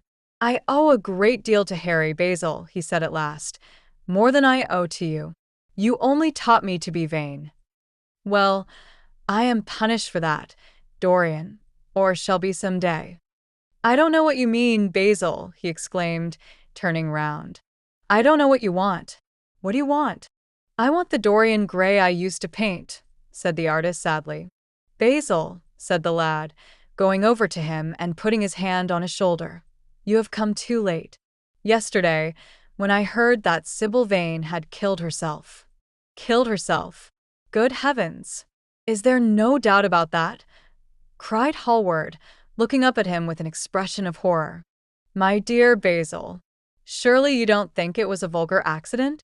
Of course she killed herself. The elder man buried his face in his hands. How fearful, he muttered, and a shudder ran through him. No, said Dorian Gray, there is nothing fearful about it. It is one of the great romantic tragedies of the age. As a rule, people who act lead the most commonplace lives. They are good husbands or faithful wives or something tedious. You know what I mean, middle-class virtue and all that kind of thing. How different Sybil was. She lived her finest tragedy. She was always a heroine. The last night she played, the night you saw her, she acted badly because she had known the reality of love. When she knew its unreality, she died, as Juliet might have died. She passed again into the sphere of art. There is something of the martyr about her. Her death has all the pathetic uselessness of martyrdom, all its wasted beauty. But, as I was saying, you must not think I have not suffered. If you had come in yesterday at a particular moment, about 5:30, perhaps, or 5:45, you would have found me in tears. Even Harry, who was here, who brought me the news, in fact, had no idea what I was going through. I suffered immensely. Then it passed away. I cannot repeat an emotion. No one can except sentimentalists.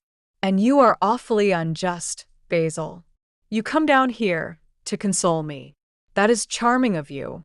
You find me consoled, and you are furious. How like a sympathetic person. You remind me of a story Harry told me about a certain philanthropist who spent 20 years of his life in trying to get some grievance redressed or some unjust law altered. I forget exactly what it was. Finally, he succeeded, and nothing could exceed his disappointment.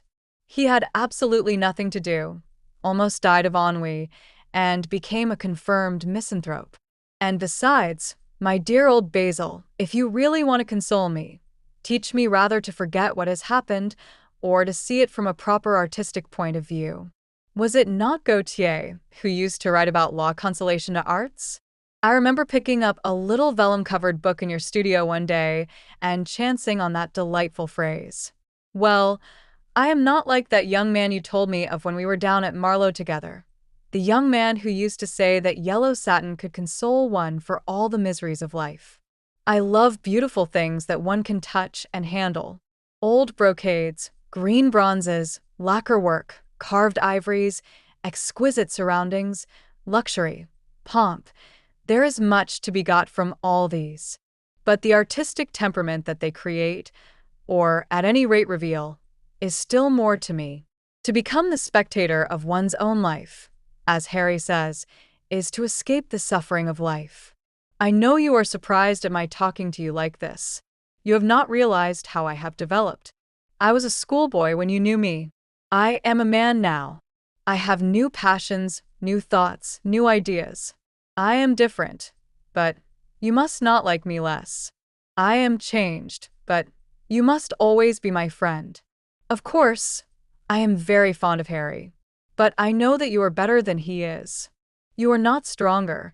You are too much afraid of life, but you are better. And how happy we used to be together. Don't leave me, Basil, and don't quarrel with me. I am what I am. There is nothing more to be said. The painter felt strangely moved. The lad was infinitely dear to him, and his personality had been the great turning point in his art. He could not bear the idea of reproaching him any more. After all, his indifference was probably merely a mood that would pass away. There was so much in him that was good, so much in him that was noble. Well, Dorian, he said at length with a sad smile, I won't speak to you again about this horrible thing after today. I only trust your name won't be mentioned in connection with it. The inquest is to take place this afternoon. Have they summoned you? Dorian shook his head, and a look of annoyance passed over his face at the mention of the word inquest. There was something so crude and vulgar about everything of the kind. They don't know my name, he answered. But surely she did? Only my Christian name, and that I am quite sure she never mentioned to anyone.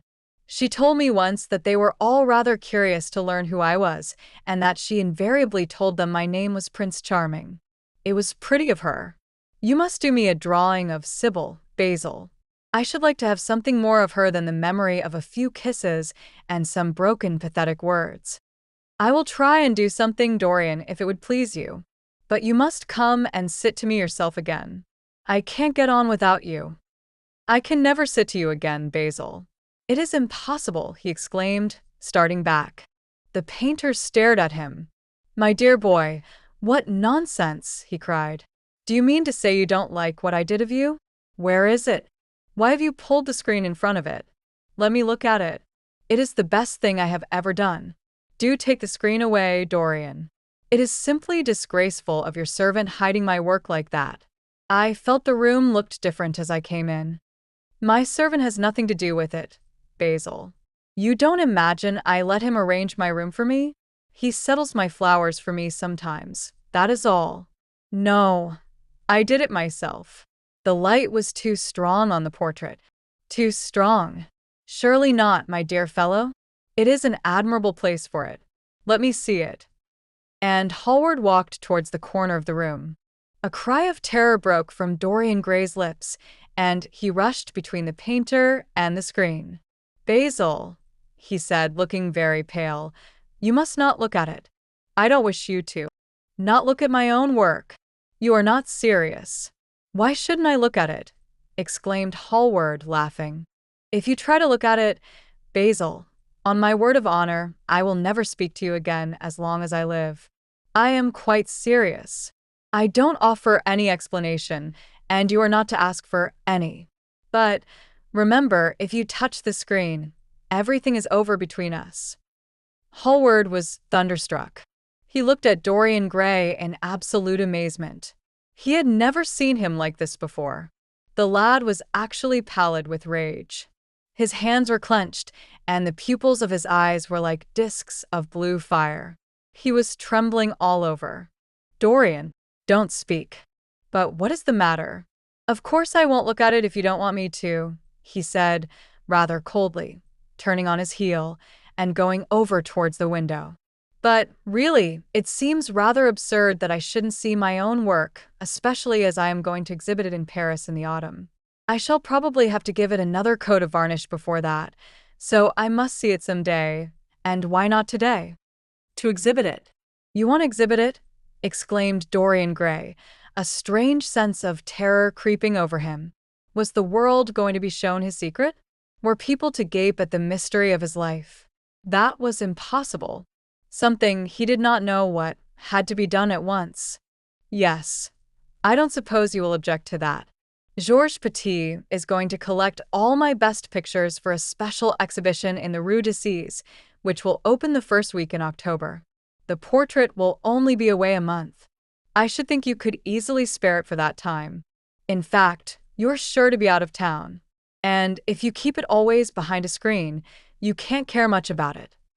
Dorian Gray passed his hand over his forehead. There were beads of perspiration there. He felt that he was on the brink of a horrible danger. "You told me a month ago that you would never exhibit it," he cried. "Why have you changed your mind? You people who go in for being consistent have just as many moods as others have.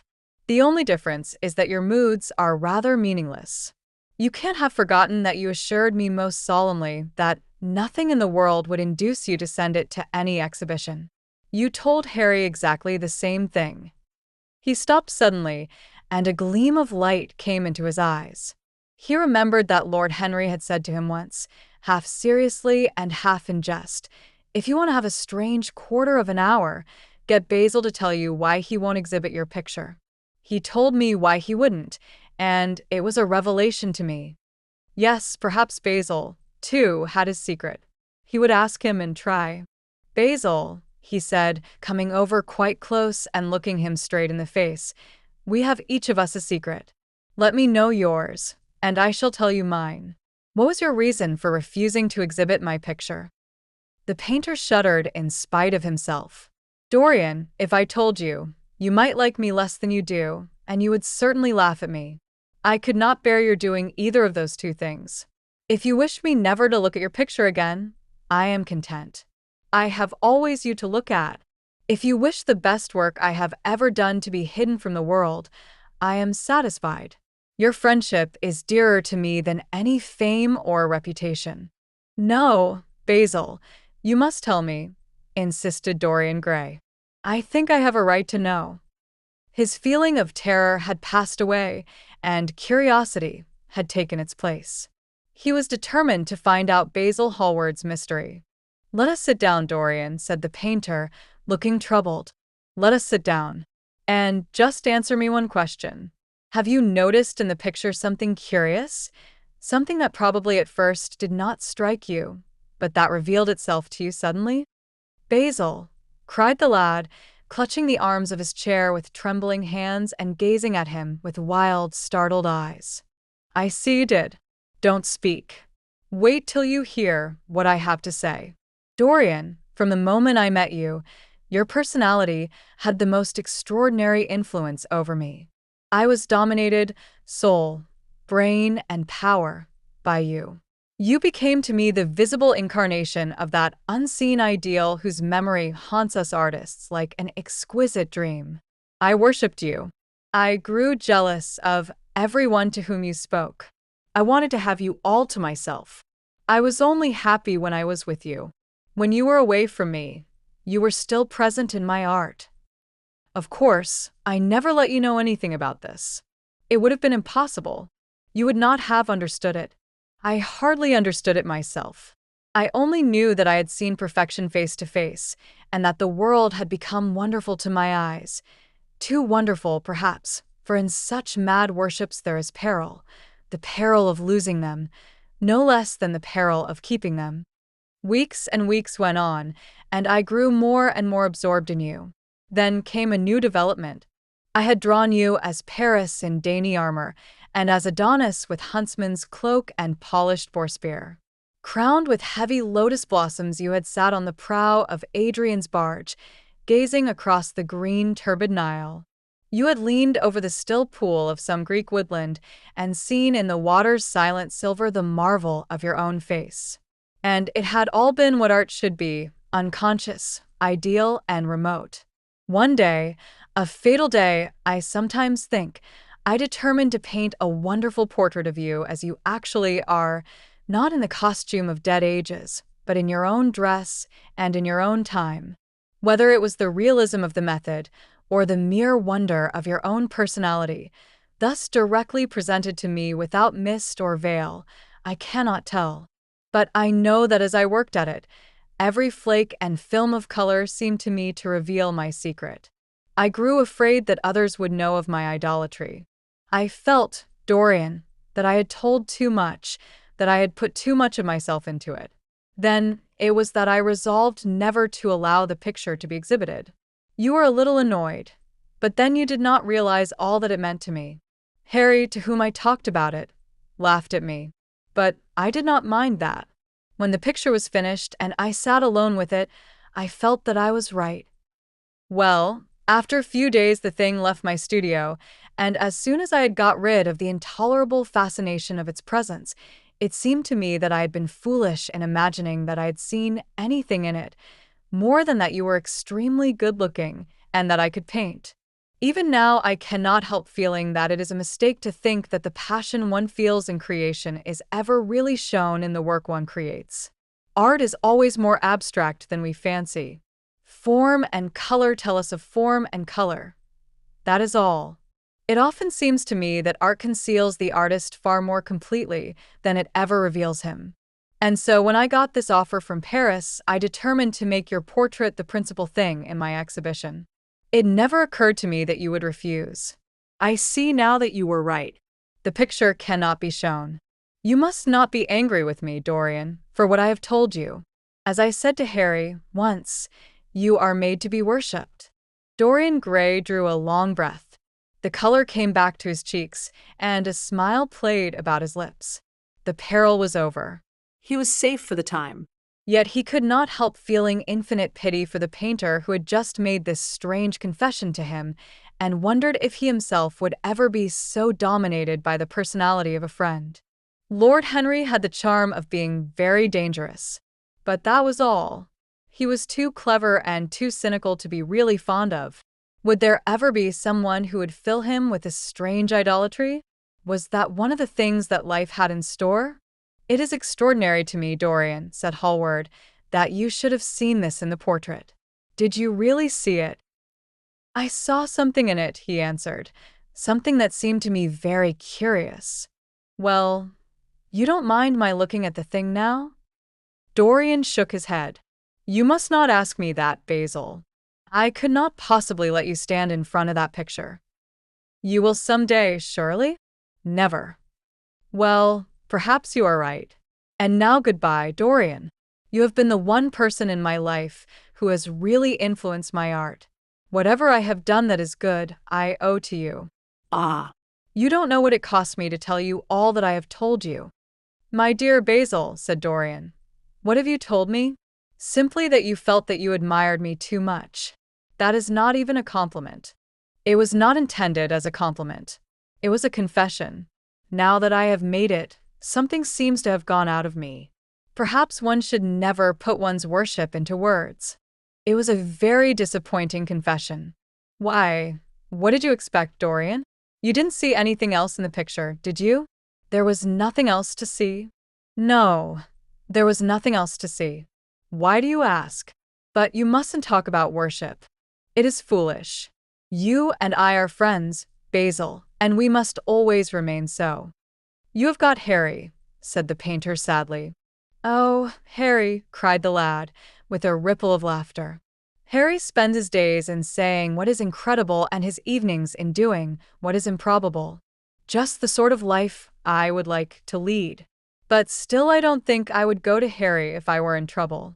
I would sooner go to you, Basil. You will sit to me again? Impossible. You spoil my life as an artist by refusing Dorian. No man comes across two ideal things. Few comes across one. I can't explain it to you, Basil, but I must never sit to you again. There is something fatal about a portrait. It has a life of its own. I will come and have tea with you. That will be just as pleasant. Pleasanter for you, I am afraid, murmured Hallward regretfully. And now goodbye. I am sorry you won't let me look at the picture once again, but that can't be helped. I quite understand what you feel about it. As he left the room, Dorian Gray smiled to himself. Poor Basil. How little he knew of the true reason. And how strange it was that, instead of having been forced to reveal his own secret, he had succeeded, almost by chance, in wresting a secret from his friend. How much that strange confession explained to him.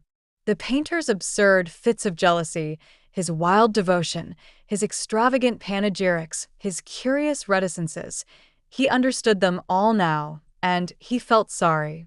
There seemed to him to be something tragic in a friendship so colored by romance. He sighed and touched the bell. The portrait must be hidden away at all costs. He could not run such a risk of discovery again. It had been mad of him to have allowed the thing to remain, even for an hour, in a room to which any of his friends had access. Chapter 10. When his servant entered, he looked at him steadfastly and wondered if he had thought of peering behind the screen. The man was quite impassive and waited for his orders. Dorian lit a cigarette and walked over to the glass and glanced into it. He could see the reflection of Victor's face perfectly. It was like a placid mask of servility. There was nothing to be afraid of there. Yet he thought it best to be on his guard. Speaking very slowly, he told him to tell the housekeeper that he wanted to see her, and then to go to the frame maker and ask him to send 2 of his men round at once. It seemed to him that as the man left the room his eyes wandered in the direction of the screen. Or was that merely his own fancy? After a few moments, in her black silk dress, with old-fashioned thread mittens on her wrinkled hands, Mrs. Leaf bustled into the library. He asked her for the key of the schoolroom. "The old schoolroom, Mr. Dorian?" she exclaimed. "Why, it is full of dust. I must get it arranged and put straight before you go into it. It is not fit for you to see, sir. It is not, indeed." "I don't want it put straight, Leaf. I only want the key." "Well, sir, you'll be covered with cobwebs if you go into it." "Why? It hasn't been opened for nearly 5 years, not since his lordship died." He winced at the mention of his grandfather. He had hateful memories of him. "That does not matter," he answered. "I simply want to see the place, that is all. Give me the key." "And here is the key, sir," said the old lady, going over the contents of her bunch with tremulously uncertain hands. "Here is the key. I'll have it off the bunch in a moment. But you don't think of living up there, sir, and you so comfortable here?" "No, no," he cried petulantly. "Thank you, Leaf. That will do." She lingered for a few moments and was garrulous over some detail of the household. He sighed and told her to manage things as she thought best. She left the room, wreathed in smiles. As the door closed, Dorian put the key in his pocket and looked round the room. His eye fell on a large, purple satin coverlet heavily embroidered with gold, a splendid piece of late 17th century Venetian work that his grandfather had found in a convent near Bologna. Yes, that would serve to wrap the dreadful thing in. It had perhaps served often as a pall for the dead. Now it was to hide something that had a corruption of its own, worse than the corruption of death itself, something that would breed horrors and yet would never die. What the worm was to the corpse, his sins would be to the painted image on the canvas. They would mar its beauty and eat away its grace. They would defile it and make it shameful, and yet the thing would still live on. It would be always alive. He shuddered, and for a moment he regretted that he had not told Basil the true reason why he had wished to hide the picture away. Basil would have helped him to resist Lord Henry's influence and the still more poisonous influences that came from his own temperament. The love that he bore him, for it was really love, had nothing in it that was not noble and intellectual.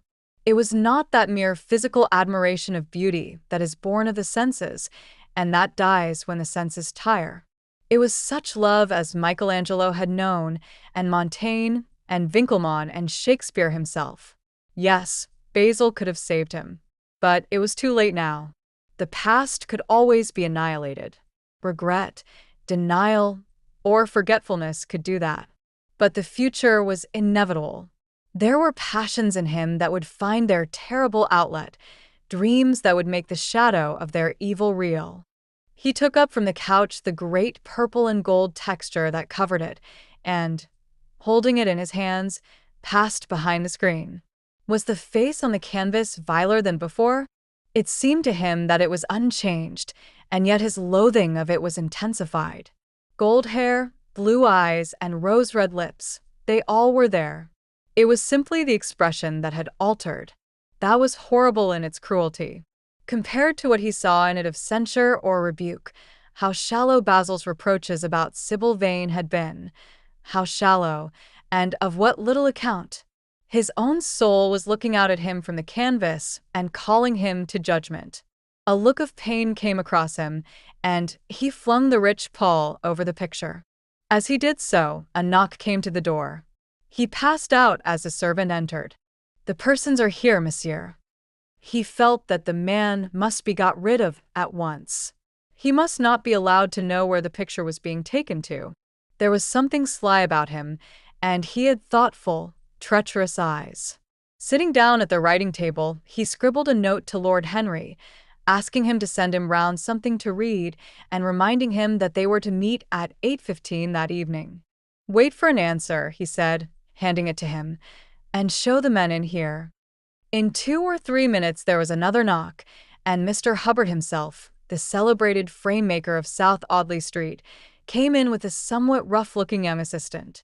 Mr. Hubbard was a florid, red-whiskered little man, whose admiration for art was considerably tempered by the inveterate impecuniosity of most of the artists who dealt with him.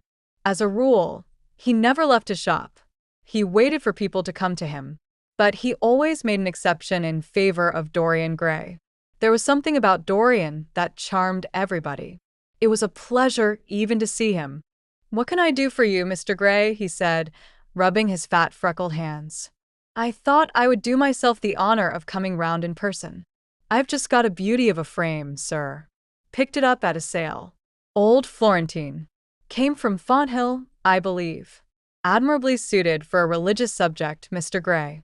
"I am so sorry you have given yourself the trouble of coming round, Mr. Hubbard. I shall certainly drop in and look at the frame, though I don't go in much at present for religious art, but today I only want a picture carried to the top of the house for me. It is rather heavy, so I thought I would ask you to lend me a couple of your men." "No trouble at all, Mr. Gray. I am delighted to be of any service to you. Which is the work of art, sir?" "This," replied Dorian, moving the screen back. "Can you move it, covering and all, just as it is? I don't want it to get scratched going upstairs." "There will be no difficulty, sir," said the genial frame-maker, beginning, with the aid of his assistant, to unhook the picture from the long brass chains by which it was suspended. "And now, where shall we carry it to, Mr. Gray?" "I will show you the way, Mr. Hubbard, if you will kindly follow me. Or perhaps you had better go in front. I am afraid it is right at the top of the house. We will go up by the front staircase, as it is wider." He held the door open for them, and they passed out into the hall and began the ascent. The elaborate character of the frame had made the picture extremely bulky, and now and then, in spite of the obsequious protests of Mr. Hubbard, who had the true tradesman's spirited dislike of seeing a gentleman doing anything useful, Dorian put his hand to it so as to help them. "Something of a load to carry, sir," gasped the little man when they reached the top landing. And he wiped his shiny forehead. "I am afraid it is rather heavy. murmured Dorian as he unlocked the door that opened into the room that was to keep for him the curious secret of his life and hide his soul from the eyes of men. He had not entered the place for more than 4 years. Not, indeed, since he had used it first as a playroom when he was a child, and then as a study when he grew somewhat older. It was a large, well-proportioned room, which had been specially built by the last Lord Kelso for the use of the little grandson whom, for his strange likeness to his mother, and also for other reasons, he had always hated and desired to keep at a distance.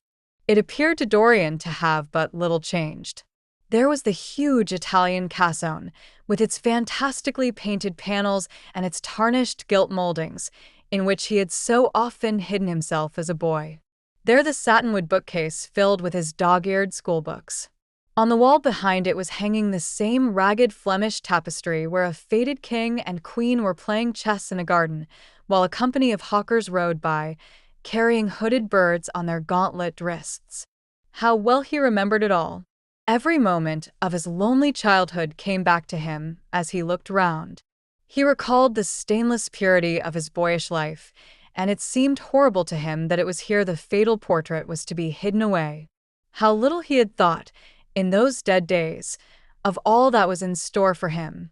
But there was no other place in the house so secure from prying eyes as this. He had the key, and no one else could enter it. Beneath its purple pall, the face painted on the canvas could grow bestial, sodden, and unclean. What did it matter? No one could see it. He himself would not see it. Why should he watch the hideous corruption of his soul? He kept his youth, that was enough. And, besides, might not his nature grow finer after all? There was no reason that the future should be so full of shame.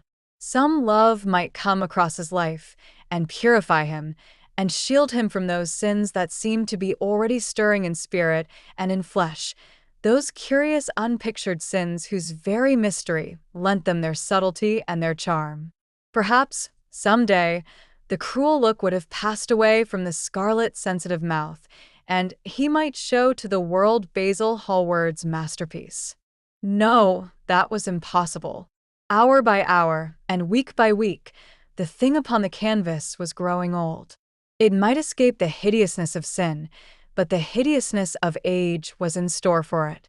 The cheeks would become hollow or flaccid. Yellow crow's feet would creep round the fading eyes and make them horrible. The hair would lose its brightness, the mouth would gape or droop, would be foolish or gross, as the mouths of old men are. There would be the wrinkled throat, the cold, blue-veined hands, the twisted body that he remembered in the grandfather who had been so stern to him in his boyhood. The picture had to be concealed. There was no help for it. "Bring it in, Mr. Hubbard, please," he said, wearily, turning round. "I am sorry I kept you so long. I was thinking of something else." "Always glad to have a rest, Mr. Gray," answered the frame-maker, who was still gasping for breath. "Where shall we put it, sir?" "Oh, anywhere. Here, this will do. I don't want to have it hung up. Just lean it against the wall." "Thanks. Might one look at the work of art, sir?" Dorian started. "It would not interest you, Mr. Hubbard," he said, keeping his eye on the man. He felt ready to leap upon him and fling him to the ground if he dared to lift the gorgeous hanging that concealed the secret of his life. "I shan't trouble you any more now. I am much obliged for your kindness in coming round." Not at all, Mr. Gray. Ever ready to do anything for you, sir." And Mr. Hubbard tramped downstairs, followed by the assistant, who glanced back at Dorian with a look of shy wonder in his rough, uncomely face. He had never seen anyone so marvelous. When the sound of their footsteps had died away, Dorian locked the door and put the key in his pocket. He felt safe now. No one would ever look upon the horrible thing. No eye but his would ever see his shame. On reaching the library, he found that it was just after 5 o'clock and that the tea had been already brought up. On a little table of dark perfumed wood thickly encrusted with nacre, a present from Lady Radley, his guardian's wife, a pretty professional invalid, who had spent the preceding winter in Cairo, was lying a note from Lord Henry, and beside it was a book bound in yellow paper, the cover slightly torn and the edges soiled. A copy of the third edition of the St. James's Gazette had been placed on the tea tray. It was evident that Victor had returned. He wondered if he had met the men in the hall as they were leaving the house and had wormed out of them what they had been doing. He would be sure to miss the picture, had no doubt missed it already, while he had been laying the tea things. The screen had not been set back, and a blank space was visible on the wall. Perhaps some night he might find him creeping upstairs and trying to force the door of the room. It was a horrible thing to have a spy in one's house. He had heard of rich men who had been blackmailed all their lives by some servant who had read a letter, or overheard a conversation, or picked up a card with an address, or found beneath a pillow a withered flower, or a shred of crumpled lace. He sighed, and having poured himself out some tea, opened Lord Henry's note. It was simply to say that he sent him round the evening paper and a book that might interest him, and that he would be at the club at 8:15. He opened the St. James's languidly and looked through it. A red pencil mark on the 5th page caught his eye. It drew attention to the following paragraph. Inquest on an actress. An inquest was held this morning at the Bell Tavern, Hoxton Road, by Mr. Danby, the district coroner, on the body of Sybil Vane, a young actress recently engaged at the Royal Theatre, Holborn. A verdict of death, by misadventure, was returned. Considerable sympathy was expressed for the mother of the deceased, who was greatly affected during the giving of her own evidence, and that of Dr. Birrell, who had made the post-mortem examination of the deceased. He frowned, and tearing the paper in two, went across the room and flung the pieces away. How ugly it all was! And how horribly real ugliness made things. He felt a little annoyed with Lord Henry for having sent him the report, and it was certainly stupid of him to have marked it with red pencil. Victor might have read it. The man knew more than enough English for that. Perhaps he had read it and had begun to suspect something. And yet, what did it matter? What had Dorian Gray to do with Sybil Vane's death? There was nothing to fear. Dorian Gray had not killed her. His eye fell on the yellow book that Lord Henry had sent him. What was it, he wondered? He went towards the little, pearl-colored octagonal stand that had always looked to him like the work of some strange Egyptian bees that wrought in silver, and taking up the volume, flung himself into an armchair and began to turn over the leaves. After a few minutes, he became absorbed. It was the strangest book that he had ever read. It seemed to him that in exquisite raiment, and to the delicate sound of flutes, the sins of the world were passing in dumb show before him. Things that he had dimly dreamed of were suddenly made real to him. Things of which he had never dreamed were gradually revealed. It was a novel without a plot and with only one character, being, indeed, simply a psychological study of a certain young Parisian who spent his life trying to realize in the 19th century all the passions and modes of thought that belonged to every century except his own, and to sum up, as it were, in himself the various moods through which the world spirit had ever passed, loving for their mere artificiality those renunciations that men have unwisely called virtue as much as those natural rebellions that wise men still call sin. The style in which it was written was that curious jeweled style, vivid and obscure at once, full of argot and of archaisms, of technical expressions and of elaborate paraphrases, that characterizes the work of some of the finest artists of the French school of symbolists. There were in it metaphors as monstrous as orchids and as subtle in color. The life of the senses was described in the terms of mystical philosophy. One hardly knew at times whether one was reading the spiritual ecstasies of some medieval saint or the morbid confessions of a modern sinner. It was a poisonous book. The heavy odor of incense seemed to cling about its pages and to trouble the brain.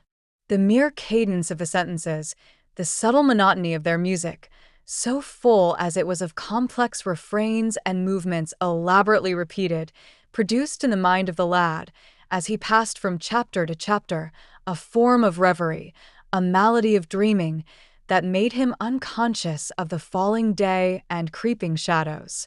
Cloudless, and pierced by one solitary star, A copper-green sky gleamed through the windows. He read on by its wan light till he could read no more. Then, after his valet had reminded him several times of the lateness of the hour, he got up and, going into the next room, placed the book on the little Florentine table that always stood at his bedside and began to dress for dinner. It was almost 9 o'clock before he reached the club, where he found Lord Henry sitting alone in the morning room, looking very much bored. "I am so sorry, Harry," he cried, "but really it is entirely your fault. That book you sent me so fascinated me that I forgot how the time was going." "Yes, I thought you would like it," replied his host, rising from his chair. "I didn't say I liked it, Harry. I said it fascinated me. There is a great difference." "Ah, you have discovered that," murmured Lord Henry, and they passed into the dining room. Chapter 11. For years, Dorian Gray could not free himself from the influence of this book. Or perhaps it would be more accurate to say that he never sought to free himself from it. He procured from Paris no less than 9 large paper copies of the first edition, and had them bound in different colors, so that they might suit his various moods and the changing fancies of a nature over which he seemed, at times, to have almost entirely lost control. The hero, the wonderful young Parisian in whom the romantic and the scientific temperaments were so strangely blended, became to him a kind of prefiguring type of himself. And, indeed, the whole book seemed to him to contain the story of his own life, written before he had lived it. In one point he was more fortunate than the novel's fantastic hero. He never knew, never, indeed, had any cause to know, that somewhat grotesque dread of mirrors and polished metal surfaces and still water which came upon the young Parisian so early in his life, and was occasioned by the sudden decay of a beau that had once, apparently, been so remarkable. It was with an almost cruel joy, and perhaps in nearly every joy, as certainly in every pleasure, cruelty has its place, that he used to read the latter part of the book, with its really tragic, if somewhat overemphasized, account of the sorrow and despair of one who had himself lost what in others and the world he had most dearly valued. For the wonderful beauty that had so fascinated Basil Hallward, and many others besides him, seemed never to leave him. Even those who had heard the most evil things against him, and from time to time strange rumors about his mode of life crept through London and became the chatter of the clubs, could not believe anything to his dishonor when they saw him. He had always the look of one who had kept himself unspotted from the world. Men who talked grossly became silent when Dorian Gray entered the room. There was something in the purity of his face that rebuked them. His mere presence seemed to recall to them the memory of the innocence that they had tarnished. They wondered how one so charming and graceful as he was could have escaped the stain of an age that was at once sordid and sensual. Often, on returning home from one of those mysterious and prolonged absences that gave rise to such strange conjecture among those who were his friends, or thought that they were so, he himself would creep upstairs to the locked room, open the door with a key that never left him now, and stand, with a mirror, in front of the portrait that Basil Hallward had painted of him, looking now at the evil and aging face on the canvas, and now at the fair young face that laughed back at him from the polished glass. The very sharpness of the contrast used to quicken his sense of pleasure. He grew more and more enamored of his own beauty, more and more interested in the corruption of his own soul.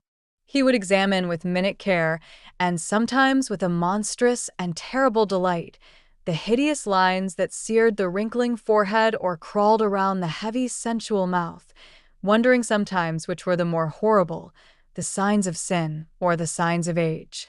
He would place his white hands beside the coarse, bloated hands of the picture and smile. He mocked the misshapen body and the failing limbs. There were moments, indeed, at night, when, lying sleepless in his own delicately scented chamber, or in the sordid room of the little ill-famed tavern near the docks which, under an assumed name and in disguise, it was his habit to frequent, he would think of the ruin he had brought upon his soul with a pity that was all the more poignant because it was purely selfish. But moments such as these were rare. That curiosity about life, which Lord Henry had first stirred in him as they sat together in the garden of their friend, seemed to increase with gratification. The more he knew, the more he desired to know. He had mad hungers that grew more ravenous as he fed them. Yet he was not really reckless, at any rate in his relations to society. Once or twice every month during the winter, and on each Wednesday evening while the season lasted, he would throw open to the world his beautiful house and have the most celebrated musicians of the day to charm his guests with the wonders of their art. His little dinners, in the settling of which Lord Henry always assisted him, were noted as much for the careful selection and placing of those invited, as for the exquisite taste shown in the decoration of the table, with its subtle symphonic arrangements of exotic flowers and embroidered cloths and antique plate of gold and silver. Indeed, there were many, especially among the very young men, who saw, or fancied that they saw, in Dorian Gray the true realization of a type of which they had often dreamed in Eton or Oxford days, a type that was to combine something of the real culture of the scholar with all the grace and distinction and perfect manner of a citizen of the world. To them he seemed to be of the company of those whom Dante describes as having sought to make themselves perfect by the worship of beauty. Like Gautier, he was one for whom the visible world existed. And, certainly, to him life itself was the first, the greatest, of the arts, and for it all the other arts seemed to be but a preparation. Fashion, by which what is really fantastic becomes for a moment universal, and dandyism, which, in its own way, is an attempt to assert the absolute modernity of beauty, had, of course, their fascination for him. His mode of dressing, and the particular styles that from time to time he affected, had their marked influence on the young exquisites of the Mayfair balls and Pall Mall club windows, who copied him in everything that he did, and tried to reproduce the accidental charm of his graceful, though to him only half-serious, fopperies. For, while he was but too ready to accept the position that was almost immediately offered to him on his coming of age, and found, indeed, a subtle pleasure in the thought that he might really become to the London of his own day what to Imperial Neroni in Rome the author of the Satyricon once had been, yet in his inmost heart he desired to be something more than a mere arbiter elegantiarum, to be consulted on the wearing of a jewel, or the knotting of a necktie, or the conduct of a cane. He sought to elaborate some new scheme of life that would have its reasoned philosophy and its ordered principles, and find in the spiritualizing of the senses its highest realization. The worship of the senses has often, and with much justice, been decried, men feeling a natural instinct of terror about passions and sensations that seem stronger than themselves, and that they are conscious of sharing with the less highly organized forms of existence. But it appeared to Dorian Gray that the true nature of the senses had never been understood, and that they had remained savage and animal merely because the world had sought to starve them into submission or to kill them by pain, instead of aiming at making them elements of a new spirituality, of which a fine instinct for beauty was to be the dominant characteristic. As he looked back upon man moving through history, he was haunted by a feeling of loss. So much had been surrendered, and to such little purpose. There had been mad, willful rejections, monstrous forms of self-torture and self-denial, whose origin was fear and whose result was a degradation infinitely more terrible than that fancied degradation from which, in their ignorance, they had sought to escape.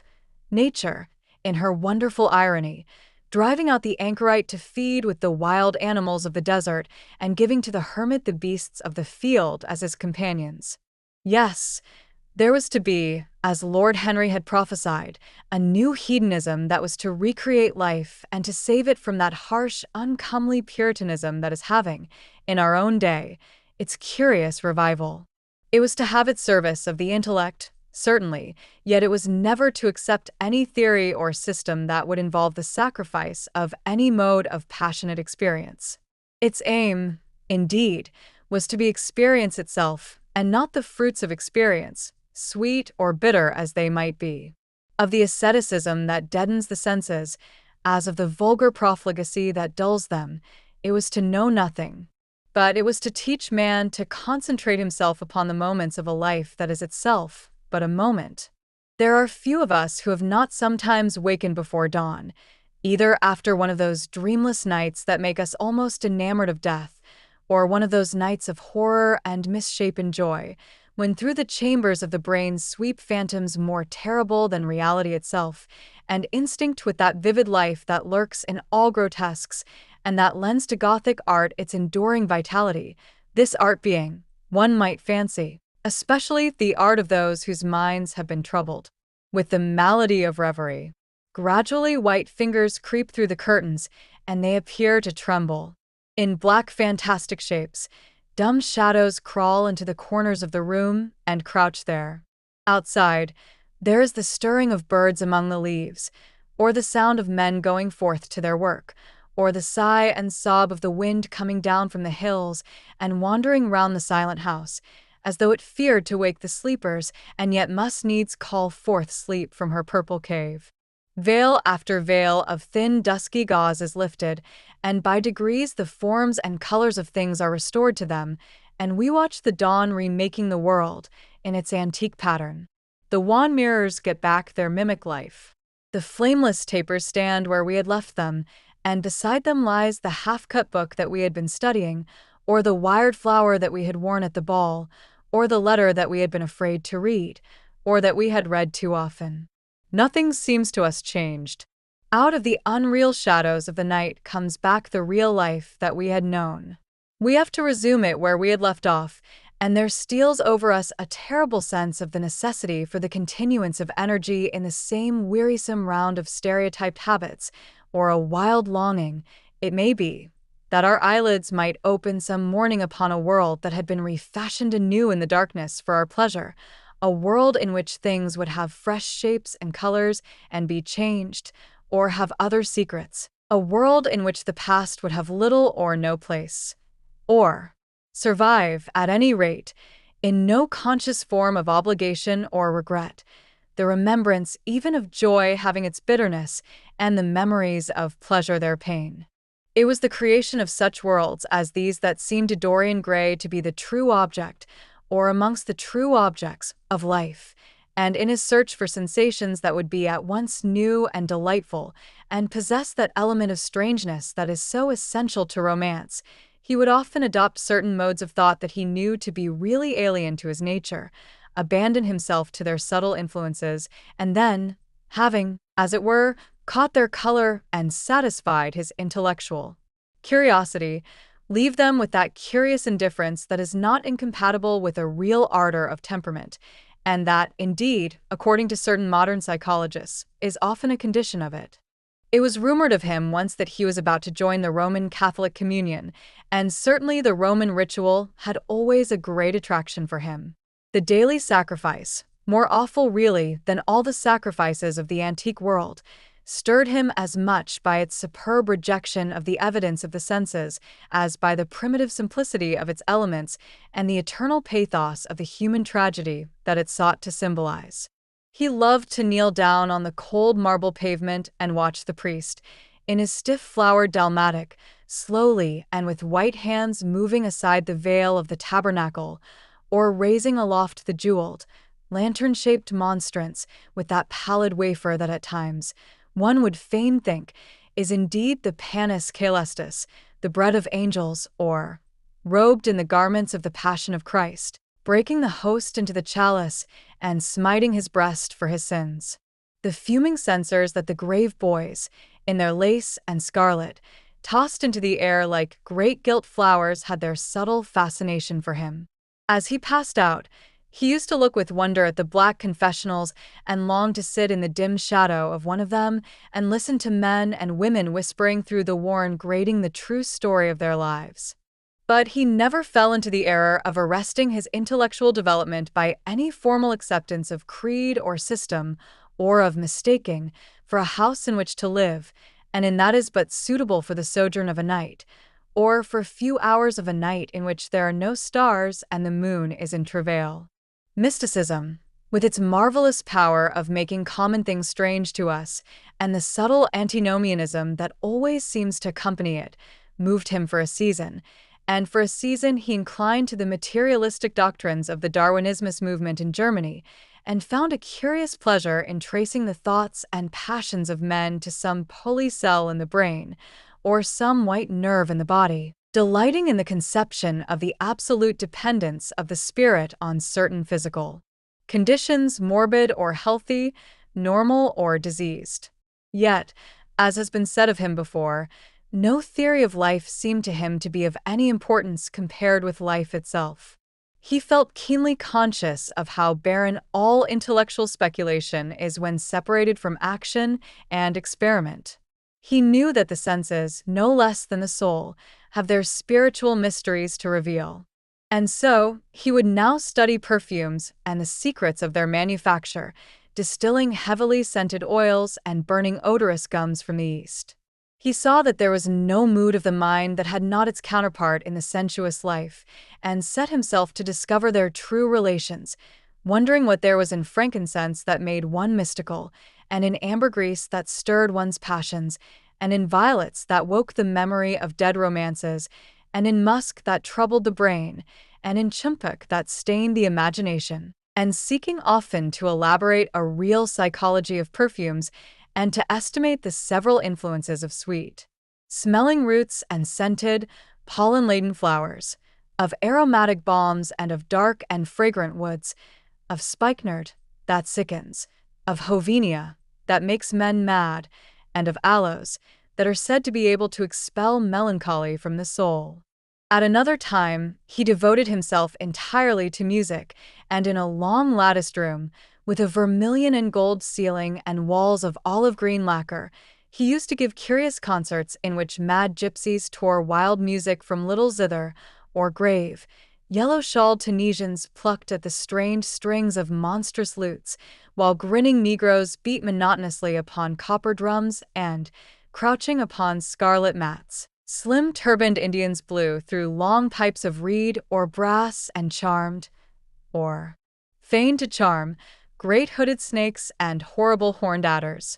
The harsh intervals and shrill discords of barbaric music stirred him at times when Schubert's Grace and Chopin's Beautiful Sorrows and the mighty harmonies of Beethoven himself fell unheeded on his ear.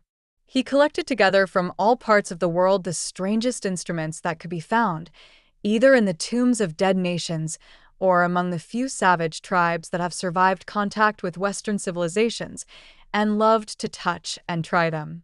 He had the mysterious juraparis of the Rio Negro Indians, that women are not allowed to look at, and that even youths may not see till they have been subjected to fasting and scourging, and the earthen jars of the Peruvians that have the shrill cries of birds, and flutes of human bones such as Alfonso da Ovalle heard in Chile, and the sonorous green jaspers that are found near Cuzco and give forth a note of singular sweetness. He had painted gourds filled with pebbles that rattled when they were shaken, the long clarin of the Mexicans, into which the performer does not blow, but through which he inhales the air, the harsh tour of the Amazon tribes, that is sounded by the sentinels who sit all day long in high trees, and can be heard, it is said, at a distance of 3 leagues, the teponazli, that has 2 vibrating tongues of wood, and is beaten with sticks that are smeared with an elastic gum obtained from the milky juice of plants, the yavel bells of the Aztecs, that are hung in clusters like grapes, and a huge cylindrical drum, covered with the skins of great serpents, like the one that Bernal Diaz saw when he went with Cortez into the Mexican temple, and of whose doleful sound he has left us so vivid a description. The fantastic character of these instruments fascinated him, and he felt a curious delight in the thought that art, like nature, has her monsters, things of bestial shape and with hideous voices. Yet, after some time, he wearied of them, and would sit in his box at the opera, either alone or with Lord Henry, listening in rapt pleasure to Tannhauser, and seeing in the prelude to that great work of art a presentation of the tragedy of his own soul. On one occasion, he took up the study of jewels, and appeared at a costume ball as un de Joyeuse, Admiral of France, in a dress covered with 560 pearls. This taste enthralled him for years, and, indeed, may be said never to have left him. He would often spend a whole day settling and resettling in their cases the various stones that he had collected, such as the olive-green chrysoberyl that turns red by lamplight, the cymophane with its wire-like line of silver, the pistachio-colored peridot, rose-pink and wine-yellow topazes, carbuncles of fiery scarlet with tremulous, four-rayed stars, flame-red cinnamon stones, orange and violet spinels, and amethysts with their alternate layers of ruby and sapphire. He loved the red gold of the sunstone, and the moonstone's pulley whiteness, and the broken rainbow of the milky opal. He procured from Amsterdam 3 emeralds of extraordinary size and richness of color, and had a turquoise de la Vieille Roche that was the envy of all the connoisseurs. He discovered wonderful stories, also about jewels. In Alfonso's Clericalis Disciplina, a serpent was mentioned with eyes of real jacinth, and in the romantic history of Alexander, the conqueror of Amathia was said to have found in the Vale of Jordan snakes, with collars of real emeralds growing on their backs. There was a gem in the brain of the dragon, Philostratus told us, and by the exhibition of golden letters and a scarlet robe, the monster could be thrown into a magical sleep and slain. According to the great alchemist, Pierre de Boniface, the diamond rendered a man invisible, and the agate of India made him eloquent. The cornelian appeased anger, and the hyacinth provoked sleep, and the amethyst drove away the fumes of wine. The garnet cast out demons, and the hydropicus deprived the moon of her color. The selenite waxed and waned with the moon, and the meloceus, that discovers thieves, could be affected only by the blood of kids. Leonardus Camillus had seen a white stone taken from the brain of a newly killed toad that was a certain antidote against poison. The bezoar, that was found in the heart of the Arabian deer, was a charm that could cure the plague. In the nests of Arabian birds was the aspilates that, according to Democritus, kept the wearer from any danger by fire. The king of Ceylon rode through his city with a large ruby in his hand, as the ceremony of his coronation. The gates of the palace of John the priest were made of sardius, with the horn of the horned snake inwrought, so that no man might bring poison within. Over the gable were 2 golden apples, in which were 2 carbuncles, so that the gold might shine by day and the carbuncles by night. In Lodge's strange romance, A Marguerite of America, it was stated that in the chamber of the queen one could behold all the chaste ladies of the world, enchased out of silver, looking through fair mirrors of chrysolites, carbuncles, sapphires, and green emeralds. Marco Polo had seen the inhabitants of Zipangu place rose-colored pearls in the mouths of the dead. A sea monster had been enamored of the pearl that the diver brought to King Perozes, and had slain the thief, and mourned for 7 moons over its loss. When the Huns lured the king into the great pit, he flung it away. Procopius tells the story, nor was it ever found again, though the Emperor Anastasius offered 500 weight of gold pieces for it. The king of Malabar had shown to a certain Venetian a rosary of 304 pearls, one for every god that he worshipped. When the Duke de Valentinois, son of Alexander VI, visited Louis XII of France, his horse was loaded with gold leaves, according to Brantome, and his cap had double rows of rubies that threw out a great light. Charles of England had ridden in stirrups hung with 421 diamonds. Richard II had a coat, valued at 30,000 marks, which was covered with balas rubies. Hall described Henry VIII, on his way to the Tower previous to his coronation, as wearing a jacket of raised gold, the placard embroidered with diamonds and other rich stones, and a great bauderike about his neck of large balasses. The favorites of James I wore earrings of emeralds set in gold filigrane. Edward II gave to Piers Gaveston a suit of red gold armor studded with jacinths, a collar of gold roses set with turquoise stones, and a skullcap parseam with pearls.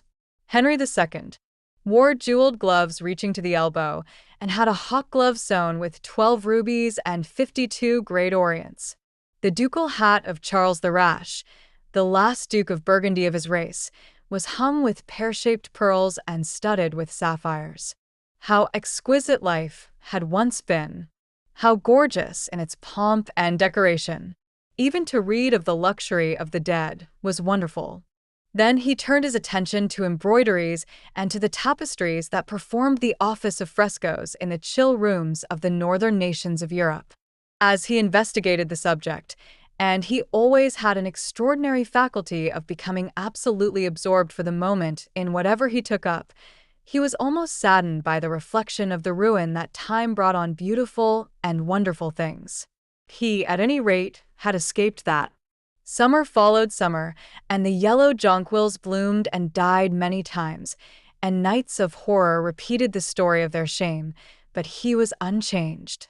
No winter marred his face or stained his flower-like bloom. How different it was with material things. Where had they passed to?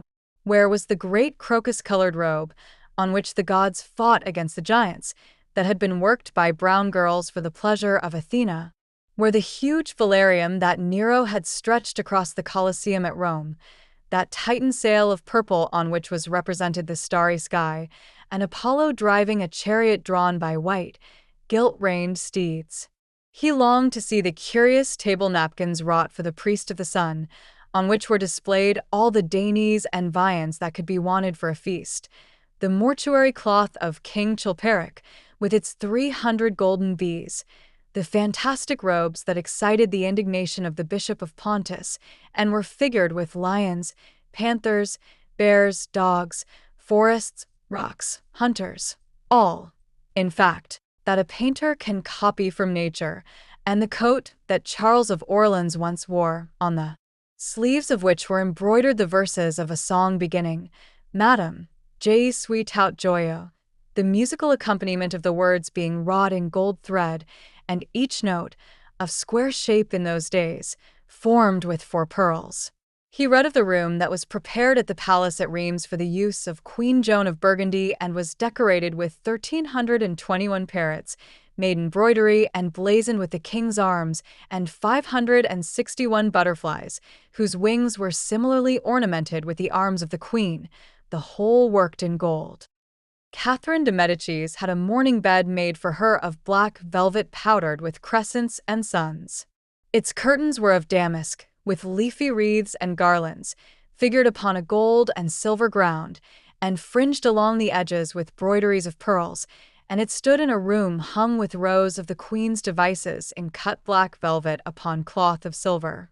Louis XIV had gold-embroidered caryatids 15 feet high in his apartment. The state bed of Sobieski, King of Poland, was made of Smyrna gold brocade embroidered in turquoises with verses from the Quran. Its supports were of silver gilt, beautifully chased, and profusely set with enameled and jeweled medallions. It had been taken from the Turkish camp before Vienna, and the standard of Muhammad had stood beneath the tremulous gilt of its canopy.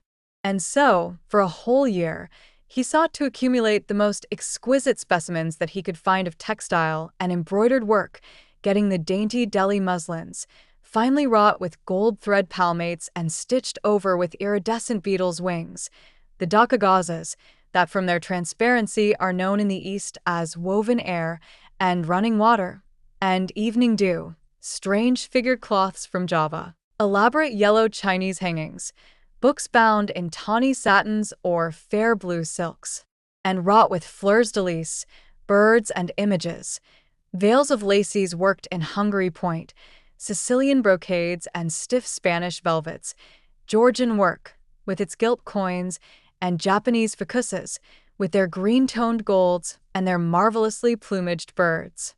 He had a special passion, also, for ecclesiastical vestments, as indeed he had for everything connected with the service of the church.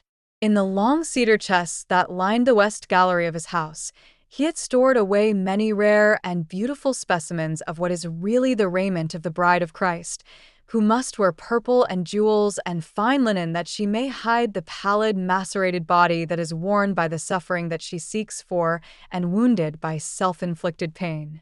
He possessed a gorgeous cope of crimson silk and gold thread damask, figured with a repeating pattern of golden pomegranates set in six-petaled formal blossoms, beyond which on either side was the pineapple device wrought in seed pearls.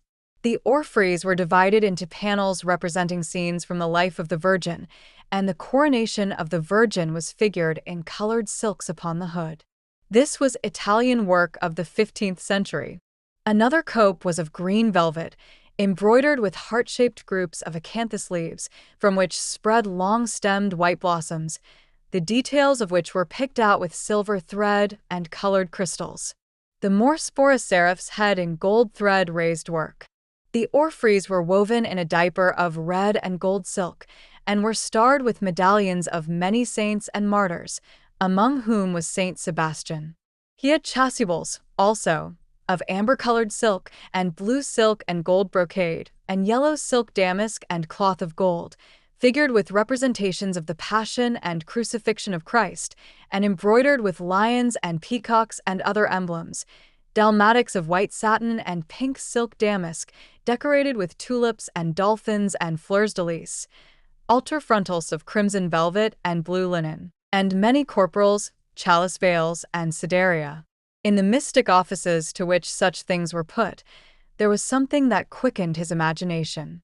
For these treasures, and everything that he collected in his lovely house, were to be to him means of forgetfulness, modes by which he could escape, for a season, from the fear that seemed to him at times to be almost too great to be borne. Upon the walls of the lonely locked room where he had spent so much of his boyhood, he had hung with his own hands the terrible portrait whose changing features showed him the real degradation of his life, and in front of it had draped the purple and gold pall as a curtain. For weeks he would not go there, would forget the hideous, painted thing, and get back his light heart, his wonderful joyousness, his passionate absorption in mere existence.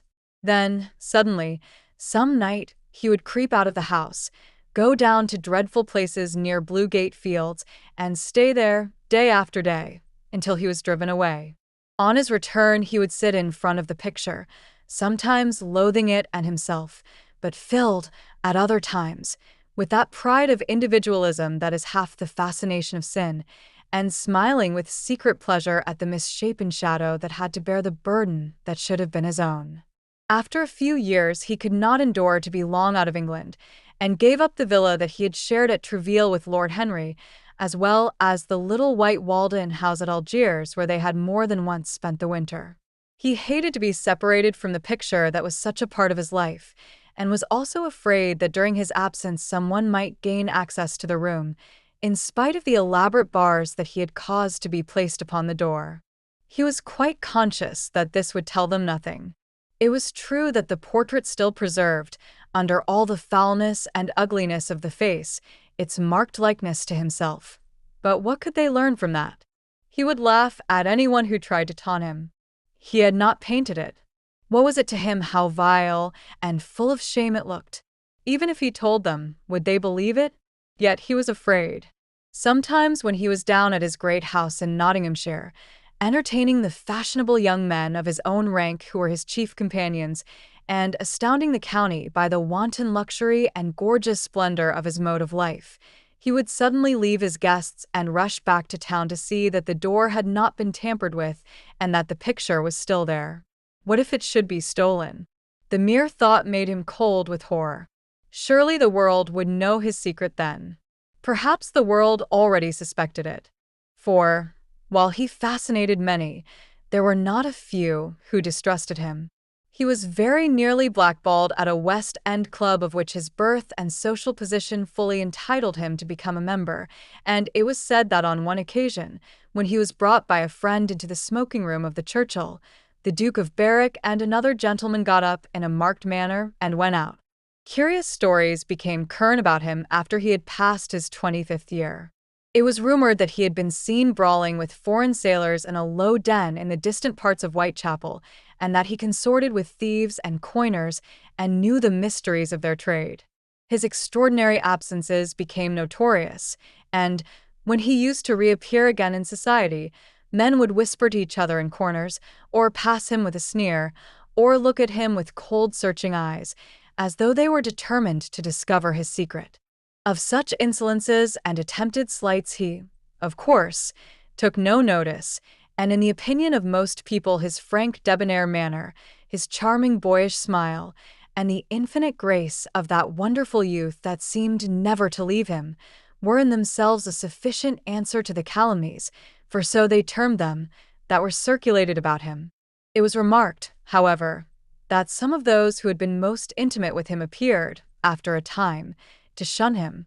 Women who had wildly adored him, and for his sake had braved all social censure and set convention at defiance, were seen to grow pallid with shame or horror if Dorian Gray entered the room. Yet these whispered scandals only increased in the eyes of many his strange and dangerous charm.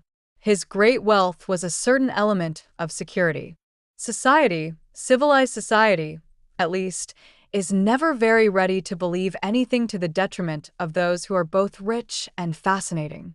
It feels instinctively that manners are of more importance than morals, and, in its opinion, the highest respectability is of much less value than the possession of a good chef. And, after all, it is a very poor consolation to be told that the man who has given one a bad dinner or poor wine is irreproachable in his private life. Even the cardinal virtues cannot atone for half-cold entrees, as Lord Henry remarked once, in a discussion on the subject, and there is possibly a good deal to be said for his view. For the canons of good society are, or should be, the same as the canons of art. Form is absolutely essential to it. It should have the dignity of a ceremony, as well as its unreality, and should combine the insincere character of a romantic play with the wit and beauty that make such plays delightful to us. Is insincerity such a terrible thing? I think not. It is merely a method by which we can multiply our personalities. Such, at any rate, was Dorian Gray's opinion. He used to wonder at the shallow psychology of those who conceive the ego in man as a thing simple, permanent, reliable, and of one essence. To him, man was a being with myriad lives and myriad sensations, a complex multiform creature that bore within itself strange legacies of thought and passion, and whose very flesh was tainted with the monstrous maladies of the dead. He loved to stroll through the gaunt, cold picture gallery of his country house and look at the various portraits of those whose blood flowed in his veins. Here was Philip Herbert, described by Francis Osborne, in his memoirs on the reigns of Queen Elizabeth and King James, as one who was caressed by the court for his handsome face, which kept him not long company. Was it young Herbert's life that he sometimes led? Had some strange, poisonous germ crept from body to body till it had reached his own? Was it some dim sense of that ruined grace that had made him so suddenly, and almost without cause, give utterance, in Basil Hallward's studio, to the mad prayer that had so changed his life? Here, in gold-embroidered red doublet, jeweled surcoat, and gilt-edged ruff and wristbands, stood Sir Anthony Sherard, with his silver and black armor piled at his feet. What had this man's legacy been? Had the lover of Giovanna of Naples bequeathed him some inheritance of sin and shame? Were his own actions merely the dreams that the dead man had not dared to realize? Here, from the fading canvas, smiled Lady Elizabeth Devereux, in her gauze hood, pearl stomacher, and pink slash sleeves. A flower was in her right hand, and her left clasped an enameled collar of white and damask roses. On a table by her side lay a mandolin and an apple. There were large green rosettes upon her little pointed shoes. He knew her life and the strange stories that were told about her lovers. Had he something of her temperament in him? These oval, heavy-lidded eyes seemed to look curiously at him. What of George Willoughby, with his powdered hair and fantastic patches? How evil he looked! The face was saturnine and swarthy, and the sensual lips seemed to be twisted with disdain. Delicate lace ruffles fell over the lean yellow hands that were so overladen with rings. He had been a macaroni of the 18th century and the friend, in his youth, of Lord Ferrars. What if the second Lord Beckenham, the companion of the Prince Regent in his wildest days, and one of the witnesses at the secret marriage with Mrs. Fitzherbert? How proud and handsome he was, with his chestnut curls and insolent pose. What passions had he bequeathed? The world had looked upon him as infamous. He had led the orgies at Carlton House. The star of the Garter glittered upon his breast. Beside him hung the portrait of his wife, a pallid, thin-lipped woman in black. Her blood, also, stirred within him. How curious it all seemed! And his mother with her Lady Hamilton face and her moist, wine-dashed lips. He knew what he had got from her. He had got from her his beauty and his passion for the beauty of others. She laughed at him in her loose, bacchanty dress. There were vine leaves in her hair. The purple spilled from the cup she was holding. The carnations of the painting had withered, but the eyes were still wonderful in their depth and brilliancy of color. They seemed to follow him wherever he went. Yet one had ancestors in literature as well as in one's own race, nearer perhaps in type and temperament, many of them, and certainly with an influence of which one was more absolutely conscious. There were times when it appeared to Dorian Gray that the whole of history was merely the record of his own life, not as he had lived it in act and circumstance, but as his imagination had created it for him, as it had been in his brain and in his passions. He felt that he had known them all, those strange, terrible figures that had passed across the stage of the world and made sin so marvelous and evil so full of subtlety. It seemed to him that in some mysterious way their lives had been his own. The hero of the wonderful novel that had so influenced his life had himself known this curious fancy.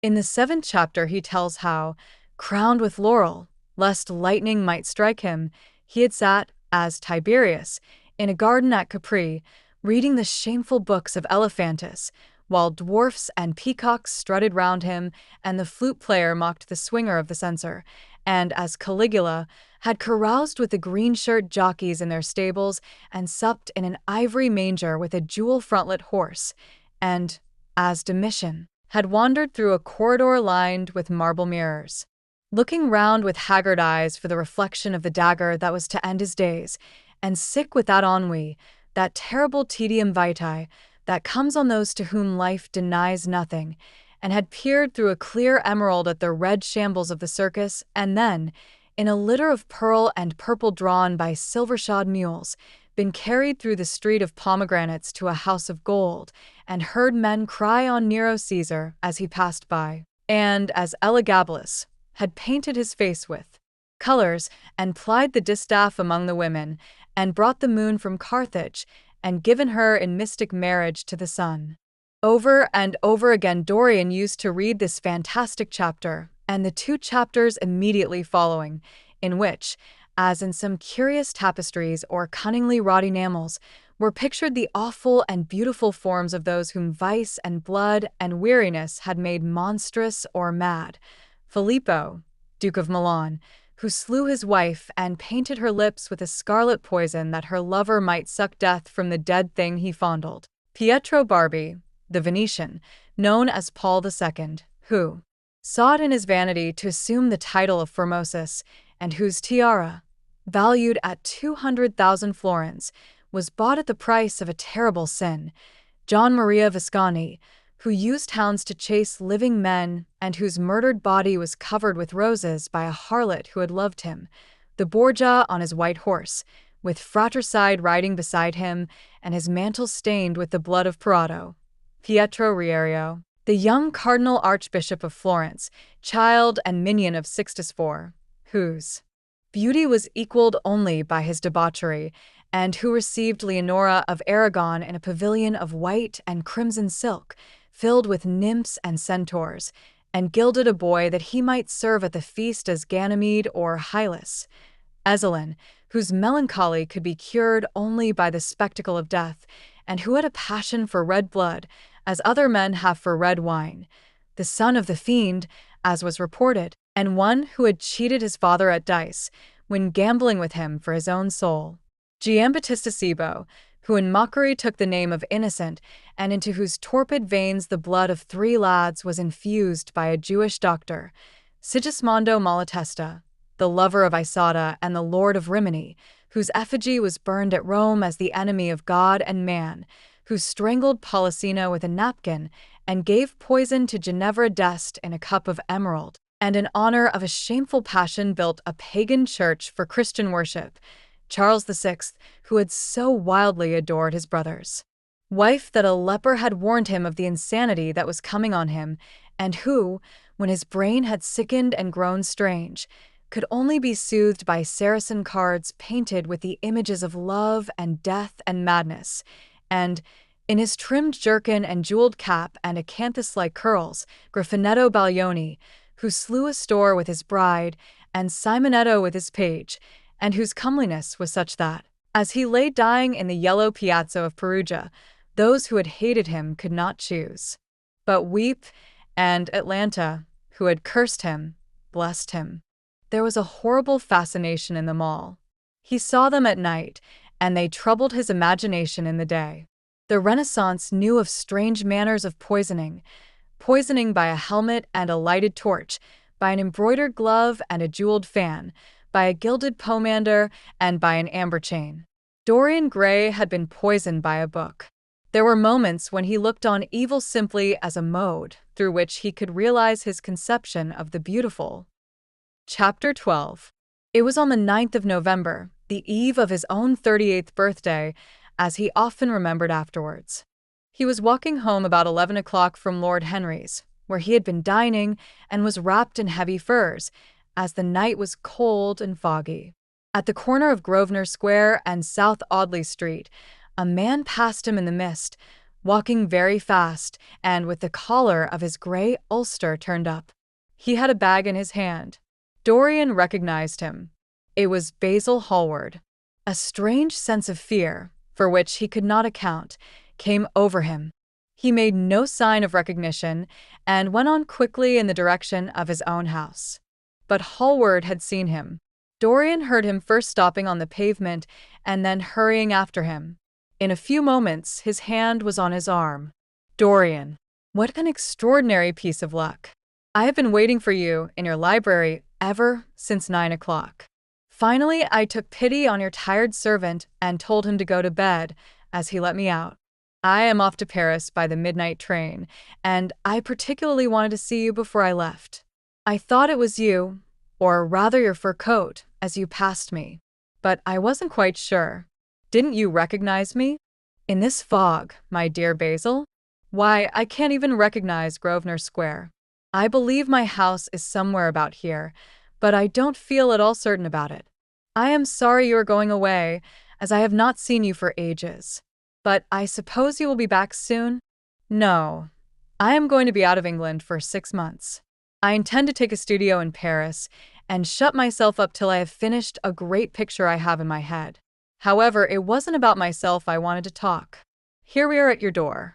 Let me come in for a moment. I have something to say to you. I shall be charmed.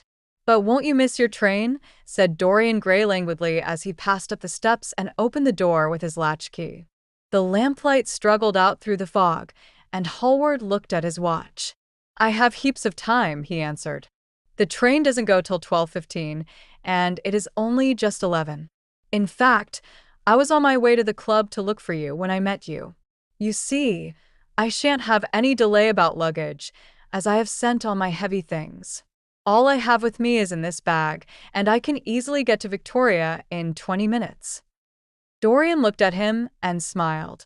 What a way for a fashionable painter to travel. A Gladstone bag and an ulster. Come in, or the fog will get into the house. And mind you don't talk about anything serious. Nothing is serious nowadays. At least nothing should be.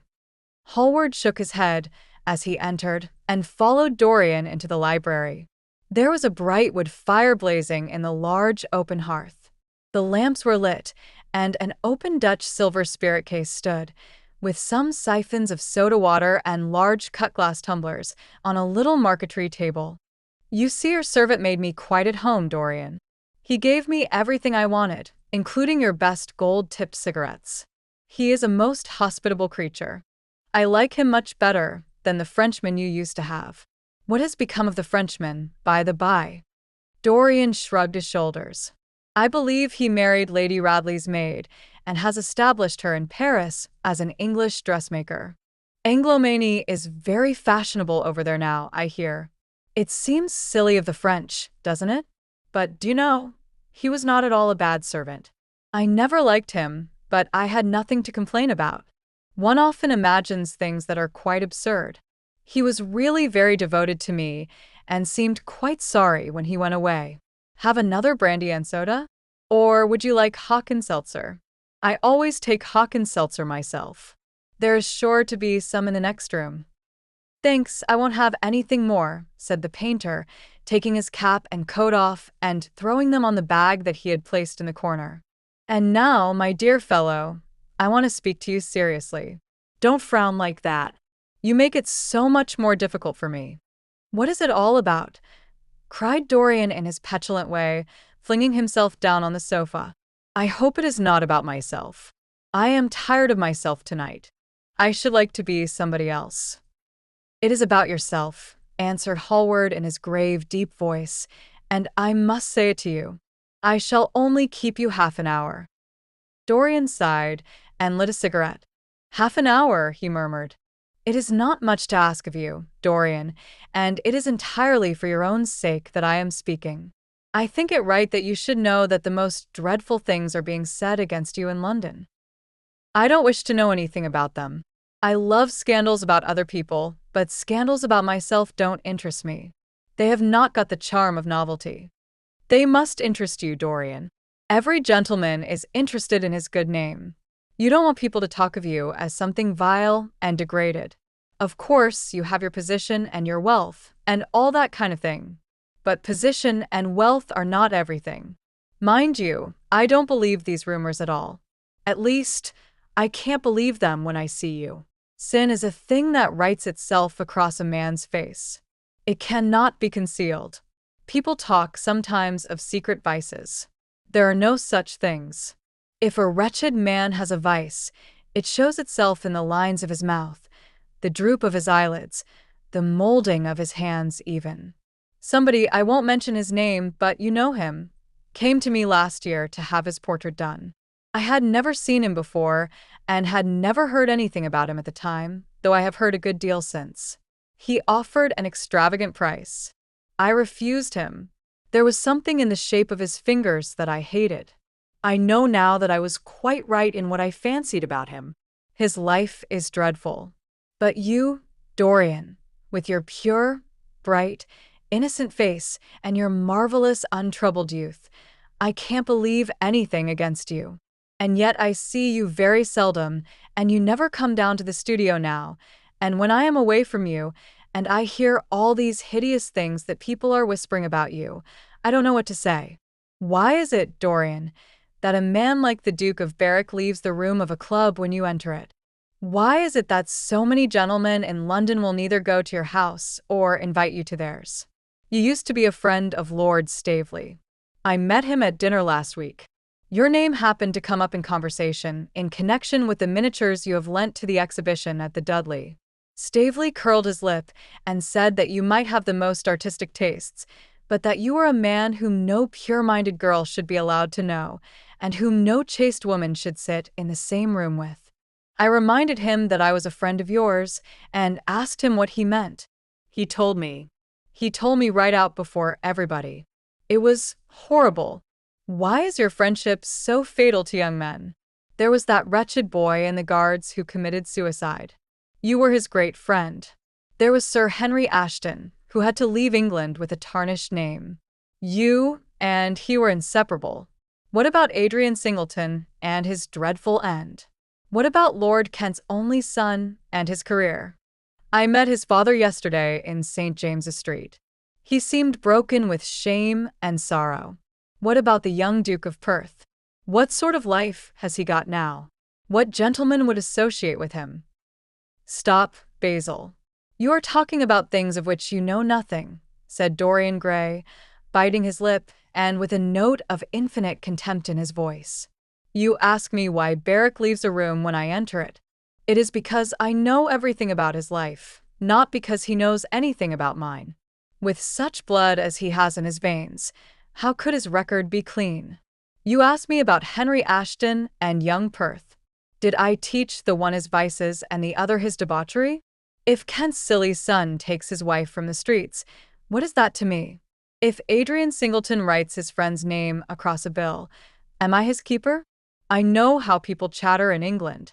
The middle classes air their moral prejudices over their gross dinner tables and whisper about what they call the profligacies of their betters in order to try and pretend that they are in smart society and on intimate terms with the people they slander. In this country, it is enough for a man to have distinction and brains for every common tongue to wag against him. And what sort of lives do these people who pose as being moral lead themselves? My dear fellow, you forget that we are in the native land of the hypocrite. Dorian, cried Hallward, that is not the question. England is bad enough, I know, and English society is all wrong. That is the reason why I want you to be fine. You have not been fine. One has a right to judge of a man by the effect he is over his friends. Yours seem to lose all sense of honor, of goodness, of purity. You have filled them with a madness for pleasure. They have gone down into the depths. You led them there. Yes, you led them there, and yet you can smile, as you are smiling now. And there is worse behind. I know you and Harry are inseparable. Surely for that reason, if for none other, you should not have made his sister's name a byword. Take care, Basil. You go too far. I must speak, and you must listen. You shall listen. When you met Lady Gwendolen, not a breath of scandal had ever touched her. Is there a single decent woman in London now who would drive with her in the park? Why, even her children are not allowed to live with her. Then there are other stories that you have been seen creeping at dawn out of dreadful houses and slinking in disguise into the foulest dens in London. Are they true? Can they be true? When I first heard them, I laughed. I hear them now, and they make me shudder. What about your country house and the life that is led there? Dorian, you don't know what is said about you. I won't tell you that I don't want to preach to you. I remember Harry saying once that every man who turned himself into an amateur curate for the moment always began by saying that, and then proceeded to break his word. I do want to preach to you. I want you to lead such a life as will make the world respect you. I want you to have a clean name and a fair record. I want you to get rid of the dreadful people you associate with. Don't shrug your shoulders like that. Don't be so indifferent. You have a wonderful influence. Let it be for good, not for evil. They say that you corrupt everyone with whom you become intimate, and that it is quite sufficient for you to enter a house for shame of some kind to follow after. I don't know whether it is so or not. How should I know? But it is said of you. I am told things that it seems impossible to doubt. Lord Gloucester was one of my greatest friends at Oxford. He showed me a letter that his wife had written to him when she was dying alone in her villa at Mentone. Your name was implicated in the most terrible confession I ever read. I told him that it was absurd, that I knew you thoroughly, and that you were incapable of anything of the kind. Know you? I wonder, do I know you? Before I could answer that, I should have to see your soul. To see my soul, muttered Dorian Gray, starting up from the sofa and turning almost white from fear.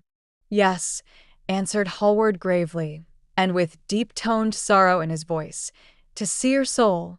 But only God can do that. A bitter laugh of mockery broke from the lips of the younger man. You shall see it yourself, tonight, he cried, seizing a lamp from the table. Come, it is your own handiwork. Why shouldn't you look at it? You can tell the world all about it afterwards, if you choose. Nobody would believe you. If they did believe you, they would like me all the better for it. I know the age better than you do, though you will prate about it so tediously. Come, I tell you. You have chattered enough about corruption. Now you shall look on it face to face. There was the madness of pride in every word he uttered. He stamped his foot upon the ground in his boyish, insolent manner. He felt a terrible joy at the thought that someone else was to share his secret, and that the man who had painted the portrait that was the origin of all his shame was to be burdened for the rest of his life with a hideous memory of what he had done. Yes, he continued, coming closer to him and looking steadfastly into his stern eyes, I shall show you my soul. You shall see the thing that you fancy only God can see. Hallward started back. This is blasphemy, Dorian, he cried. You must not say things like that. They are horrible, and they don't mean anything. You think so? He laughed again. I know so. As for what I said to you tonight, I said it for your good. You know I have been always a stanch friend to you. Don't touch me. Finish what you have to say. A twisted flash of pain shot across the painter's face. He paused for a moment, and a wild feeling of pity came over him. After all, what right had he to pry into the life of Dorian Gray? If he had done a tithe of what was rumored about him, how much he must have suffered. Then he straightened himself up and walked over to the fireplace and stood there, looking at the burning logs with their frost-like ashes and their throbbing cores of flame. I am waiting, Basil, said the young man in a hard, clear voice. He turned round. What I have to say is this, he cried. You must give me some answer to these horrible charges that are made against you. If you tell me that they are absolutely untrue from beginning to end, I shall believe you. Deny them, Dorian, deny them. Can't you see what I am going through? My God, don't tell me that you are bad and corrupt and shameful. Dorian Gray smiled. There was a curl of contempt in his lips. Come upstairs, Basil, he said quietly. I keep a diary of my life from day to day, and it never leaves the room in which it is written. I shall show it to you, if you come with me. I shall come with you, Dorian, if you wish it. I see I have missed my train. That makes no matter. I can go tomorrow. But don't ask me to read anything tonight. All I want is a plain answer to my question. That shall be given to you upstairs. I could not give it here. You will not have to read long. Chapter 13. He passed out of the room and began the ascent, Basil Hallward following close behind. They walked softly, as men do instinctively at night. The lamp cast fantastic shadows on the wall and staircase. A rising wind made some of the windows rattle. When they reached the top landing, Dorian set the lamp down on the floor and, taking out the key, turned it in the lock. You insist on knowing, Basil? He asked in a low voice. Yes. I am delighted, he answered, smiling. Then he added, somewhat harshly, You are the one man in the world who is entitled to know everything about me. You have had more to do with my life than you think, and, taking up the lamp, he opened the door and went in. A cold current of air passed them, and the light shot up for a moment in a flame of murky orange. He shuddered. Shut the door behind you, he whispered, as he placed the lamp on the table. Hallward glanced round him with a puzzled expression. The room looked as if it had not been lived in for years. A faded Flemish tapestry, a curtained picture, an old Italian cassone, and an almost empty bookcase. That was all that it seemed to contain, besides a chair and a table. As Dorian Gray was lighting a half-burned candle that was standing on the mantelshelf, he saw that the whole place was covered with dust and that the carpet was in holes. A mouse ran scuffling behind the wainscoting. There was a damp odor of mildew. So you think that it is only God who sees the soul, Basil? Draw that curtain back and you will see mine. The voice that spoke was cold and cruel. You are mad, Dorian, or playing a part, muttered Hallward, frowning. You won't? Then I must do it myself, said the young man, and he tore the curtain from its rod and flung it on the ground. An exclamation of horror broke from the painter's lips as he saw in the dim light the hideous face on the canvas grinning at him. There was something in its expression that filled him with disgust and loathing. Good heavens! It was Dorian Gray's own face that he was looking at. The horror, whatever it was, had not yet entirely spoiled that marvelous beauty. There was still some gold in the thinning hair and some scarlet on the sensual mouth. The sodden eyes had kept something of the loveliness of their blue, The noble curves had not yet completely passed away from chiseled nostrils and from plastic throat. Yes, it was Dorian himself. But who had done it? He seemed to recognize his own brushwork, and the frame was his own design. The idea was monstrous, yet he felt afraid. He seized the lighted candle and held it to the picture. In the left-hand corner was his own name, traced in long letters of bright vermilion. It was some foul parody, some infamous, ignoble satire. He had never done that. Still, it was his own picture. He knew it, and he felt as if his blood had changed in a moment from fire to sluggish ice. His own picture. What did it mean? Why had it altered? He turned and looked at Dorian Gray with the eyes of a sick man. His mouth twitched, and his parched tongue seemed unable to articulate. He passed his hand across his forehead. It was dank with clammy sweat. The young man was leaning against the mantel-shelf, watching him with that strange expression that one sees on the faces of those who are absorbed in a play when some great artist is acting. There was neither real sorrow in it nor real joy. There was simply the passion of the spectator, with perhaps a flicker of triumph in his eyes. He had taken the flower out of his coat and was smelling it, or pretending to do so. "What does this mean?" cried Hallward at last.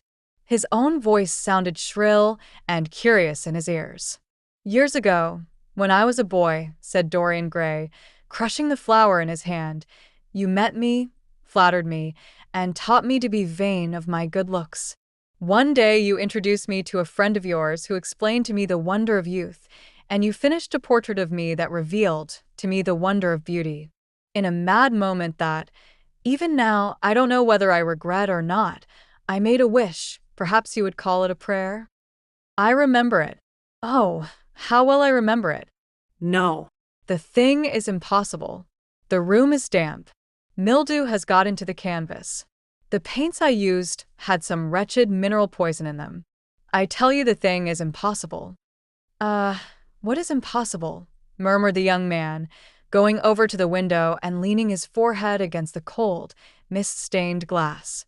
"You told me you had destroyed it. I was wrong. It has destroyed me. I don't believe it is my picture." "Can't you see your ideal in it?" said Dorian bitterly. "My ideal, as you call it. As you called it. There was nothing evil in it, nothing shameful. You are to me such an ideal as I shall never meet again. This is the face of a satyr. It is the face of my soul. Christ, what a thing I must have worshipped! It has the eyes of a devil. Each of us has heaven and hell in him, Basil," cried Dorian with a wild gesture of despair. Hallward turned again to the portrait and gazed at it. "My God, if it is true," he exclaimed, "and this is what you have done with your life, why, you must be worse even than those who talk against you fancy you to be." He held the light up again to the canvas and examined it. The surface seemed to be quite undisturbed, and as he had left it. It was from within, apparently, that the foulness and horror had come. Through some strange quickening of inner life, the leprosies of sin were slowly eating the thing away. The rotting of a corpse in a watery grave was not so fearful. His hand shook, and the candle fell from its socket on the floor and lay there sputtering. He placed his foot on it and put it out. Then he flung himself into the rickety chair that was standing by the table and buried his face in his hands. Good God, Dorian, what a lesson! What an awful lesson! There was no answer, but he could hear the young man sobbing at the window. "Pray, Dorian, pray," he murmured. "What is it that one was taught to say in one's boyhood? Lead us not into temptation. Forgive us our sins. Wash away our iniquities." Let us say that together. The prayer of your pride has been answered. The prayer of your repentance will be answered also. I worshipped you too much. I am punished for it. You worshipped yourself too much. We are both punished. Dorian Gray turned slowly around and looked at him with tear-dimmed eyes. "It is too late, Basil," he faltered. "It is never too late, Dorian. Let us kneel down and try if we cannot remember a prayer. Isn't there a verse somewhere? Though your sins be as scarlet, yet I will make them as white as snow. Those words mean nothing to me now. Hush. Don't say that. You have done enough evil in your life. My God, don't you see that accursed thing leering at us? Dorian Gray glanced at the picture, and suddenly an uncontrollable feeling of hatred for Basil Hallward came over him, as though it had been suggested to him by the image on the canvas, whispered into his ear by those grinning lips. The mad passions of a hunted animal stirred within him, and he loathed the man who was seated at the table, more than in his whole life he had ever loathed anything. He glanced wildly around. Something glimmered on the top of the painted chest that faced him. His eye fell on it. He knew what it was. It was a knife that he had brought up, some days before, to cut a piece of cord and had forgotten to take away with him. He moved slowly towards it, passing Hallward as he did so. As soon as he got behind him, he seized it and turned round. Hallward stirred in his chair as if he was going to rise. He rushed at him and dug the knife into the great vein that is behind the ear, crushing the man's head down on the table and stabbing again and again. There was a stifled groan and the horrible sound of someone choking with blood. 3 times the outstretched arms shot up convulsively, waving grotesque, stiff-fingered hands in the air. He stabbed him twice more, but the man did not move. Something began to trickle on the floor. He waited for a moment, still pressing the head down. Then he threw the knife on the table and listened. He could hear nothing but the drip, drip on the threadbare carpet. He opened the door and went out on the landing. The house was absolutely quiet. No one was about. For a few seconds he stood bending over the balustrade and peering down into the black seething well of darkness. Then he took out the key and returned to the room, locking himself in as he did so. The thing was still seated in the chair, straining over the table with bowed head and humped back and long fantastic arms. Had it not been for the red jagged tear in the neck and the clotted black pool that was slowly widening on the table, one would have said that the man was simply asleep. How quickly it had all been done! He felt strangely calm, and walking over to the window, opened it and stepped out on the balcony. The wind had blown the fog away, and the sky was like a monstrous peacock's tail, starred with myriads of golden eyes. He looked down and saw the policeman going his rounds and flashing the long beam of his lantern on the doors of the silent houses. The crimson spot of a prowling hansom gleamed at the corner and then vanished. A woman in a fluttering shawl was creeping slowly by the railings, staggering as she went. Now and then she stopped and peered back. Once, she began to sing in a hoarse voice. The policeman strolled over and said something to her. She stumbled away, laughing. A bitter blast swept across the square. The gas lamps flickered and became blue, and the leafless trees shook their black iron branches to and fro. He shivered and went back, closing the window behind him.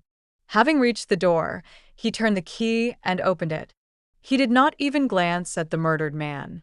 He felt that the secret of the whole thing was not to realize the situation. The friend who had painted the fatal portrait to which all his misery had been due had gone out of his life. That was enough. Then he remembered the lamp. It was a rather curious one of Moorish workmanship, made of dull silver inlaid with arabesques of burnished steel and studded with coarse turquoises. Perhaps it might be missed by his servant, and questions would be asked. He hesitated for a moment, then he turned back and took it from the table. He could not help seeing the dead thing. How still it was! How horribly white the long hands looked! It was like a dreadful wax image. Having locked the door behind him, he crept quietly downstairs. The woodwork creaked and seemed to cry out as if in pain. He stopped several times and waited. No, everything was still. It was merely the sound of his own footsteps. When he reached the library, he saw the bag and coat in the corner. They must be hidden away somewhere. He unlocked a secret press that was in the wainscoting, a press in which he kept his own curious disguises, and put them into it. He could easily burn them afterwards. Then he pulled out his watch. It was 20 minutes to 2. He sat down and began to think. Every year, every month almost, men were strangled in England for what he had done. There had been a madness of murder in the air. Some red star had come too close to the earth. And yet, what evidence was there against him? Basil Hallward had left the house at 11. No one had seen him come in again. Most of the servants were at Selby Royal. His valet had gone to bed. Paris. Yes. It was to Paris that Basil had gone, and by the midnight train, as he had intended. With his curious, reserved habits, it would be months before any suspicions would be roused. Months. Everything could be destroyed long before then. A sudden thought struck him. He put on his fur coat and hat and went out into the hall. There he paused, hearing the slow, heavy tread of the policeman on the pavement outside and seeing the flash of the bull's-eye reflected in the window. He waited and held his breath. After a few moments, he drew back the latch and slipped out, shutting the door very gently behind him. Then he began ringing the bell. In about 5 minutes his valet appeared, half-dressed and looking very drowsy. "I am sorry to have had to wake you up, Francis," he said, stepping in. "But I had forgotten my latchkey." "What time is it?" 10 minutes past 2, sir," answered the man, looking at the clock and blinking. 10 minutes past 2? How horribly late. You must wake me at 9 tomorrow. I have some work to do. All right, sir. Did anyone call this evening? Mr. Hallward, sir. He stayed here till 11, and then he went away to catch his train. Oh. I am sorry I didn't see him. Did he leave any message? No, sir, except that he would write to you from Paris if he did not find you at the club. That will do, Francis. Don't forget to call me at 9 tomorrow. No, sir. The man shambled down the passage in his slippers. Dorian Gray threw his hat and coat upon the table and passed into the library. For a quarter of an hour he walked up and down the room, biting his lip and thinking. Then he took down the blue book from one of the shelves and began to turn over the leaves. Alan Campbell, 152, Hertford Street, Mayfair. Yes, that was the man he wanted. Chapter 14. At 9 o'clock the next morning his servant came in with a cup of chocolate on a tray and opened the shutters. Dorian was sleeping quite peacefully, lying on his right side, with one hand underneath his cheek. He looked like a boy who had been tired out with play or study. The man had to touch him twice on the shoulder before he woke, and as he opened his eyes a faint smile passed across his lips, as though he had been lost in some delightful dream. Yet he had not dreamed at all. His night had been untroubled by any images of pleasure or of pain. But youth smiles without any reason. It is one of its chiefest charms. He turned round, and leaning upon his elbow, began to sip his chocolate. The mellow November sun came streaming into the room. The sky was bright, and there was a genial warmth in the air. It was almost like a morning in May. Gradually the events of the preceding night crept with silent, blood-stained feet into his brain and reconstructed themselves there with terrible distinctness. He winced at the memory of all that he had suffered, and for a moment the same curious feeling of loathing for Basil Hallward that had made him kill him as he sat in the chair came back to him, and he grew cold with passion. The dead man was still sitting there, too, and in the sunlight now. How horrible that was! Such hideous things were for the darkness, not for the day. He felt that if he brooded on what he had gone through, he would sicken or grow mad. There were sins whose fascination was more in the memory than in the doing of them, strange triumphs that gratified the pride more than the passions, and gave to the intellect a quickened sense of joy, greater than any joy they brought, or could ever bring, to the senses. But this was not one of them. It was a thing to be driven out of the mind, to be drugged with poppies, to be strangled lest it might strangle one itself. When the half-hour struck, he passed his hand across his forehead, and then got up hastily and dressed himself with even more than his usual care, giving a good deal of attention to the choice of his necktie and scarf pin, and changing his rings more than once. He spent a long time also over breakfast, tasting the various dishes, talking to his valet about some new liveries that he was thinking of getting made for the servants at Selby, and going through his correspondence. At some of the letters, he smiled. 3 of them bored him. One he read several times over, and then tore up with a slight look of annoyance in his face. That awful thing, a woman's memory, as Lord Henry had once said. After he had drunk his cup of black coffee, he wiped his lips slowly with a napkin, motioned to his servant to wait, and going over to the table, sat down and wrote 2 letters. One he put in his pocket, the other he handed to the valet. Take this round to 152, Hertford Street, Francis, and if Mr. Campbell is out of town, get his address. As soon as he was alone, he lit a cigarette and began sketching upon a piece of paper, drawing first flowers and bits of architecture, and then human faces. Suddenly, he remarked that every face that he drew seemed to have a fantastic likeness to Basil Hallward. He frowned, and getting up, went over to the bookcase and took out a volume at hazard. He was determined that he would not think about what had happened until it became absolutely necessary that he should do so. When he had stretched himself on the sofa, he looked at the title page of the book. It was Gautier's Amo et Cames, Charpentier's Japanese paper edition, with the Jacquemart etching. The binding was of citron green leather, with a design of gilt trellis work and dotted pomegranates. It had been given to him by Adrian Singleton. As he turned over the pages, his eye fell on the poem about the hand of Lacenaire, the cold yellow hand, du supplice encore mal lavé, with its downy red hairs and its doigt de faune. He glanced at his own white taper fingers, shuddering slightly in spite of himself, and passed on, till he came to those lovely stanzas upon Venice. Sur une gamme chromatique, le sein de perles ruisselant, la Vénus de l'Adriatique. Sort de l'eau son corps rose et blanc. Les dômes, sur l'azur des ondes. Suivant la phrase au pur contour. Senflant comme de gorgeous ronds. Que soulève un soupir d'amour. L'esquif aborde et me dépose. Jetant son amarre au pilier. Devant une façade rose. Sur le marbre d'un escalier. How exquisite they were! As one read them, one seemed to be floating down the green waterways of the pink and pearl city, seated in a black gondola with silver prow and trailing curtains. The mere lines looked to him like those straight lines of turquoise blue that follow one as one pushes out to the Lido.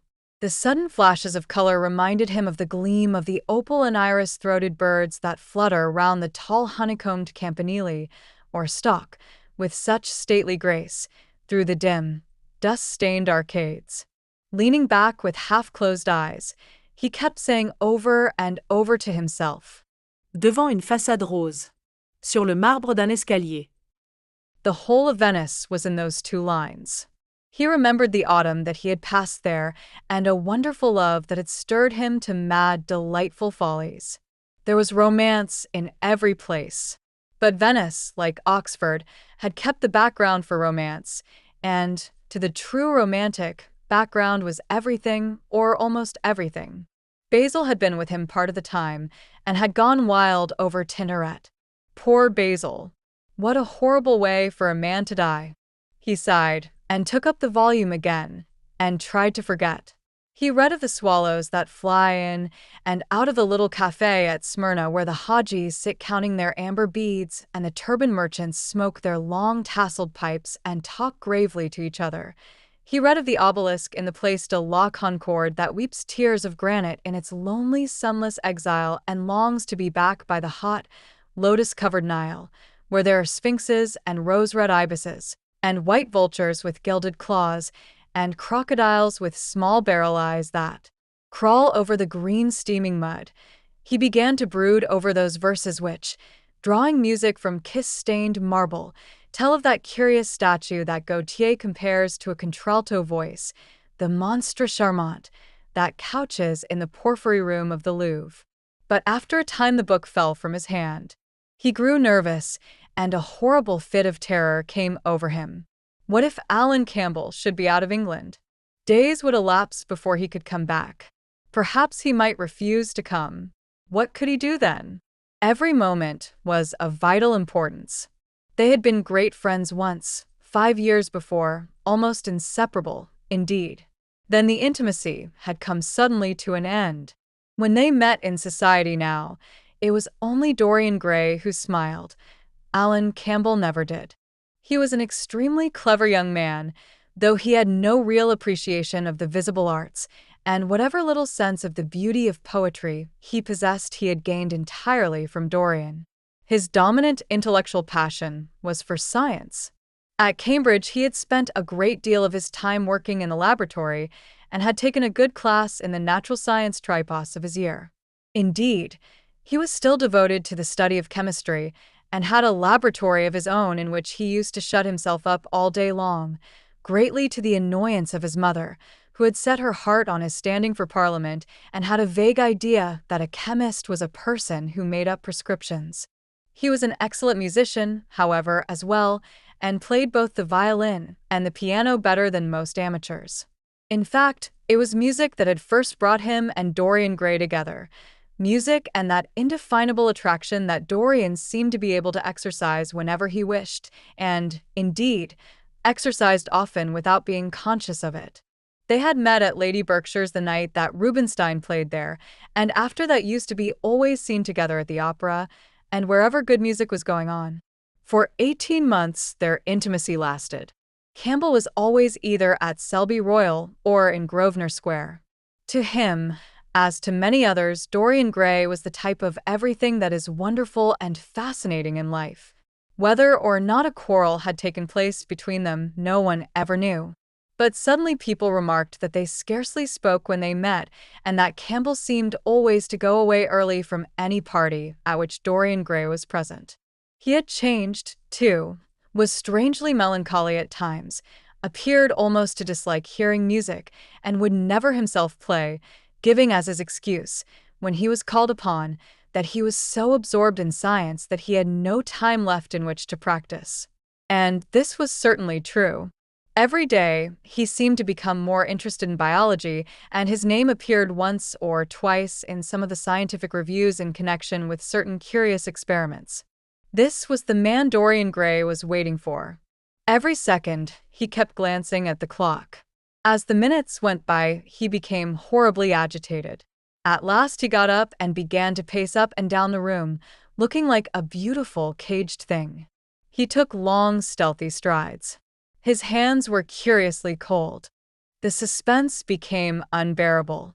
Time seemed to him to be crawling with feet of lead, while he by monstrous winds was being swept towards the jagged edge of some black cleft of precipice. He knew what was waiting for him there, saw it, indeed, and, shuddering, crushed with dank hands his burning lids, as though he would have robbed the very brain of sight and driven the eyeballs back into their cave. It was useless. The brain had its own food on which it battened, and the imagination, made grotesque by terror, twisted and distorted as a living thing by pain, danced like some foul puppet on a stand and grinned through moving masks. Then, suddenly, time stopped for him. Yes, that blind, slow-breathing thing crawled no more, and horrible thoughts, time being dead, raced nimbly on in front, and dragged a hideous future from its grave, and showed it to him. He stared at it. Its very horror made him stone. At last the door opened, and his servant entered.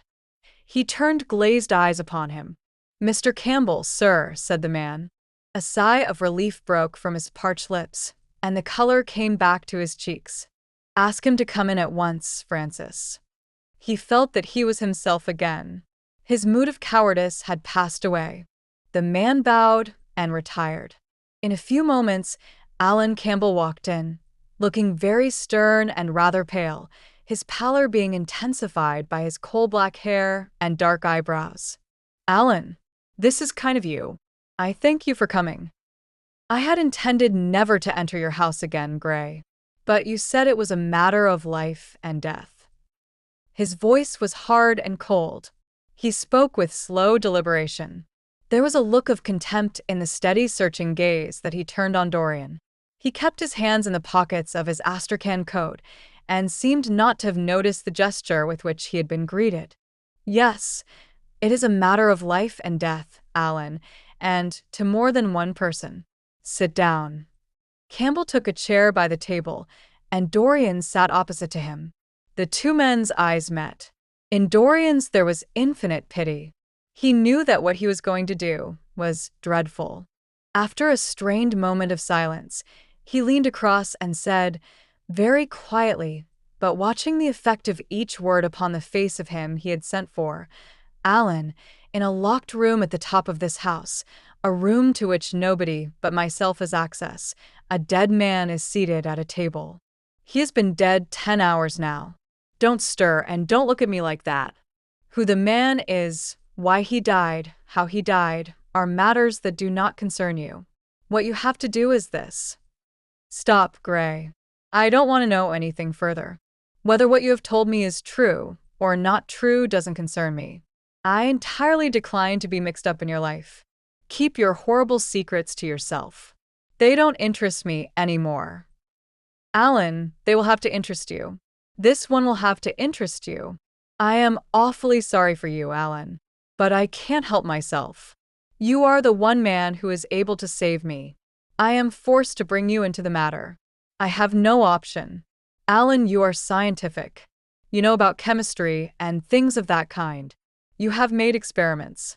What you've got to do is to destroy the thing that is upstairs, to destroy it so that not a vestige of it will be left. Nobody saw this person come into the house. Indeed, at the present moment, he is supposed to be in Paris. He will not be missed for months. When he is missed, there must be no trace of him found here. You, Alan, you must change him and everything that belongs to him into a handful of ashes that I may scatter in the air.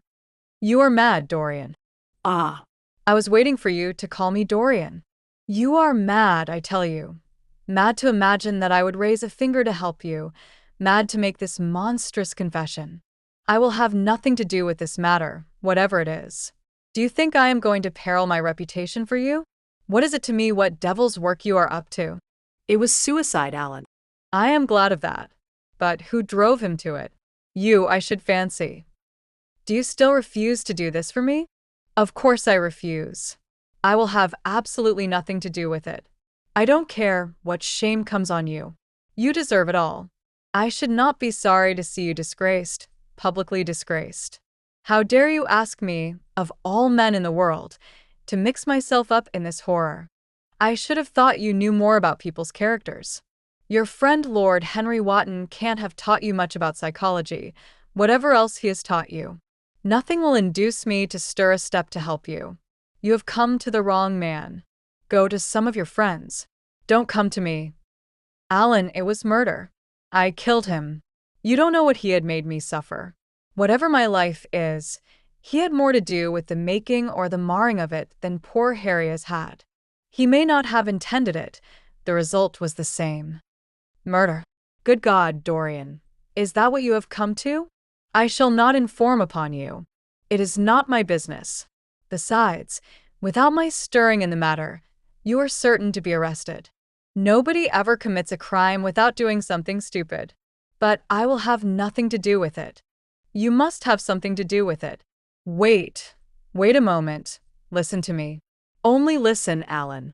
All I ask of you is to perform a certain scientific experiment. You go to hospitals and dead houses, and the horrors that you do there don't affect you. If in some hideous dissecting room or fetid laboratory you found this man lying on a leaden table with red gutters scooped out in it for the blood to flow through, you would simply look upon him as an admirable subject. You would not turn a hair. You would not believe that you were doing anything wrong. On the contrary, you would probably feel that you were benefiting the human race, or increasing the sum of knowledge in the world, or gratifying intellectual curiosity, or something of that kind. What I want you to do is merely what you have often done before. Indeed, to destroy a body must be far less horrible than what you are accustomed to work at. And remember, it is the only piece of evidence against me. If it is discovered, I am lost, and it is sure to be discovered unless you help me. I have no desire to help you. You forget that. I am simply indifferent to the whole thing. It has nothing to do with me. Alan, I entreat you. Think of the position I am in. Just before you came, I almost fainted with terror. You may know terror yourself someday. No. Don't think of that. Look at the matter purely from the scientific point of view. You don't inquire where the dead things on which you experiment come from. Don't inquire now. I have told you too much as it is. But I beg of you to do this. We were friends once, Alan. Don't speak about those days, Dorian. They are dead. The dead linger sometimes. The man upstairs will not go away. He is sitting at the table with bowed head and outstretched arms. Alan, if you don't come to my assistance, I am ruined. Why, they will hang me, Alan. Don't you understand? They will hang me for what I have done. There is no good in prolonging this scene. I absolutely refuse to do anything in the matter. It is insane of you to ask me. You refuse? Yes. I entreat you, Alan. It is useless. The same look of pity came into Dorian Gray's eyes. Then he stretched out his hand, took a piece of paper, and wrote something on it. He read it over twice, folded it carefully, and pushed it across the table. Having done this, he got up and went over to the window. Campbell looked at him in surprise and then took up the paper and opened it. As he read it, his face became ghastly pale and he fell back in his chair. A horrible sense of sickness came over him. He felt as if his heart was beating itself to death in some empty hollow. After 2 or 3 minutes of terrible silence, Dorian turned round and came and stood behind him, putting his hand upon his shoulder. I am so sorry for you, Alan, he murmured, but you leave me no alternative. I have a letter written already. Here it is. You see the address. If you don't help me, I must send it. If you don't help me, I will send it. You know what the result will be. But you are going to help me. It is impossible for you to refuse now. I try to spare you. You will do me the justice to admit that. You are stern, harsh, offensive. You treated me as no man has ever dared to treat me, no living man, at any rate. I bore it all. Now it is for me to dictate terms. Campbell buried his face in his hands, and a shudder passed through him. Yes, it is my turn to dictate terms, Alan. You know what they are. The thing is quite simple. Come, don't work yourself into this fever. The thing has to be done. Face it and do it. A groan broke from Campbell's lips and he shivered all over. The ticking of the clock on the mantelpiece seemed to him to be dividing time into separate atoms of agony, each of which was too terrible to be borne. He felt as if an iron ring was being slowly tightened round his forehead, as if the disgrace with which he was threatened had already come upon him. The hand upon his shoulder weighed like a hand of lead. It was intolerable. It seemed to crush him. Come, Alan, you must decide at once. I cannot do it, he said mechanically, as though words could alter things. You must. You have no choice. Don't delay. He hesitated a moment. Is there a fire in the room upstairs? Yes, there is a gas fire with asbestos. I shall have to go home and get some things from the laboratory. No, Alan, you must not leave the house. Write out on a sheet of notepaper what you want, and my servant will take a cab and bring the things back to you. Campbell scrawled a few lines, blotted them, and addressed an envelope to his assistant. Dorian took the note up and read it carefully. Then he rang the bell and gave it to his valet, with orders to return as soon as possible and to bring the things with him. As the hall door shut, Campbell started nervously, and having got up from the chair, went over to the chimney-piece. He was shivering with a kind of ague. For nearly 20 minutes, neither of the men spoke. A fly buzzed noisily about the room, and the ticking of the clock was like the beat of a hammer. As the chime struck 1, Campbell turned round, and looking at Dorian Gray, saw that his eyes were filled with tears. There was something in the purity and refinement of that sad face that seemed to enrage him. You are infamous, absolutely infamous, he muttered. Hush, Alan. You have saved my life, said Dorian. Your life? Good heavens! What a life that is! You have gone from corruption to corruption, and now you have culminated in crime. In doing what I am going to do, what you force me to do, it is not of your life that I am thinking." Alan," murmured Dorian with a sigh, "I wish you had 1,000th part of the pity for me that I have for you." He turned away as he spoke and stood looking out at the garden. Campbell made no answer. After about 10 minutes, a knock came to the door, and the servant entered, carrying a large mahogany chest of chemicals, with a long coil of steel and platinum wire and 2 rather curiously shaped iron clamps. "Shall I leave the things here, sir?" he asked Campbell. "Yes," said Dorian. "And I am afraid, Francis, that I have another errand for you. What is the name of the man at Richmond who supplies Selby with orchids?" "Harden, sir." "Yes, Harden. You must go down to Richmond at once, see Harden personally, and tell him to send twice as many orchids as I ordered, and to have as few white ones as possible. In fact, I don't want any white ones. It is a lovely day, Francis, and Richmond is a very pretty place. Otherwise, I wouldn't bother you about it." "No trouble, sir. At what time shall I be back?" Dorian looked at Campbell. "How long will your experiment take, Alan?" he said in a calm, indifferent voice. The presence of a third person in the room seemed to give him extraordinary courage. Campbell frowned and bit his lip. "It will take about 5 hours," he answered.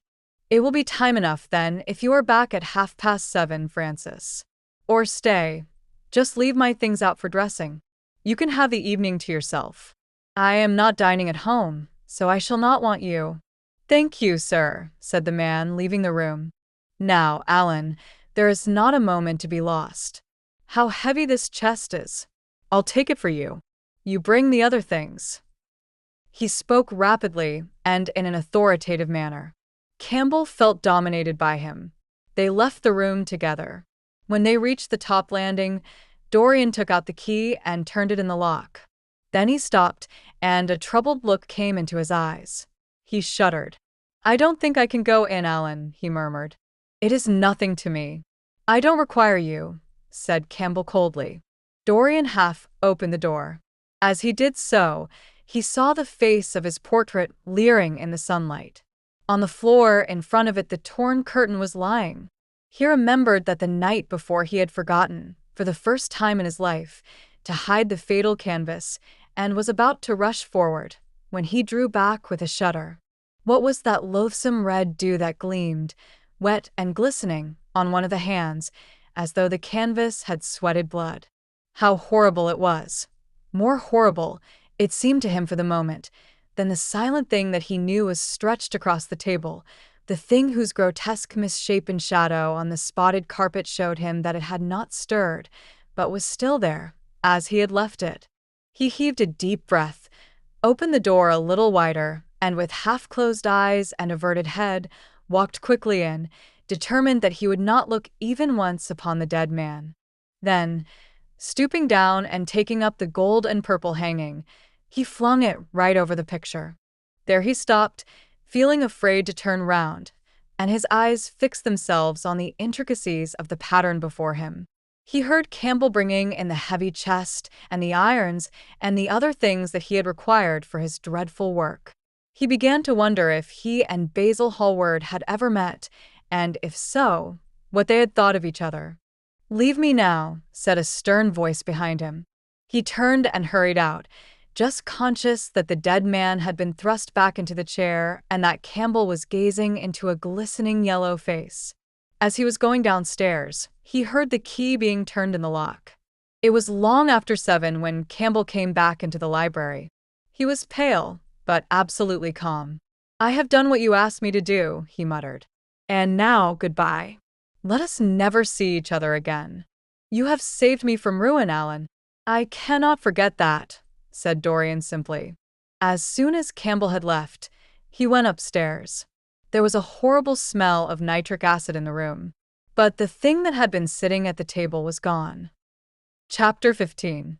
That evening at 8:30, exquisitely dressed and wearing a large buttonhole of Parma violets, Dorian Gray was ushered into Lady Narborough's drawing room by bowing servants.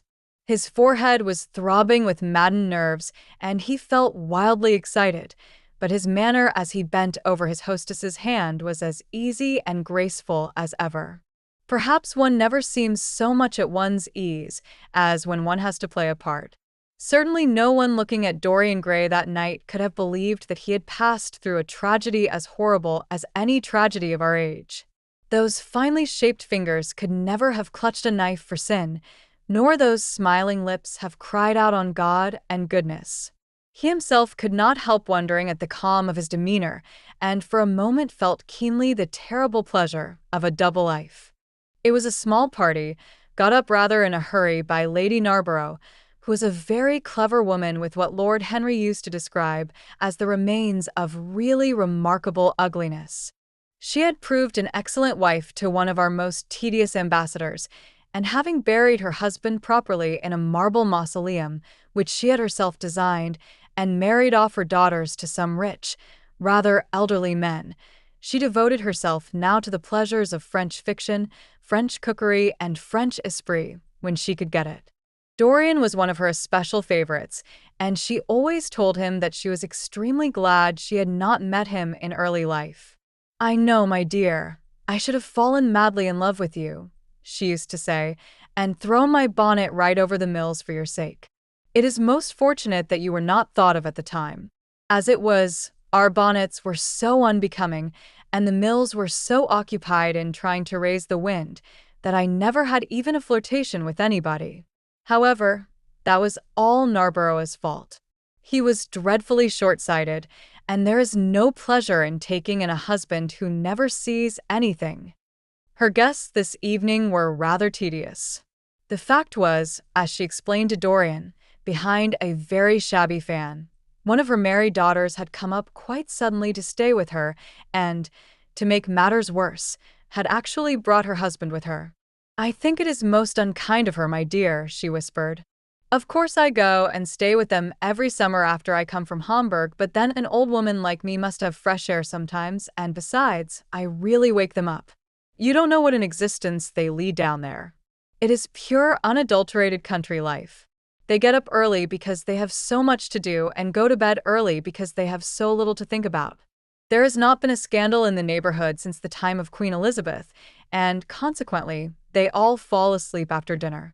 You shan't sit next either of them. You shall sit by me and amuse me."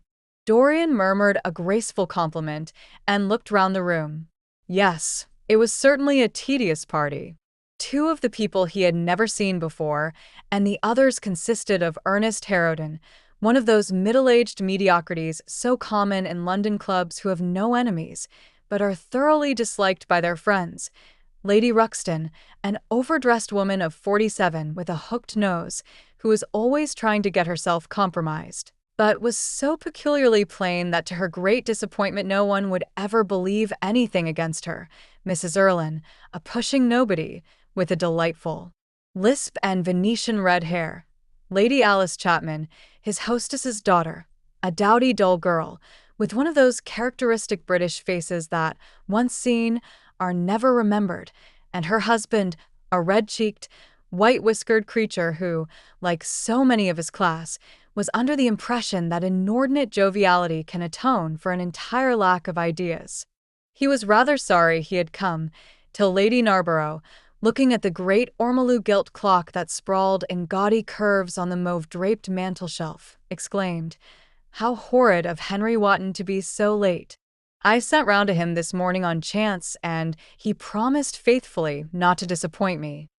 It was some consolation that Harry was to be there, and when the door opened and he heard his slow musical voice lending charm to some insincere apology, he ceased to feel bored. But at dinner he could not eat anything. Plate after plate went away untasted. Lady Narborough kept scolding him for what she called an insult to poor Adolphe, who invented the menu specially for you. And then Lord Henry looked across at him, wondering at his silence and abstracted manner. From time to time the butler filled his glass with champagne. He drank eagerly, and his thirst seemed to increase. "Dorian," said Lord Henry at last, as the souffle was being handed round, "what is the matter with you tonight? You are quite out of sorts." "I believe he is in love," cried Lady Narborough, and that he is afraid to tell me for fear I should be jealous. He is quite right. I certainly should. Dear Lady Narborough, murmured Dorian, smiling, I have not been in love for a whole week. Not, in fact, since Madame de Ferrol left town. How you men can fall in love with that woman, exclaimed the old lady. I really cannot understand it. It is simply because she remembers you when you were a little girl, Lady Narborough, said Lord Henry. She is the one link between us and your short frocks. She does not remember my short frocks at all, Lord Henry. But I remember her very well at Vienna 30 years ago, and how décolletée she was then. She is still décolletée, he answered, taking an olive in his long fingers, and when she is in a very smart gown she looks like an edition de luxe of a bad French novel. She is really wonderful and full of surprises. Her capacity for family affection is extraordinary. When her third husband died, her hair turned quite gold from grief. How can you, Harry? Cried Dorian. It is a most romantic explanation, laughed the hostess. But her third husband, Lord Henry. You don't mean to say Ferrol is the fourth? Certainly, Lady Narborough. I don't believe a word of it. Well, ask Mr. Gray. He is one of her most intimate friends. Is it true, Mr. Gray? She assures me so, Lady Narborough, said Dorian. I asked her whether, like Marguerite de Navarre, she had their hearts embalmed and hung at her girdle. She told me she didn't, because none of them had had any hearts at all. For husbands. Upon my word, that is trop de zeal. Trop d'audace, I tell her, said Dorian. Oh. She is audacious enough for anything, my dear. And what is Ferrol like? I don't know him. The husbands of very beautiful women belong to the criminal classes, said Lord Henry, sipping his wine. Lady Narborough hit him with her fan. Lord Henry, I am not at all surprised that the world says that you are extremely wicked. But what world says that? Asked Lord Henry, elevating his eyebrows. It can only be the next world. This world and I are on excellent terms. Everybody I know says you are very wicked, cried the old lady, shaking her head. Lord Henry looked serious for some moments. It is perfectly monstrous, he said at last, the way people go about nowadays saying things against one behind one's back that are absolutely and entirely true. Isn't he incorrigible? Cried Dorian, leaning forward in his chair. I hope so, said his hostess, laughing. But really, if you all worship Madame de Ferrol in this ridiculous way, I shall have to marry again so as to be in the fashion. You will never marry again, Lady Narborough, broke in Lord Henry. You are far too happy. When a woman marries again, it is because she detested her first husband. When a man marries again, it is because he adored his first wife. Women try their luck. Men risk theirs. Narborough wasn't perfect, cried the old lady. If he had been, you would not have loved him, my dear lady, was the rejoinder. Women love us for our defects. If we have enough of them, they will forgive us everything, even our intellects. You will never ask me to dinner again after saying this, I am afraid, Lady Narborough, but it is quite true. Of course it is true, Lord Henry. If we women did not love you for your defects, where would you all be? Not one of you would ever be married. You would be a set of unfortunate bachelors. Not, however, that would alter you much. Nowadays, all the married men live like bachelors, and all the bachelors like married men. Fin de siècle, murmured Lord Henry. Fin du globe, answered his hostess. I wish it were fin du globe, said Dorian with a sigh. Life is a great disappointment. Ah, my dear, cried Lady Narborough, putting on her gloves, don't tell me that you have exhausted life. When a man says that, one knows that life has exhausted him. Lord Henry is very wicked, and I sometimes wish that I had been, but you are made to be good. You look so good. I must find you a nice wife. Lord Henry, don't you think that Mr. Gray should get married? I am always telling him so, Lady Narborough, said Lord Henry with a bow. Well, we must look out for a suitable match for him. I shall go through Debrett carefully tonight and draw out a list of all the eligible young ladies. With their ages, Lady Narborough? Asked Dorian. Of course, with their ages, slightly edited. But nothing must be done in a hurry. I want it to be what the Morning Post calls a suitable alliance, and I want you both to be happy. What nonsense people talk about happy marriages, exclaimed Lord Henry. A man can be happy with any woman, as long as he does not love her. Ah, What a cynic you are, cried the old lady, pushing back her chair and nodding to Lady Ruxton. You must come and dine with me soon again. You are really an admirable tonic, much better than what Sir Andrew prescribes for me. You must tell me what people you would like to meet, though. I want it to be a delightful gathering. I like men who have a future and women who have a past, he answered. Or, do you think that would make it a petticoat party? I fear so, she said, laughing, as she stood up. 1,000 pardons, my dear Lady Ruxton, she added. I didn't see you hadn't finished your cigarette. Never mind, Lady Narborough. I smoke a great deal too much. I am going to limit myself for the future. Pray don't, Lady Ruxton, said Lord Henry. Moderation is a fatal thing. Enough is as bad as a meal. More than enough is as good as a feast.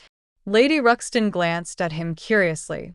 You must come and explain that to me some afternoon, Lord Henry. It sounds a fascinating theory, she murmured as she swept out of the room. Now, mind you don't stay too long over your politics and scandal, cried Lady Narborough from the door. If you do, we're sure to squabble upstairs. The men laughed, and Mr. Chapman got up solemnly from the foot of the table and came up to the top. Dorian Gray changed his seat and went and sat by Lord Henry. Mr. Chapman began to talk in a loud voice about the situation in the House of Commons. He guffawed at his adversaries. The word doctrinaire, word full of terror to the British mind, reappeared from time to time between his explosions. An alliterative prefix served as an ornament of oratory.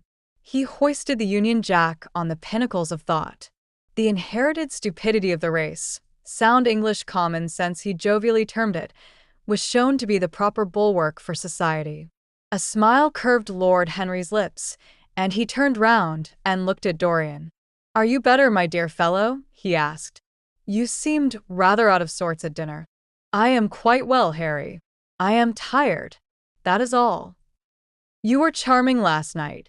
The little Duchess is quite devoted to you. She tells me she is going down to Selby. She has promised to come on the 20th. Is Monmouth to be there, too? Oh, yes, Harry. He bores me dreadfully, almost as much as he bores her. She is very clever, too clever for a woman. She lacks the indefinable charm of weakness. It is the feet of clay that make the gold of the image precious. Her feet are very pretty, but they are not feet of clay. White porcelain feet, if you like. They have been through the fire, and what fire does not destroy, it hardens. She has had experiences. How long has she been married? Asked Dorian. An eternity, she tells me. I believe, according to the peerage, it is 10 years, but 10 years with Monmouth must have been like eternity, with time thrown in. Who else is coming? Oh, the Willoughbys, Lord Rugby and his wife, our hostess, Geoffrey Clouston, the usual set. I have asked Lord Grotrian. I like him, said Lord Henry. A great many people don't, but I find him charming. He atones for being occasionally somewhat overdressed by being always absolutely overeducated. He is a very modern type. I don't know if he will be able to come, Harry. He may have to go to Monte Carlo with his father. ah, What a nuisance people's people are. Try and make him come. By the way, Dorian, you ran off very early last night. You left before 11. What did you do afterwards? Did you go straight home? Dorian glanced at him hurriedly and frowned. No, Harry, he said at last. I did not get home till nearly 3. Did you go to the club? Yes, he answered. Then he bit his lip. No, I don't mean that. I didn't go to the club. I walked about. I forget what I did. How inquisitive you are, Harry. You always want to know what one has been doing. I always want to forget what I have been doing. I came in at 2:30, if you wish to know the exact time. I had left my latchkey at home, and my servant had to let me in. If you want any corroborative evidence on the subject, you can ask him." Lord Henry shrugged his shoulders. "My dear fellow, as if I cared. Let us go up to the drawing room." "No sherry, thank you, Mr. Chapman. Something has happened to you, Dorian. Tell me what it is. You are not yourself tonight.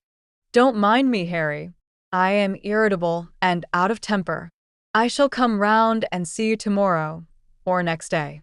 Make my excuses to Lady Narborough. I shan't go upstairs. I shall go home. I must go home." "All right, Dorian. I dare say I shall see you tomorrow at tea time. The Duchess is coming." "I will try to be there, Harry," he said, leaving the room. As he drove back to his own house, he was conscious that the sense of terror he thought he had strangled had come back to him. Lord Henry's casual questioning had made him lose his nerve for the moment, and he wanted his nerve still. Things that were dangerous had to be destroyed. He winced. He hated the idea of even touching them, yet it had to be done. He realized that, and when he had locked the door of his library, he opened the secret press into which he had thrust Basil Hallward's coat and bag. A huge fire was blazing. He piled another log on it. The smell of the singeing clothes and burning leather was horrible. It took him 3/4 of an hour to consume everything. At the end, he felt faint and sick, and having lit some Algerian pastilles in a pierced copper brazier, he bathed his hands and forehead with a cool musk-scented vinegar. Suddenly, he started. His eyes grew strangely bright, and he gnawed nervously at his underlip. Between two of the windows stood a large Florentine cabinet, made out of ebony and inlaid with ivory and blue lapis. He watched it as though it were a thing that could fascinate and make afraid, as though it held something that he longed for and yet almost loathed. His breath quickened. A mad craving came over him. He lit a cigarette and then threw it away. His eyelids drooped till the long fringed lashes almost touched his cheek. But he still watched the cabinet. At last he got up from the sofa on which he had been lying, went over to it, and having unlocked it, touched some hidden spring. A triangular drawer passed slowly out. His fingers moved instinctively towards it, dipped in, and closed on something. It was a small Chinese box of black and gold dust lacquer, elaborately wrought, the sides patterned with curved waves, and the silken cords hung with round crystals and tasseled in plaited metal threads. He opened it. Inside was a green paste, waxy in luster, the odor curiously heavy and persistent. He hesitated for some moments, with a strangely immobile smile upon his face. Then, shivering, though the atmosphere of the room was terribly hot, he drew himself up and glanced at the clock. It was 20 minutes to 12. He put the box back, shutting the cabinet doors as he did so, and went into his bedroom. As midnight was striking bronze blows upon the dusky air, Dorian Gray, dressed commonly and with a muffler wrapped round his throat, crept quietly out of his house. In Bond Street, he found a hansom with a good horse. He hailed it and in a low voice gave the driver an address. The man shook his head. "It is too far for me," he muttered. "Here is a sovereign for you," said Dorian. "You shall have another if you drive fast." "All right, sir," answered the man. "You'll be there in an hour." And after his fare had got in, he turned his horse round and drove rapidly towards the river. Chapter 16. A cold rain began to fall, and the blurred street lamps looked ghastly in the dripping mist. The public houses were just closing, and dim men and women were clustering in broken groups round their doors. From some of the bars came the sound of horrible laughter. In others, drunkards brawled and screamed. Lying back in the hansom, with his hat pulled over his forehead, Dorian Gray watched with listless eyes the sordid shame of the great city, and now and then he repeated to himself the words that Lord Henry had said to him on the first day they had met: to cure the soul by means of the senses, and the senses by means of the soul. Yes, that was the secret. He had often tried it and would try it again now. There were opium dens where one could buy oblivion, dens of horror, where the memory of old sins could be destroyed by the madness of sins that were new. The moon hung low in the sky like a yellow skull. From time to time, a huge misshapen cloud stretched a long arm across and hid it. The gas lamps grew fewer, and the streets more narrow and gloomy. Once the man lost his way and had to drive back half a mile. A steam rose from a horse as it splashed up the puddles. The side windows of the hansom were clogged with a gray flannel mist. To cure the soul by means of the senses, and the senses by means of the soul. How the words rang in his ears.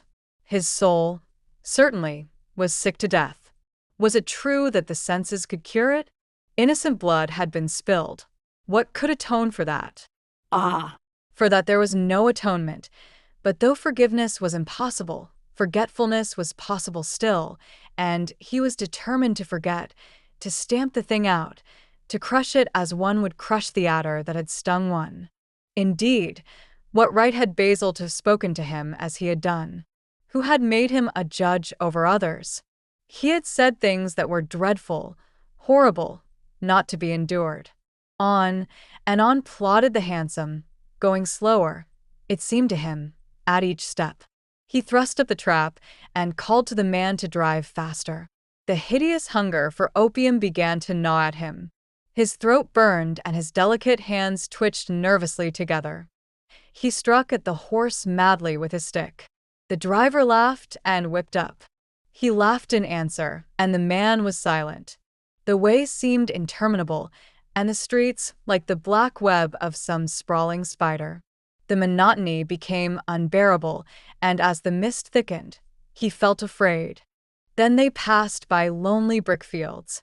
The fog was lighter here, and he could see the strange, bottle-shaped kilns with their orange, fan-like tongues of fire. A dog barked as they went by, and far away in the darkness some wandering seagull screamed. The horse stumbled in a rut, then swerved aside and broke into a gallop. After some time they left the clay road and rattled again over rough-paven streets. Most of the windows were dark, but now and then fantastic shadows were silhouetted against some lamp-lit blind. He watched them curiously. They moved like monstrous marionettes and made gestures like live things. He hated them. A dull rage was in his heart. As they turned a corner, a woman yelled something at them from an open door, and two men ran after the hansom for about 100 yards. The driver beat at them with his whip. It is said that passion makes one think in a circle. Certainly, with hideous iteration, the bitten lips of Dorian Gray shaped and reshaped those subtle words that dealt with soul and sense, till he had found in them the full expression, as it were, of his mood, and justified, by intellectual approval, passions that without such justification would still have dominated his temper. From cell to cell of his brain crept the one thought, and the wild desire to live, most terrible of all man's appetites, quickened into force each trembling nerve and fiber. Ugliness that had once been hateful to him because it made things real, became dear to him now for that very reason. Ugliness was the one reality. The coarse sprawl, the loathsome den, the crude violence of disordered life, the very vileness of thief and outcast were more vivid, in their intense actuality of impression, than all the gracious shapes of art, the dreamy shadows of song. They were what he needed for forgetfulness. In 3 days he would be free. Suddenly the man drew up with a jerk at the top of a dark lane. Over the low roofs and jagged chimney stacks of the houses rose the black masts of ships. Wreaths of white mist clung like ghostly sails to the yards. "Somewhere about here, sir, ain't it?" he asked huskily through the trap. Dorian started and peered round. "This will do," he answered, and having got out hastily and given the driver the extra fare he had promised him, he walked quickly in the direction of the quay. Here and there a lantern gleamed at the stern of some huge merchantman. The light shook and splintered in the puddles. A red glare came from an outward-bound steamer that was coaling. The slimy pavement looked like a wet mackintosh. He hurried on towards the left, glancing back now and then to see if he was being followed. In about 7 or 8 minutes, he reached a small shabby house that was wedged in between two gaunt factories. In one of the top windows stood a lamp. He stopped and gave a peculiar knock. After a little time, he heard steps in the passage and the chain being unhooked. The door opened quietly, and he went in without saying a word to the squat, misshapen figure that flattened itself into the shadow as he passed. At the end of the hall hung a tattered green curtain that swayed and shook in the gusty wind which had followed him in from the street. He dragged it aside and entered a long, low room which looked as if it had once been a third-rate dancing saloon. Shrill, flaring gas jets, dulled and distorted in the fly-blown mirrors that faced them, were ranged round the walls. Greasy reflectors of ribbed tin backed them, making quivering discs of light. The floor was covered with ochre-colored sawdust, trampled here and there into mud, and stained with dark rings of spilled liquor. Some Malays were crouching by a little charcoal stove, playing with bone counters and showing their white teeth as they chattered. In one corner, with his head buried in his arms, a sailor sprawled over a table, and by the tawdrily painted bar that ran across one complete side stood two haggard women, mocking an old man who was brushing the sleeves of his coat with an expression of disgust. "He thinks he's got red ants on him," laughed one of them, as Dorian passed by. The man looked at her in terror and began to whimper. At the end of the room there was a little staircase, leading to a darkened chamber. As Dorian hurried up its 3 rickety steps, the heavy odor of opium met him. He heaved a deep breath, and his nostrils quivered with pleasure. When he entered, a young man with smooth yellow hair, who was bending over a lamp lighting a long thin pipe, looked up at him and nodded in a hesitating manner. "You here, Adrian?" muttered Dorian. "Where else should I be?" he answered, listlessly. "None of the chaps will speak to me now. I thought you had left England. Darlington is not going to do anything. My brother paid the bill at last. George doesn't speak to me either. I don't care," he added with a sigh. "As long as one has the stuff, one doesn't want friends. I think I have had too many friends." Dorian winced and looked round at the grotesque things that lay in such fantastic postures on the ragged mattresses. The twisted limbs, the gaping mouths, the staring lusterless eyes, fascinated him. He knew in what strange heavens they were suffering, and what dull hells were teaching them the secret of some new joy. They were better off than he was. He was prisoned in thought. Memory, like a horrible malady, was eating his soul away. From time to time, he seemed to see the eyes of Basil Hallward looking at him, yet he felt he could not stay. The presence of Adrian Singleton troubled him. He wanted to be where no one would know who he was. He wanted to escape from himself. "I am going on to the other place," he said after a pause. "On the wharf. Yes. That mad cat is sure to be there. They won't have her in this place now." Dorian shrugged his shoulders. "I am sick of women who love one. Women who hate one are much more interesting. Besides, the stuff is better." "Much the same. I like it better. Come and have something to drink." "I must have something." "I don't want anything," murmured the young man. "Never mind." Adrian Singleton rose up wearily and followed Dorian to the bar.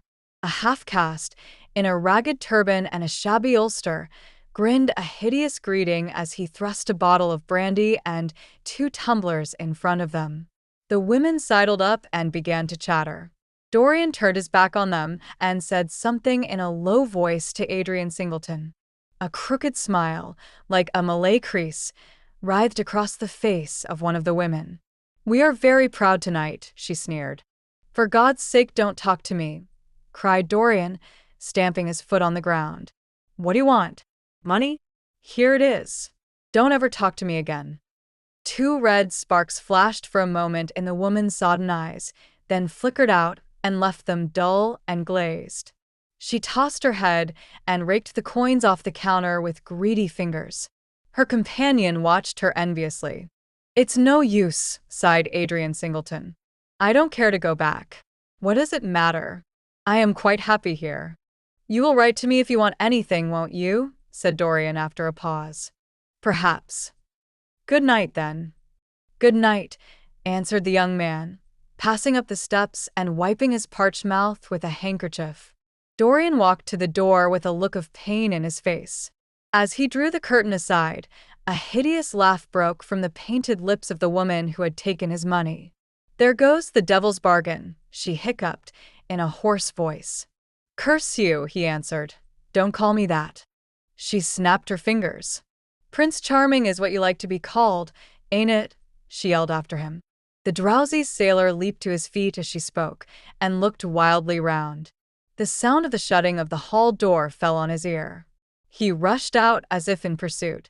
Dorian Gray hurried along the quay through the drizzling rain.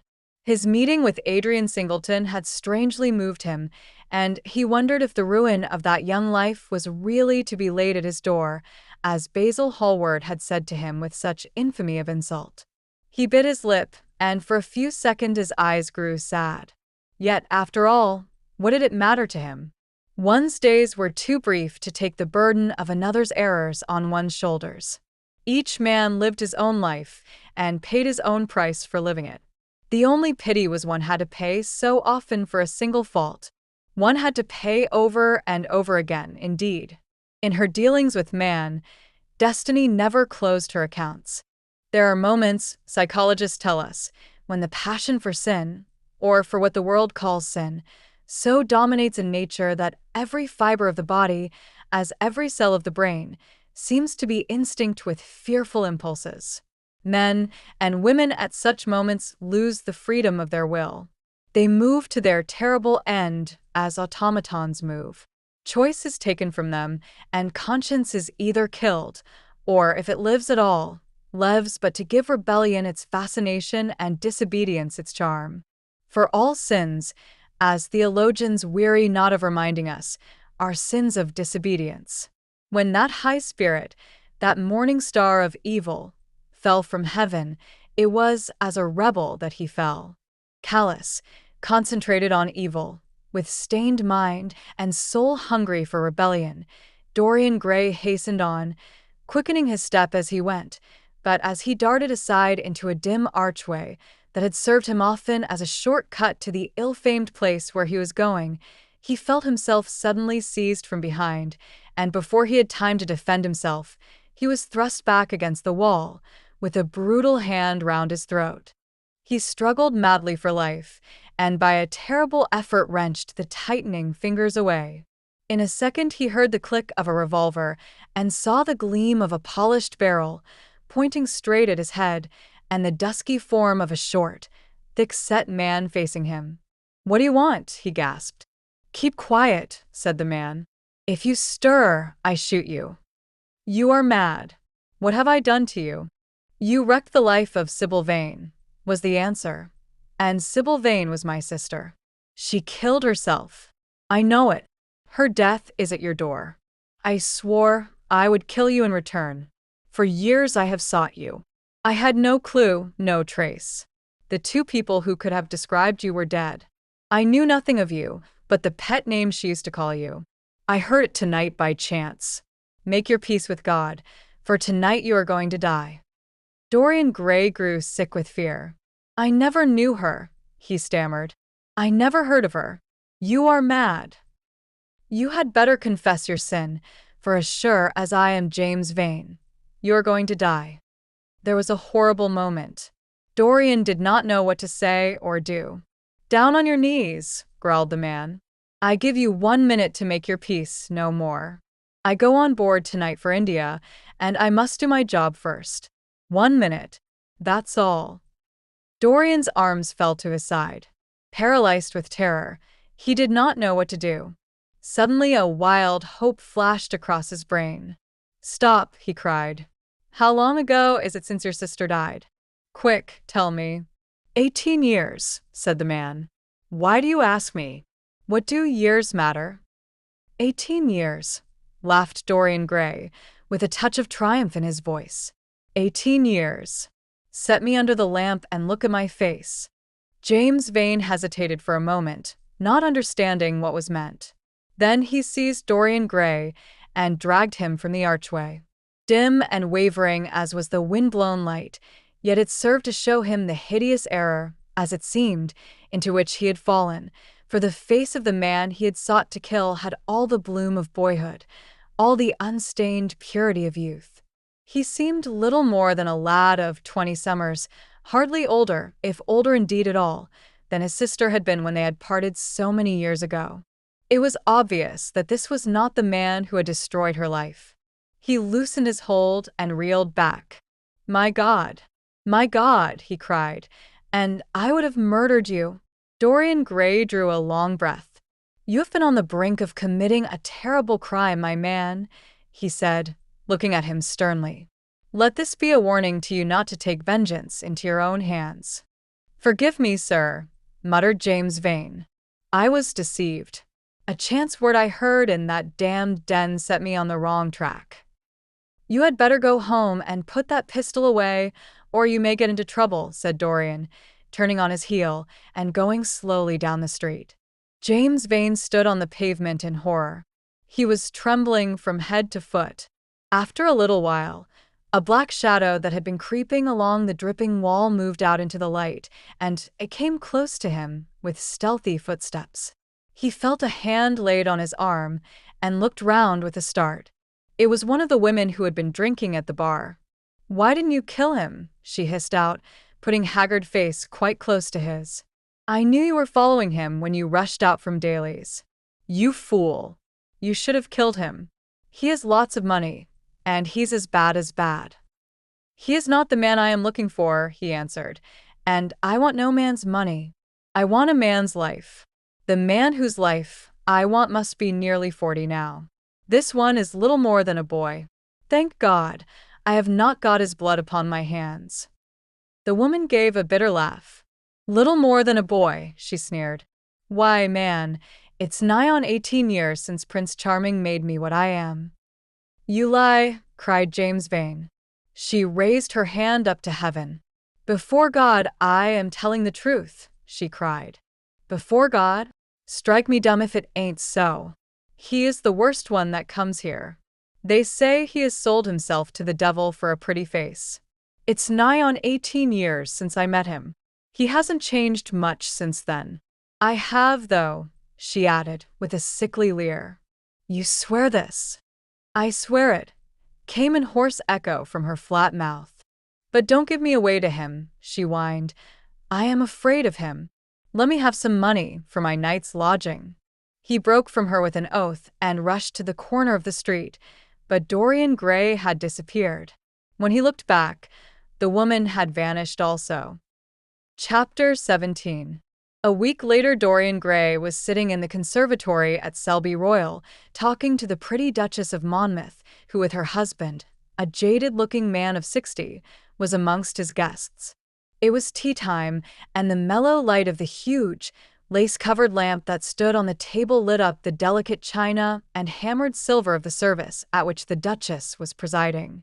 Her white hands were moving daintily among the cups, and her full red lips were smiling at something that Dorian had whispered to her. Lord Henry was lying back in a silk-draped wicker chair, looking at them.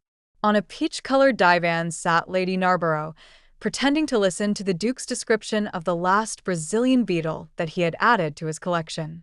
3 young men in elaborate smoking suits were handing tea cakes to some of the women. The house party consisted of 12 people, and there were more expected to arrive on the next day.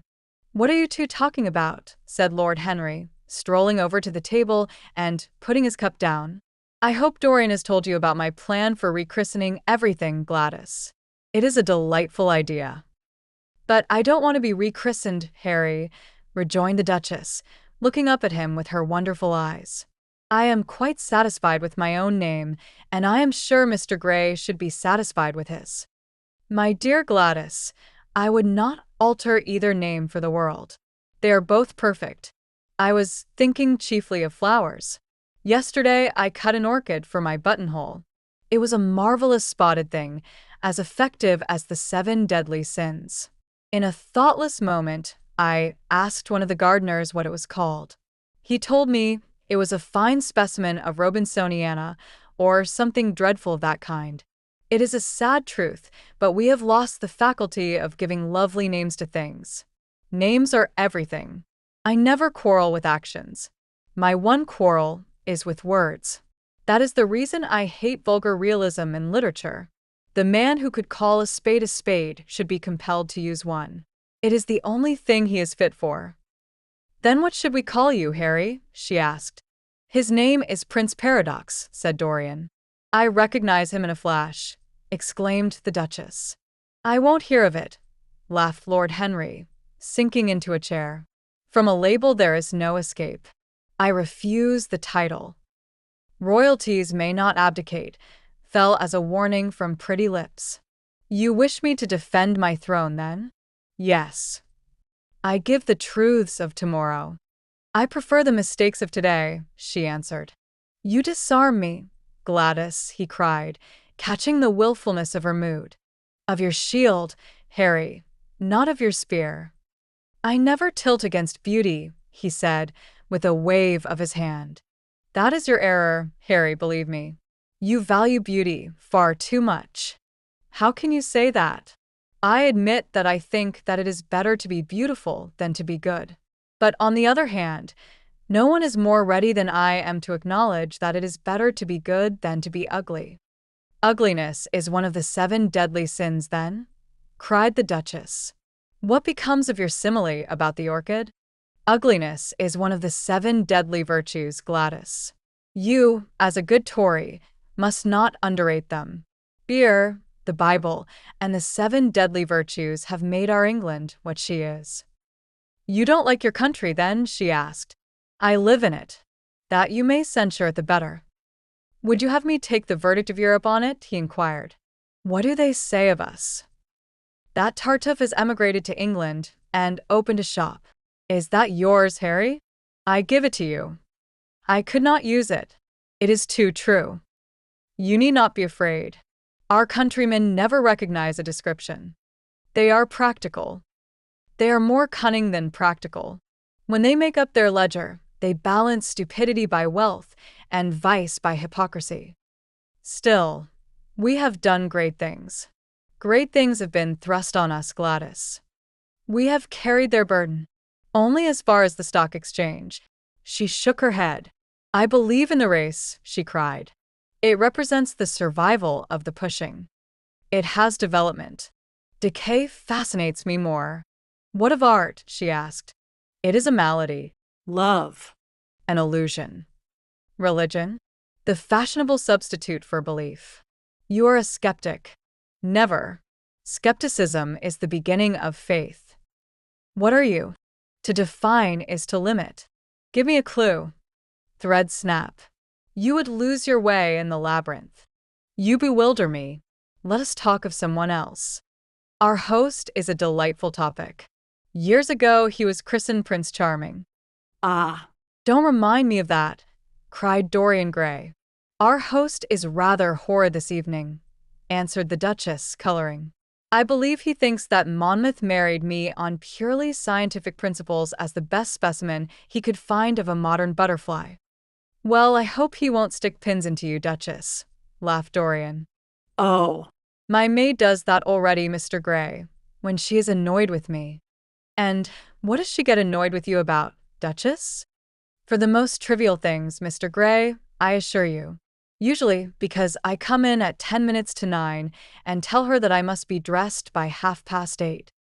How unreasonable of her. You should give her warning. I daren't, Mr. Gray. Why, she invents hats for me. You remember the one I wore at Lady Hillstone's garden party? You don't, but it is nice of you to pretend that you do. Well, she made it out of nothing. All good hats are made out of nothing. Like all good reputations, Gladys, interrupted Lord Henry. Every effect that one produces gives one an enemy. To be popular, one must be a mediocrity. Not with women, said the Duchess, shaking her head, and women rule the world. I assure you we can't bear mediocrities. We women, as someone says, love with our ears, just as you men love with your eyes, if you ever love at all. It seems to me that we never do anything else, murmured Dorian. Ah, Then, you never really love Mr. Gray, answered the Duchess with mock sadness. My dear Gladys, cried Lord Henry, how can you say that? Romance lives by repetition, and repetition converts an appetite into an art. Besides, each time that one loves is the only time one has ever loved. Difference of object does not alter singleness of passion. It merely intensifies it.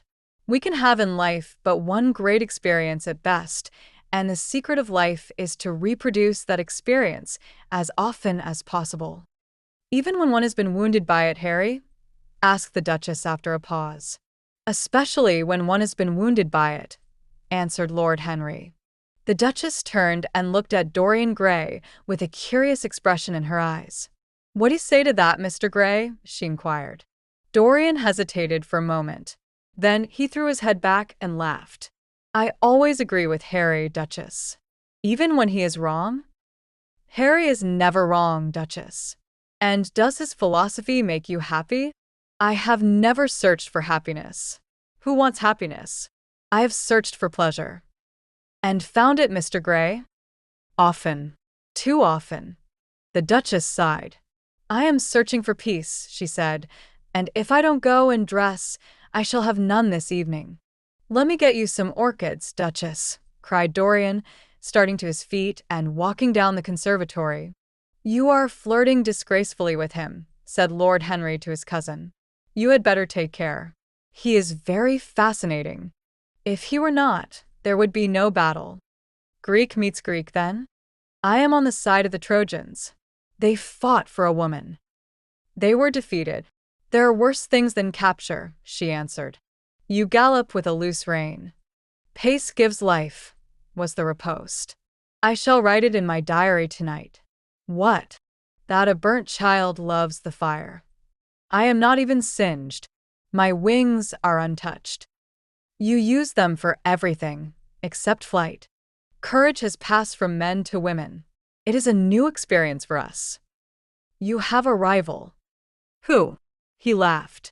Lady Narborough, he whispered. She perfectly adores him.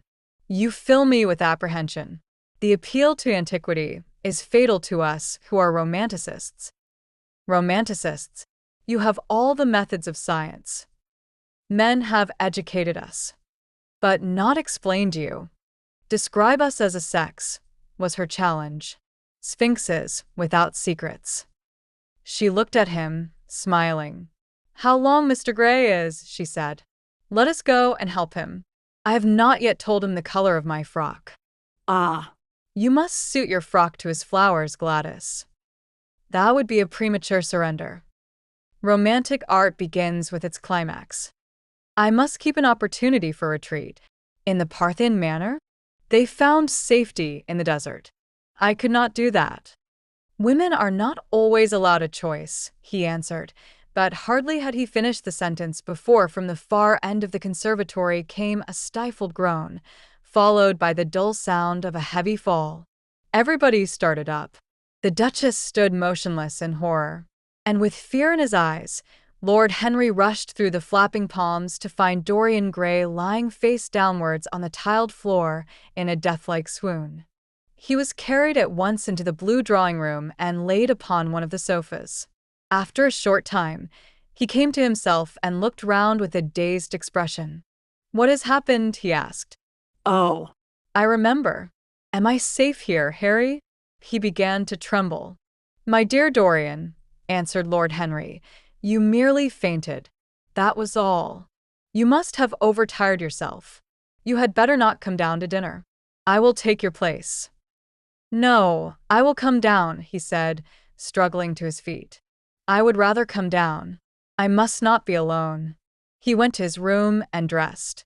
There was a wild recklessness of gaiety in his manner as he sat at table, but now and then a thrill of terror ran through him when he remembered that, pressed against the window of the conservatory, like a white handkerchief, he had seen the face of James Vane watching him. Chapter 18. The next day he did not leave the house, and, indeed, spent most of the time in his own room, sick with a wild terror of dying, and yet indifferent to life itself. The consciousness of being hunted, snared, tracked down, had begun to dominate him. If the tapestry did but tremble in the wind, he shook.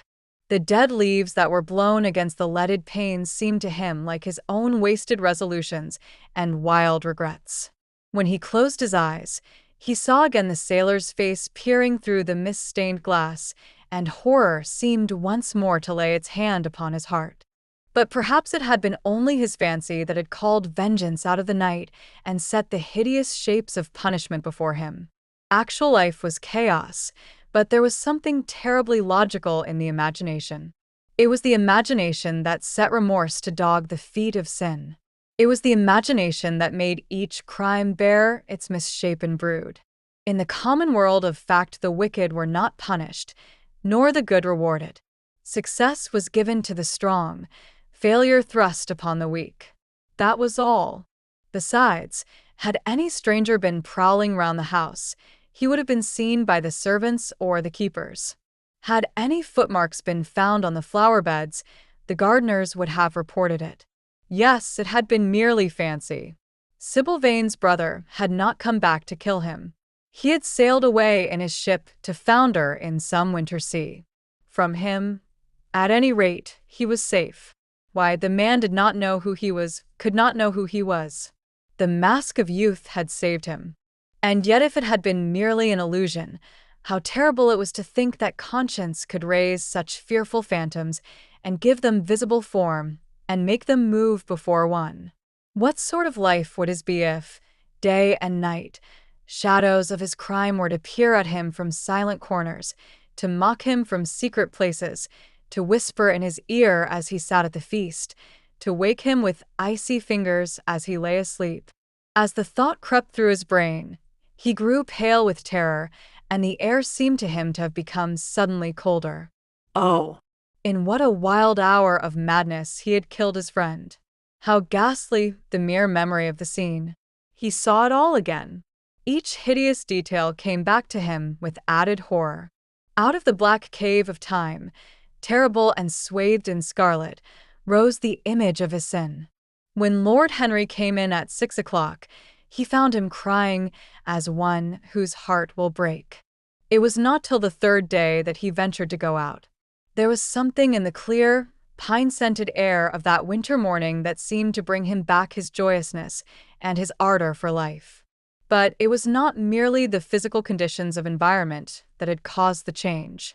His own nature had revolted against the excess of anguish that had sought to maim and mar the perfection of its calm. With subtle and finely wrought temperaments it is always so. Their strong passions must either bruise or bend. They either slay the man or themselves die. Shallow sorrows and shallow loves live on. The loves and sorrows that are great are destroyed by their own plenitude. Besides, he had convinced himself that he had been the victim of a terror-stricken imagination and looked back now on his fears with something of pity and not a little of contempt. After breakfast, he walked with the Duchess for an hour in the garden and then drove across the park to join the shooting party. The crisp frost lay like salt upon the grass. The sky was an inverted cup of blue metal. A thin film of ice bordered the flat, reed-grown lake.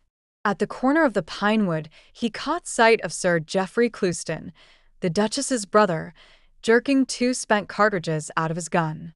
He jumped from the cart, and having told the groom to take the mare home, made his way towards his guest through the withered bracken and rough undergrowth. "Have you had good sport, Geoffrey?" he asked. "Not very good, Dorian. I think most of the birds have gone to the open. I dare say it will be better after lunch, when we get to new ground."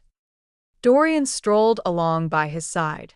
The keen aromatic air, the brown and red lights that glimmered in the wood, the hoarse cries of the beaters ringing out from time to time, and the sharp snaps of the guns that followed, fascinated him and filled him with a sense of delightful freedom. He was dominated by the carelessness of happiness, by the high indifference of joy. Suddenly, from a lumpy tussock of old grass some 20 yards in front of them, with black-tipped ears erect and long hinder limbs throwing it forward, started a hare. It bolted for a thicket of alders. Sir Geoffrey put his gun to his shoulder, but there was something in the animal's grace of movement that strangely charmed Dorian Gray, and he cried out at once, "Don't shoot it, Geoffrey. Let it live." "What nonsense, Dorian," laughed his companion, and as the hare bounded into the thicket, he fired.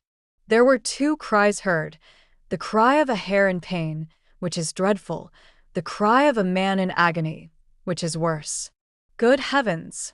I have hit a beater," exclaimed Sir Geoffrey. What an ass the man was to get in front of the guns. "Stop shooting there," he called out at the top of his voice. "A man is hurt." The headkeeper came running up with a stick in his hand. "Where, sir? Where is he?" he shouted. At the same time, the firing ceased along the line. "Here," answered Sir Geoffrey angrily, hurrying towards the thicket. "Why on earth don't you keep your men back? Spoiled my shooting for the day." Dorian watched them as they plunged into the alder clump, brushing the lithe, swinging branches aside. In a few moments they emerged, dragging a body after them into the sunlight. He turned away in horror. It seemed to him that misfortune followed wherever he went. He heard Sir Geoffrey ask if the man was really dead, and the affirmative answer of the keeper. The wood seemed to him to have become suddenly alive with faces. There was the trampling of myriad feet and the low buzz of voices. A great copper-breasted pheasant came beating through the boughs overhead. After a few moments, that were to him, in his perturbed state, like endless hours of pain, he felt a hand laid on his shoulder. He started and looked round. "Dorian," said Lord Henry, "I had better tell them that the shooting is stopped for today. It would not look well to go on." "I wish it were stopped forever, Harry," he answered bitterly. "The whole thing is hideous and cruel. Is the man—" He could not finish the sentence. "I am afraid so," rejoined Lord Henry. "He got the whole charge of shot in his chest.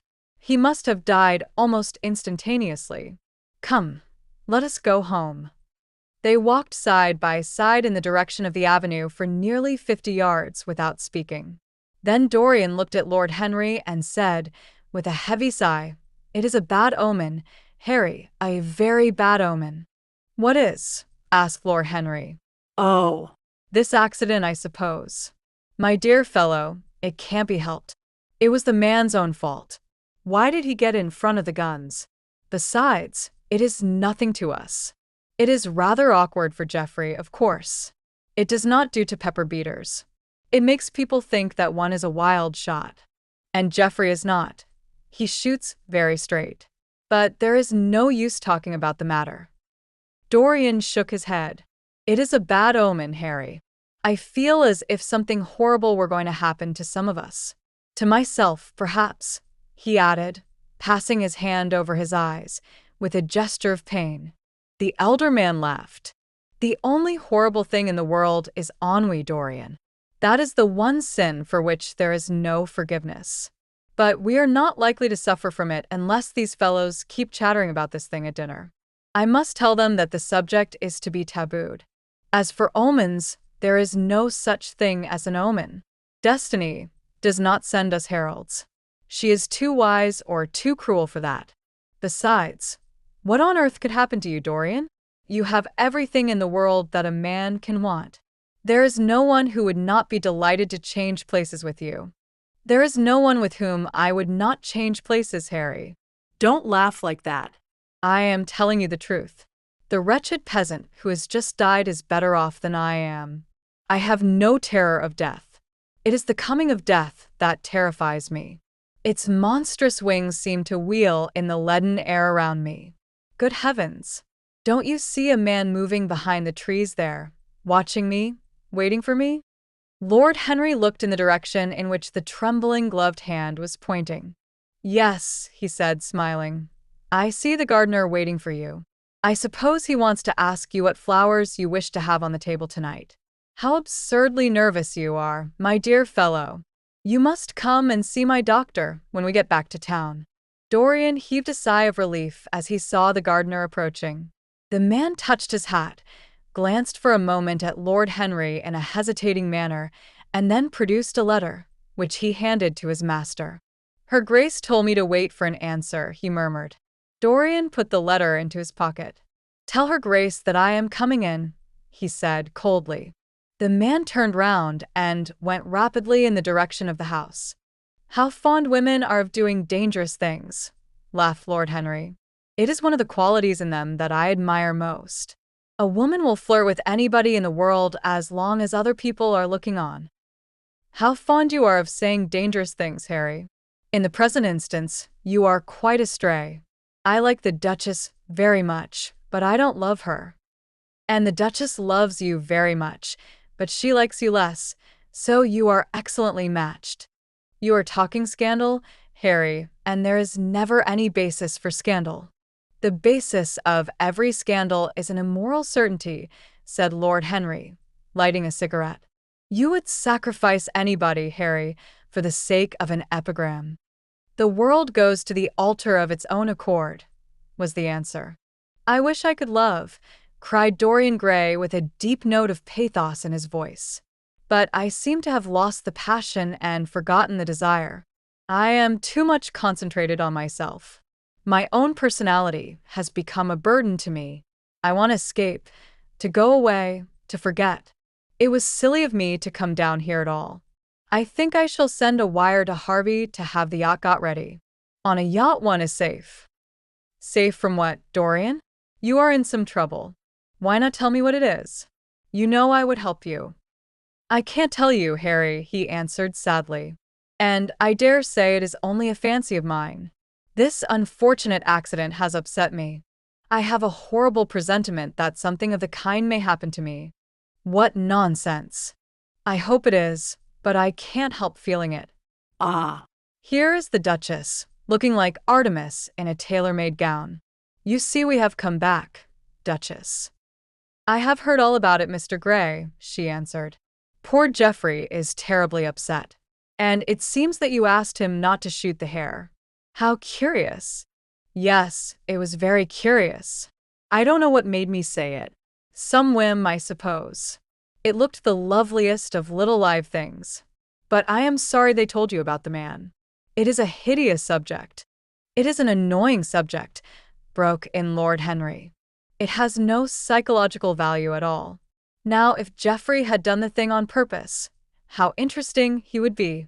I should like to know someone who had committed a real murder. How horrid of you, Harry, cried the Duchess. Isn't it, Mr. Gray? Harry, Mr. Gray is ill again. He is going to faint. Dorian drew himself up with an effort and smiled. It is nothing, Duchess, he murmured. My nerves are dreadfully out of order.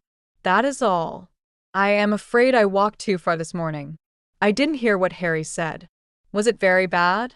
You must tell me some other time. I think I must go and lie down. You will excuse me, won't you? They had reached the great flight of steps that led from the conservatory on to the terrace. As the glass door closed behind Dorian, Lord Henry turned and looked at the Duchess with his slumberous eyes. Are you very much in love with him? He asked. She did not answer for some time, but stood gazing at the landscape. I wish I knew, she said at last. He shook his head. Knowledge would be fatal. It is the uncertainty that charms one.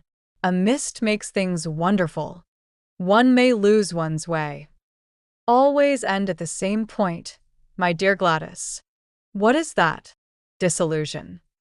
It was my debut in life, she sighed. It came to you crowned. I am tired of strawberry leaves. They become you. Only in public. You would miss them, said Lord Henry. I will not part with a petal. Monmouth has ears. Old age is dull of hearing. Has he never been jealous? I wish he had been.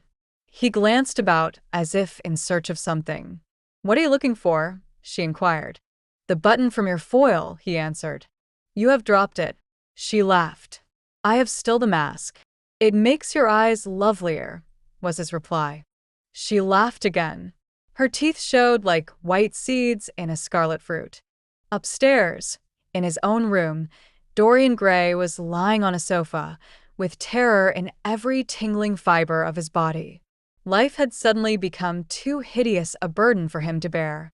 The dreadful death of the unlucky beater, shot in the thicket like a wild animal, had seemed to him to prefigure death for himself also.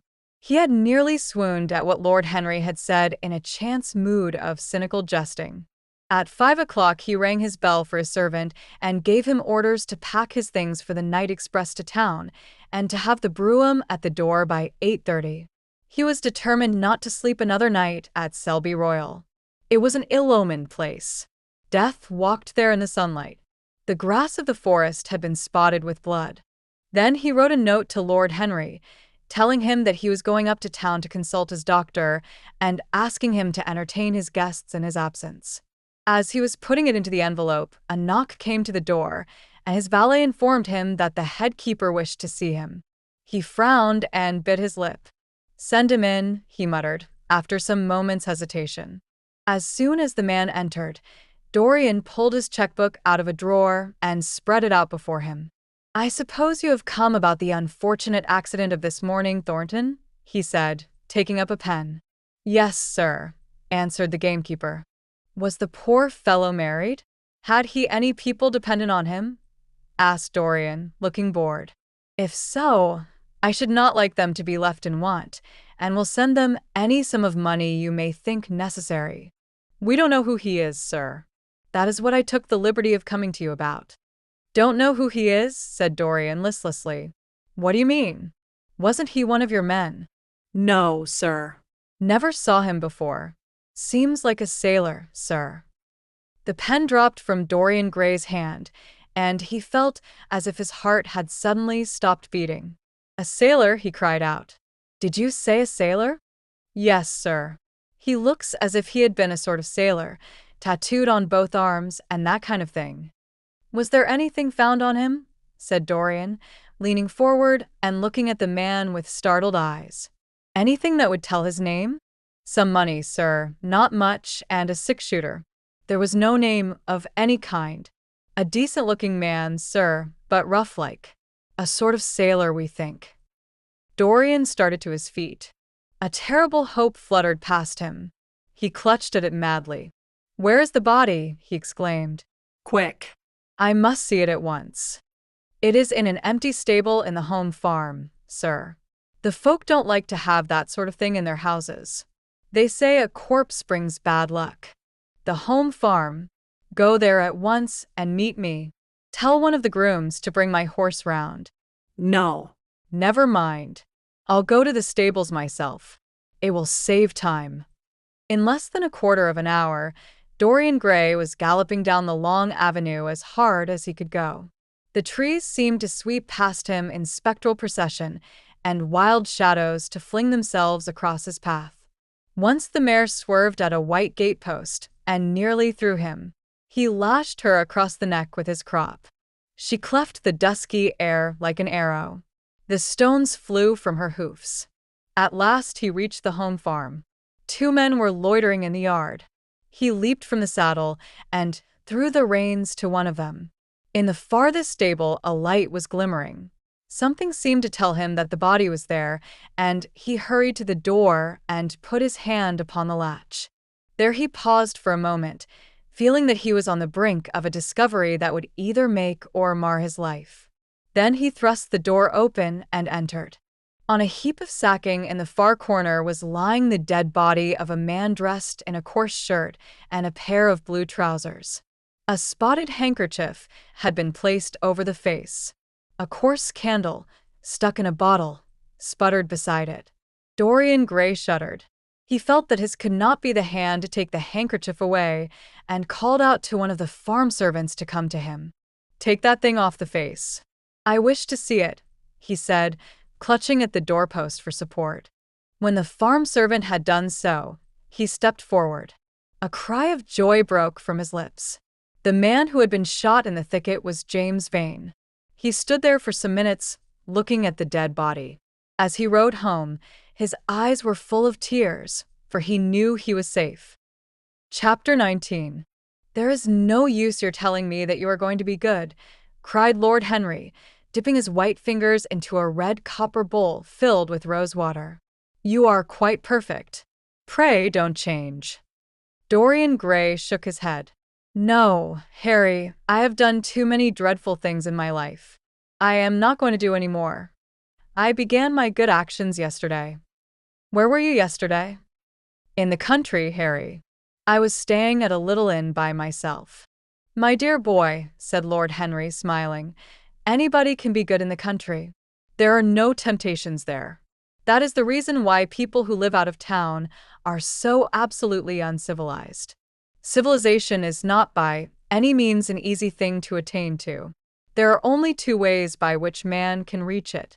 One is by being cultured, the other by being corrupt. Country people have no opportunity of being either, so they stagnate.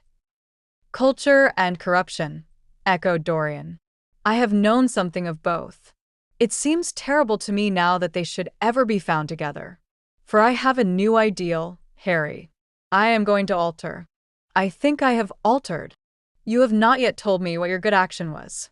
Or did you say you had done more than one? Asked his companion as he spilled into his plate a little crimson pyramid of seeded strawberries and, through a perforated, shell-shaped spoon, snowed white sugar upon them.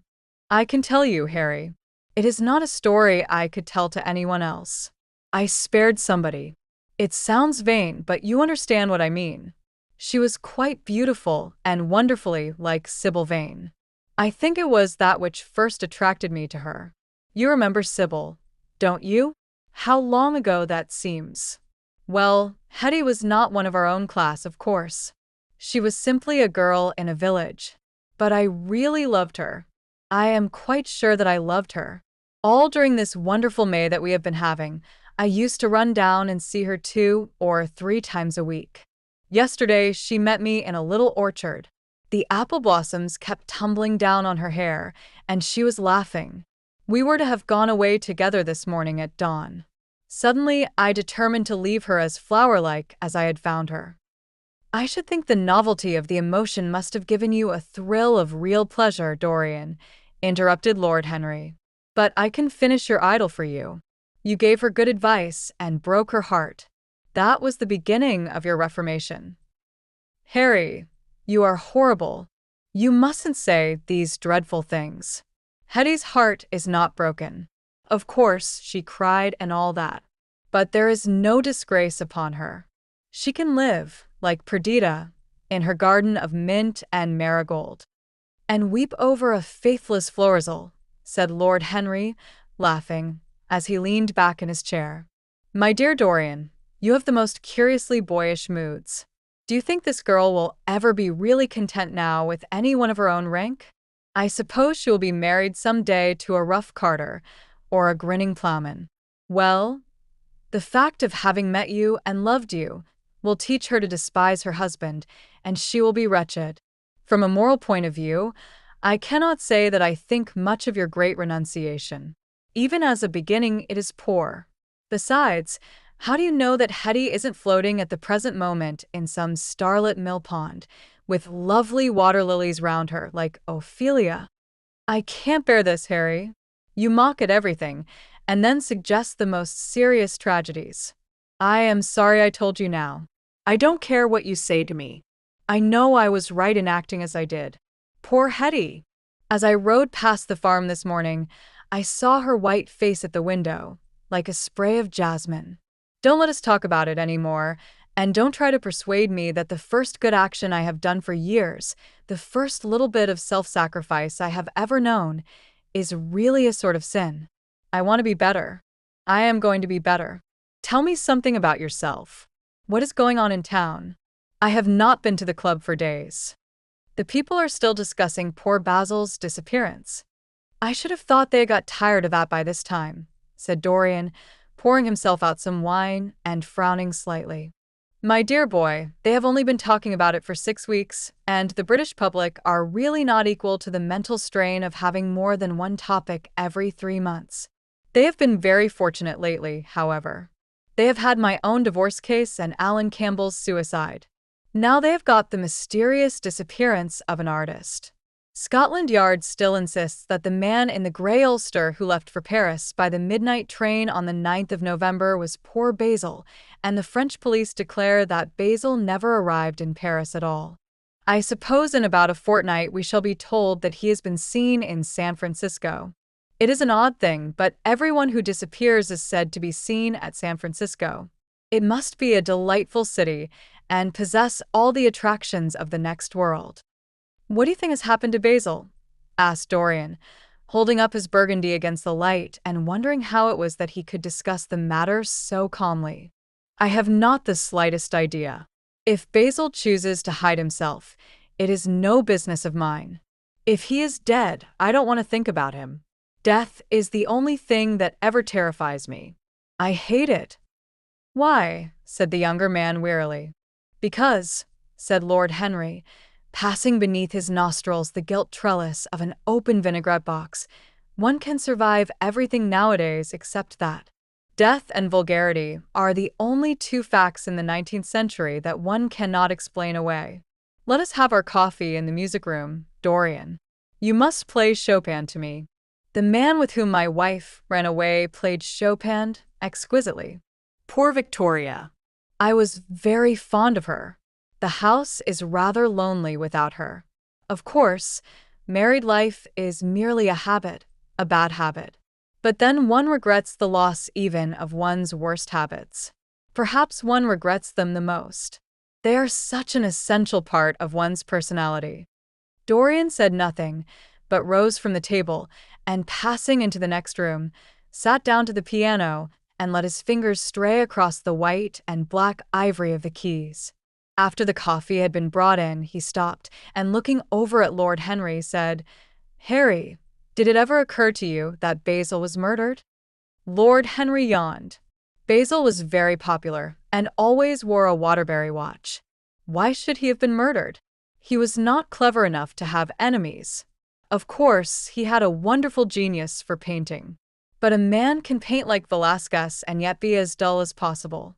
Basil was really rather dull. He only interested me once, and that was when he told me, years ago, that he had a wild adoration for you and that you were the dominant motive of his art. I was very fond of Basil, said Dorian with a note of sadness in his voice. But don't people say that he was murdered? Oh, some of the papers do. It does not seem to me to be at all probable. I know there are dreadful places in Paris, but Basil was not the sort of man to have gone to them. He had no curiosity. It was his chief defect. What would you say, Harry, if I told you that I had murdered Basil? Said the younger man. He watched him intently after he had spoken. I would say, my dear fellow, that you were posing for a character that doesn't suit you. All crime is vulgar, just as all vulgarity is crime. It is not in you, Dorian, to commit a murder. I am sorry if I hurt your vanity by saying so, but I assure you it is true. Crime belongs exclusively to the lower orders. I don't blame them in the smallest degree. I should fancy that crime was to them what art is to us, simply a method of procuring extraordinary sensations. A method of procuring sensations? Do you think, then, that a man who has once committed a murder could possibly do the same crime again? Don't tell me that. Oh. Anything becomes a pleasure if one does it too often, cried Lord Henry, laughing. That is one of the most important secrets of life. I should fancy, however, that murder is always a mistake. One should never do anything that one cannot talk about after dinner. But let us pass from poor Basil. I wish I could believe that he had come to such a really romantic end as you suggest, but I can't. I dare say he fell into the Seine off an omnibus, and that the conductor hushed up the scandal. Yes, I should fancy that was his end. I see him lying now on his back under those dull green waters, with the heavy barges floating over him and long weeds catching in his hair. Do you know, I don't think he would have done much more good work. During the last 10 years, his painting had gone off very much. Dorian heaved a sigh, and Lord Henry strolled across the room and began to stroke the head of a curious Java parrot, a large, gray-plumaged bird with pink crest and tail, that was balancing itself upon a bamboo perch. As his pointed fingers touched it, it dropped the white scurf of crinkled lids over black, glass-like eyes and began to sway backwards and forwards. Yes, he continued, turning round and taking his handkerchief out of his pocket. His painting had quite gone off. It seemed to me to have lost something. It had lost an ideal. When you and he ceased to be great friends, he ceased to be a great artist. What was it separated you? I suppose he bored you. If so, he never forgave you. It's a habit bores have. By the way, what has become of that wonderful portrait he did of you? I don't think I have ever seen it since he finished it. Oh, I remember your telling me years ago that you had sent it down to Selby and that it had got mislaid or stolen on the way. You never got it back? What a pity. It was really a masterpiece. I remember I wanted to buy it. I wish I had now. It belonged to Basil's best period. Since then, his work was that curious mixture of bad painting and good intentions that always entitles a man to be called a representative British artist. Did you advertise for it? You should. I forget, said Dorian. I suppose I did. But I never really liked it. I am sorry I sat for it. The memory of the thing is hateful to me. Why do you talk of it? It used to remind me of those curious lines in some play, Hamlet, I think. How do they run? Like the painting of a sorrow. A face without a heart. Yes, that is what it was like. Lord Henry laughed. If a man treats life artistically, his brain is his heart, he answered, sinking into an armchair. Dorian Gray shook his head and struck some soft chords on the piano. Like the painting of a sorrow, he repeated, a face without a heart. The elder man lay back and looked at him with half-closed eyes. By the way, Dorian, he said after a pause, what does it profit a man if he gain the whole world and lose? How does the quotation run, his own soul? The music jarred, and Dorian Gray started and stared at his friend. Why do you ask me that, Harry? My dear fellow, said Lord Henry, elevating his eyebrows in surprise, I asked you because I thought you might be able to give me an answer. That is all. I was going through the park last Sunday, and close by the Marble Arch there stood a little crowd of shabby-looking people listening to some vulgar street preacher. As I passed by, I heard the man yelling out that question to his audience. It struck me as being rather dramatic. London is very rich in curious effects of that kind.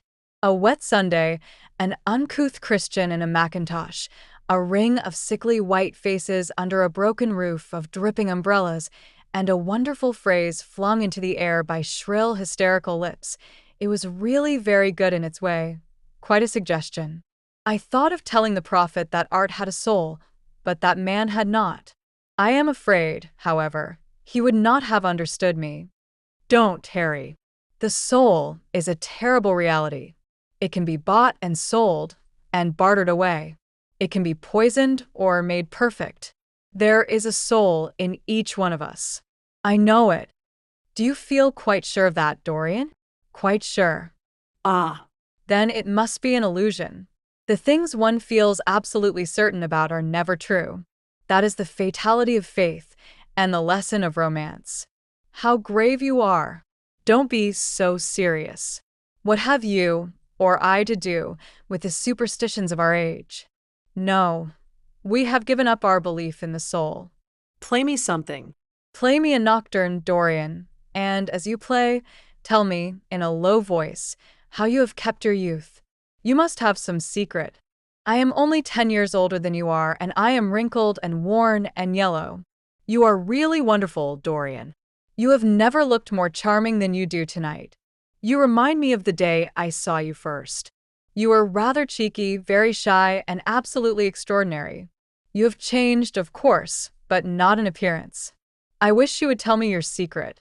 To get back my youth, I would do anything in the world, except take exercise, get up early, or be respectable. Youth. There is nothing like it. It's absurd to talk of the ignorance of youth. The only people to whose opinions I listen now with any respect are people much younger than myself. They seem in front of me. Life has revealed to them her latest wonder. As for the aged, I always contradict the aged. I do it on principle. If you ask them their opinion on something that happened yesterday, they solemnly give you the opinions current in 1820, when people wore high stocks, believed in everything, and knew absolutely nothing. how lovely that thing you are playing is. I wonder, did Chopin write it at Majorca, with the sea weeping round the villa and the salt spray dashing against the panes? It is marvelously romantic. What a blessing it is that there is one art left to us that is not imitative. Don't stop. I want music tonight. It seems to me that you are the young Apollo, and that I am Marsyas listening to you. I have sorrows, Dorian, of my own, that even you know nothing of. The tragedy of old age is not that one is old, but that one is young. I am amazed sometimes at my own sincerity. Ah, Dorian, how happy you are. What an exquisite life you have had. You have drunk deeply of everything. You have crushed the grapes against your palate. Nothing has been hidden from you. And it has all been to you no more than the sound of music. It has not marred you. You are still the same. I am not the same, Harry. Yes, you are the same. I wonder what the rest of your life will be. Don't spoil it by renunciations. At present you are a perfect type. Don't make yourself incomplete. You are quite flawless now. You need not shake your head. You know you are. Besides, Dorian, don't deceive yourself. Life is not governed by will or intention. Life is a question of nerves and fibers and slowly built up cells in which thought hides itself and passion has its dreams. You may fancy yourself safe and think yourself strong, but a chance tone of color in a room or a morning sky, a particular perfume that you had once loved and that brings subtle memories with it, a line from a forgotten poem that you had come across again, a cadence from a piece of music that you had ceased to play. I tell you, Dorian, that it is on things like these that our lives depend. Browning writes about that somewhere, but our own senses will imagine them for us. There are moments when the odor of Lillis Blanc passes suddenly across me, and I have to live the strangest month of my life over again. I wish I could change places with you, Dorian. The world has cried out against us both, but it has always worshipped you. It always will worship you. You are the type of what the age is searching for, and what it is afraid it has found. I am so glad that you have never done anything, never carved a statue, or painted a picture, or produced anything outside of yourself. Life has been your art. You have set yourself to music. Your days are your sonnets. Dorian rose up from the piano and passed his hand through his hair. Yes, life has been exquisite, he murmured, but I am not going to have the same life, Harry. And you must not say these extravagant things to me. You don't know everything about me. I think that if you did, even you would turn from me. You laugh. Don't laugh. Why have you stopped playing, Dorian? Go back and give me the nocturne over again.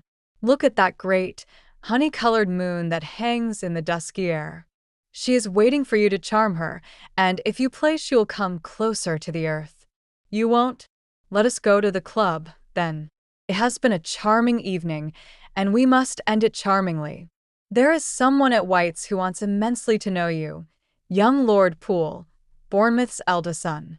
He has already copied your neckties and has begged me to introduce him to you. He is quite delightful and rather reminds me of you. I hope not, said Dorian with a sad look in his eyes. But I am tired tonight, Harry. I shan't go to the club. It is nearly 11, and I want to go to bed early. Do stay. You have never played so well as tonight. There was something in your touch that was wonderful. It had more expression than I had ever heard from it before. It is because I am going to be good, he answered, smiling. I am a little changed already. You cannot change to me, Dorian, said Lord Henry. You and I will always be friends. Yet you poisoned me with a book once. I should not forgive that.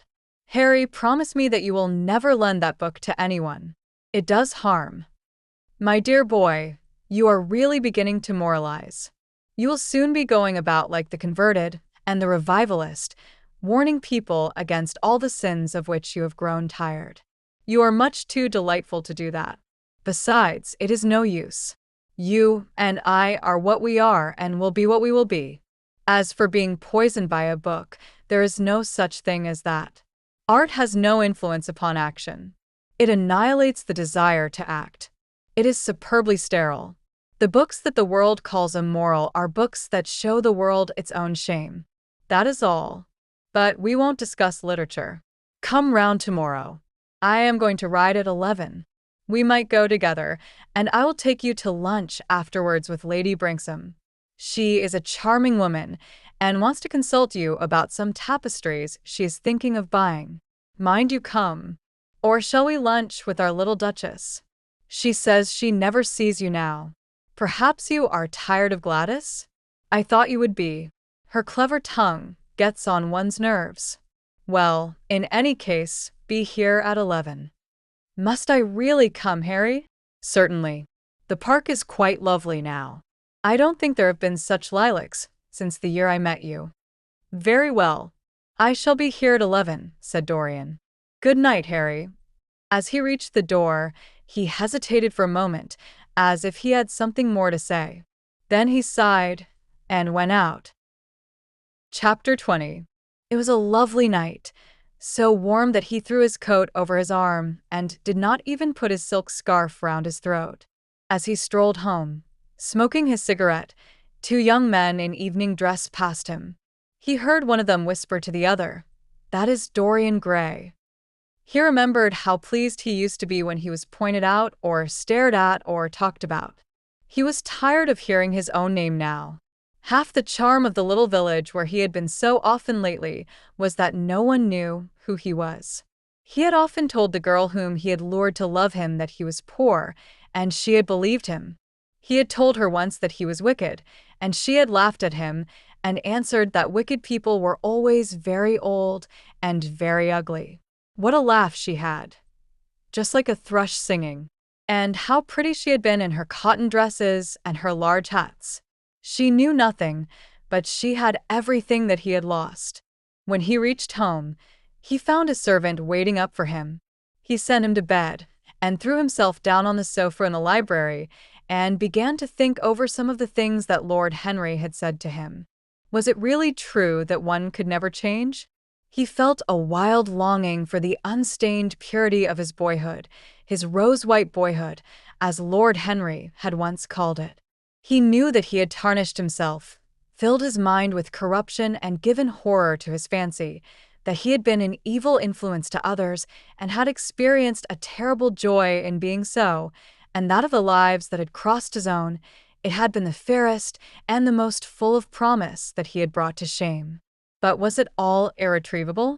Was there no hope for him? Ah! In what a monstrous moment of pride and passion he had prayed that the portrait should bear the burden of his days, and he keep the unsullied splendor of eternal youth. All his failure had been due to that. Better for him that each sin of his life had brought its sure swift penalty along with it. There was purification in punishment. Not "forgive us our sins, but smite us for our iniquities" should be the prayer of man to a most just God. The curiously carved mirror that Lord Henry had given to him, so many years ago now, was standing on the table, and the white-limbed cupids laughed round it as of old. He took it up, as he had done on that night of horror when he had first noted the change in the fatal picture, and with wild, tear-dimmed eyes looked into its polished shield. Once, someone who had terribly loved him had written to him a mad letter, ending with these idolatrous words, "The world is changed because you are made of ivory and gold. The curves of your lips rewrite history." The phrases came back to his memory, and he repeated them over and over to himself. Then he loathed his own beauty, and flinging the mirror on the floor, crushed it into silver splinters beneath his heel. It was his beauty that had ruined him, his beauty and the youth that he had prayed for. But for those two things his life might have been free from stain. His beauty had been to him but a mask, his youth but a mockery. What was youth at best? A green, an unripe time, a time of shallow moods and sickly thoughts. Why had he worn its livery? Youth had spoiled him. It was better not to think of the past. Nothing could alter that. It was of himself and of his own future that he had to think. James Vane was hidden in a nameless grave in Selby churchyard. Alan Campbell had shot himself one night in his laboratory, but had not revealed the secret that he had been forced to know. The excitement, such as it was, over Basil Hallward's disappearance would soon pass away. It was already waning. He was perfectly safe there. Nor, indeed, was it the death of Basil Hallward that weighed most upon his mind. It was the living death of his own soul that troubled him. Basil had painted the portrait that had marred his life. He could not forgive him that. It was the portrait that had done everything. Basil had said things to him that were unbearable and that he had yet borne with patience. The murder had been simply the madness of a moment. As for Alan Campbell, his suicide had been his own act. He had chosen to do it. It was nothing to him. A new life. That was what he wanted. That was what he was waiting for. Surely, he had begun it already. He had spared one innocent thing, at any rate. He would never again tempt innocence. He would be good. As he thought of Hetty Merton, he began to wonder if the portrait in the locked room had changed. Surely it was not still so horrible as it had been. Perhaps if his life became pure, he would be able to expel every sign of evil passion from the face. Perhaps the signs of evil had already gone away. He would go and look. He took the lamp from the table and crept upstairs. As he unbarred the door, a smile of joy flitted across his strangely young-looking face and lingered for a moment about his lips. Yes, he would be good, and the hideous thing that he had hidden away would no longer be a terror to him. He felt as if the load had been lifted from him already.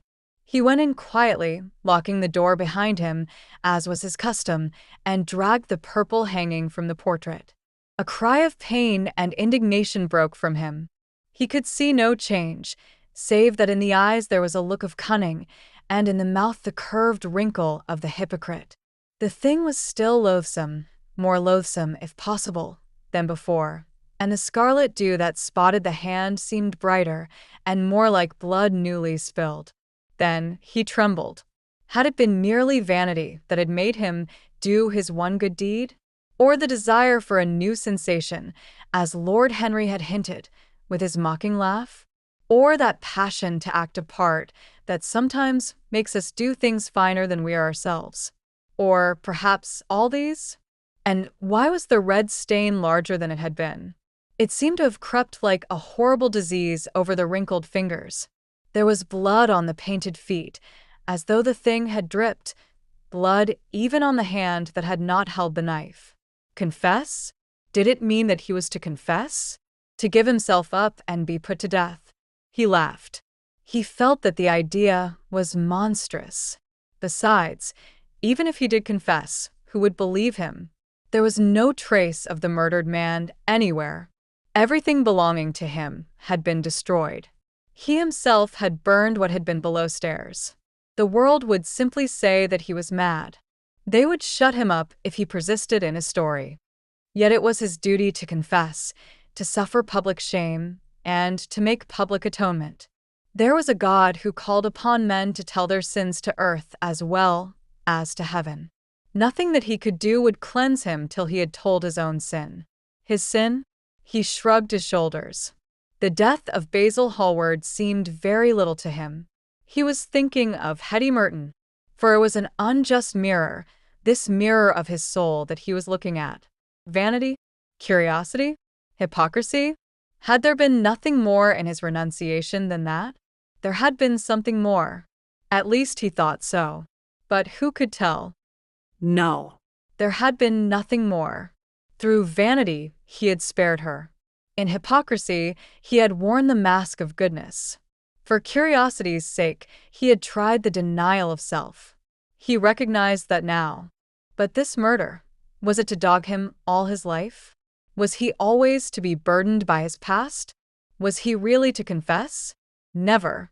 There was only one bit of evidence left against him. The picture itself, that was evidence. He would destroy it. Why had he kept it so long? Once it had given him pleasure to watch it changing and growing old.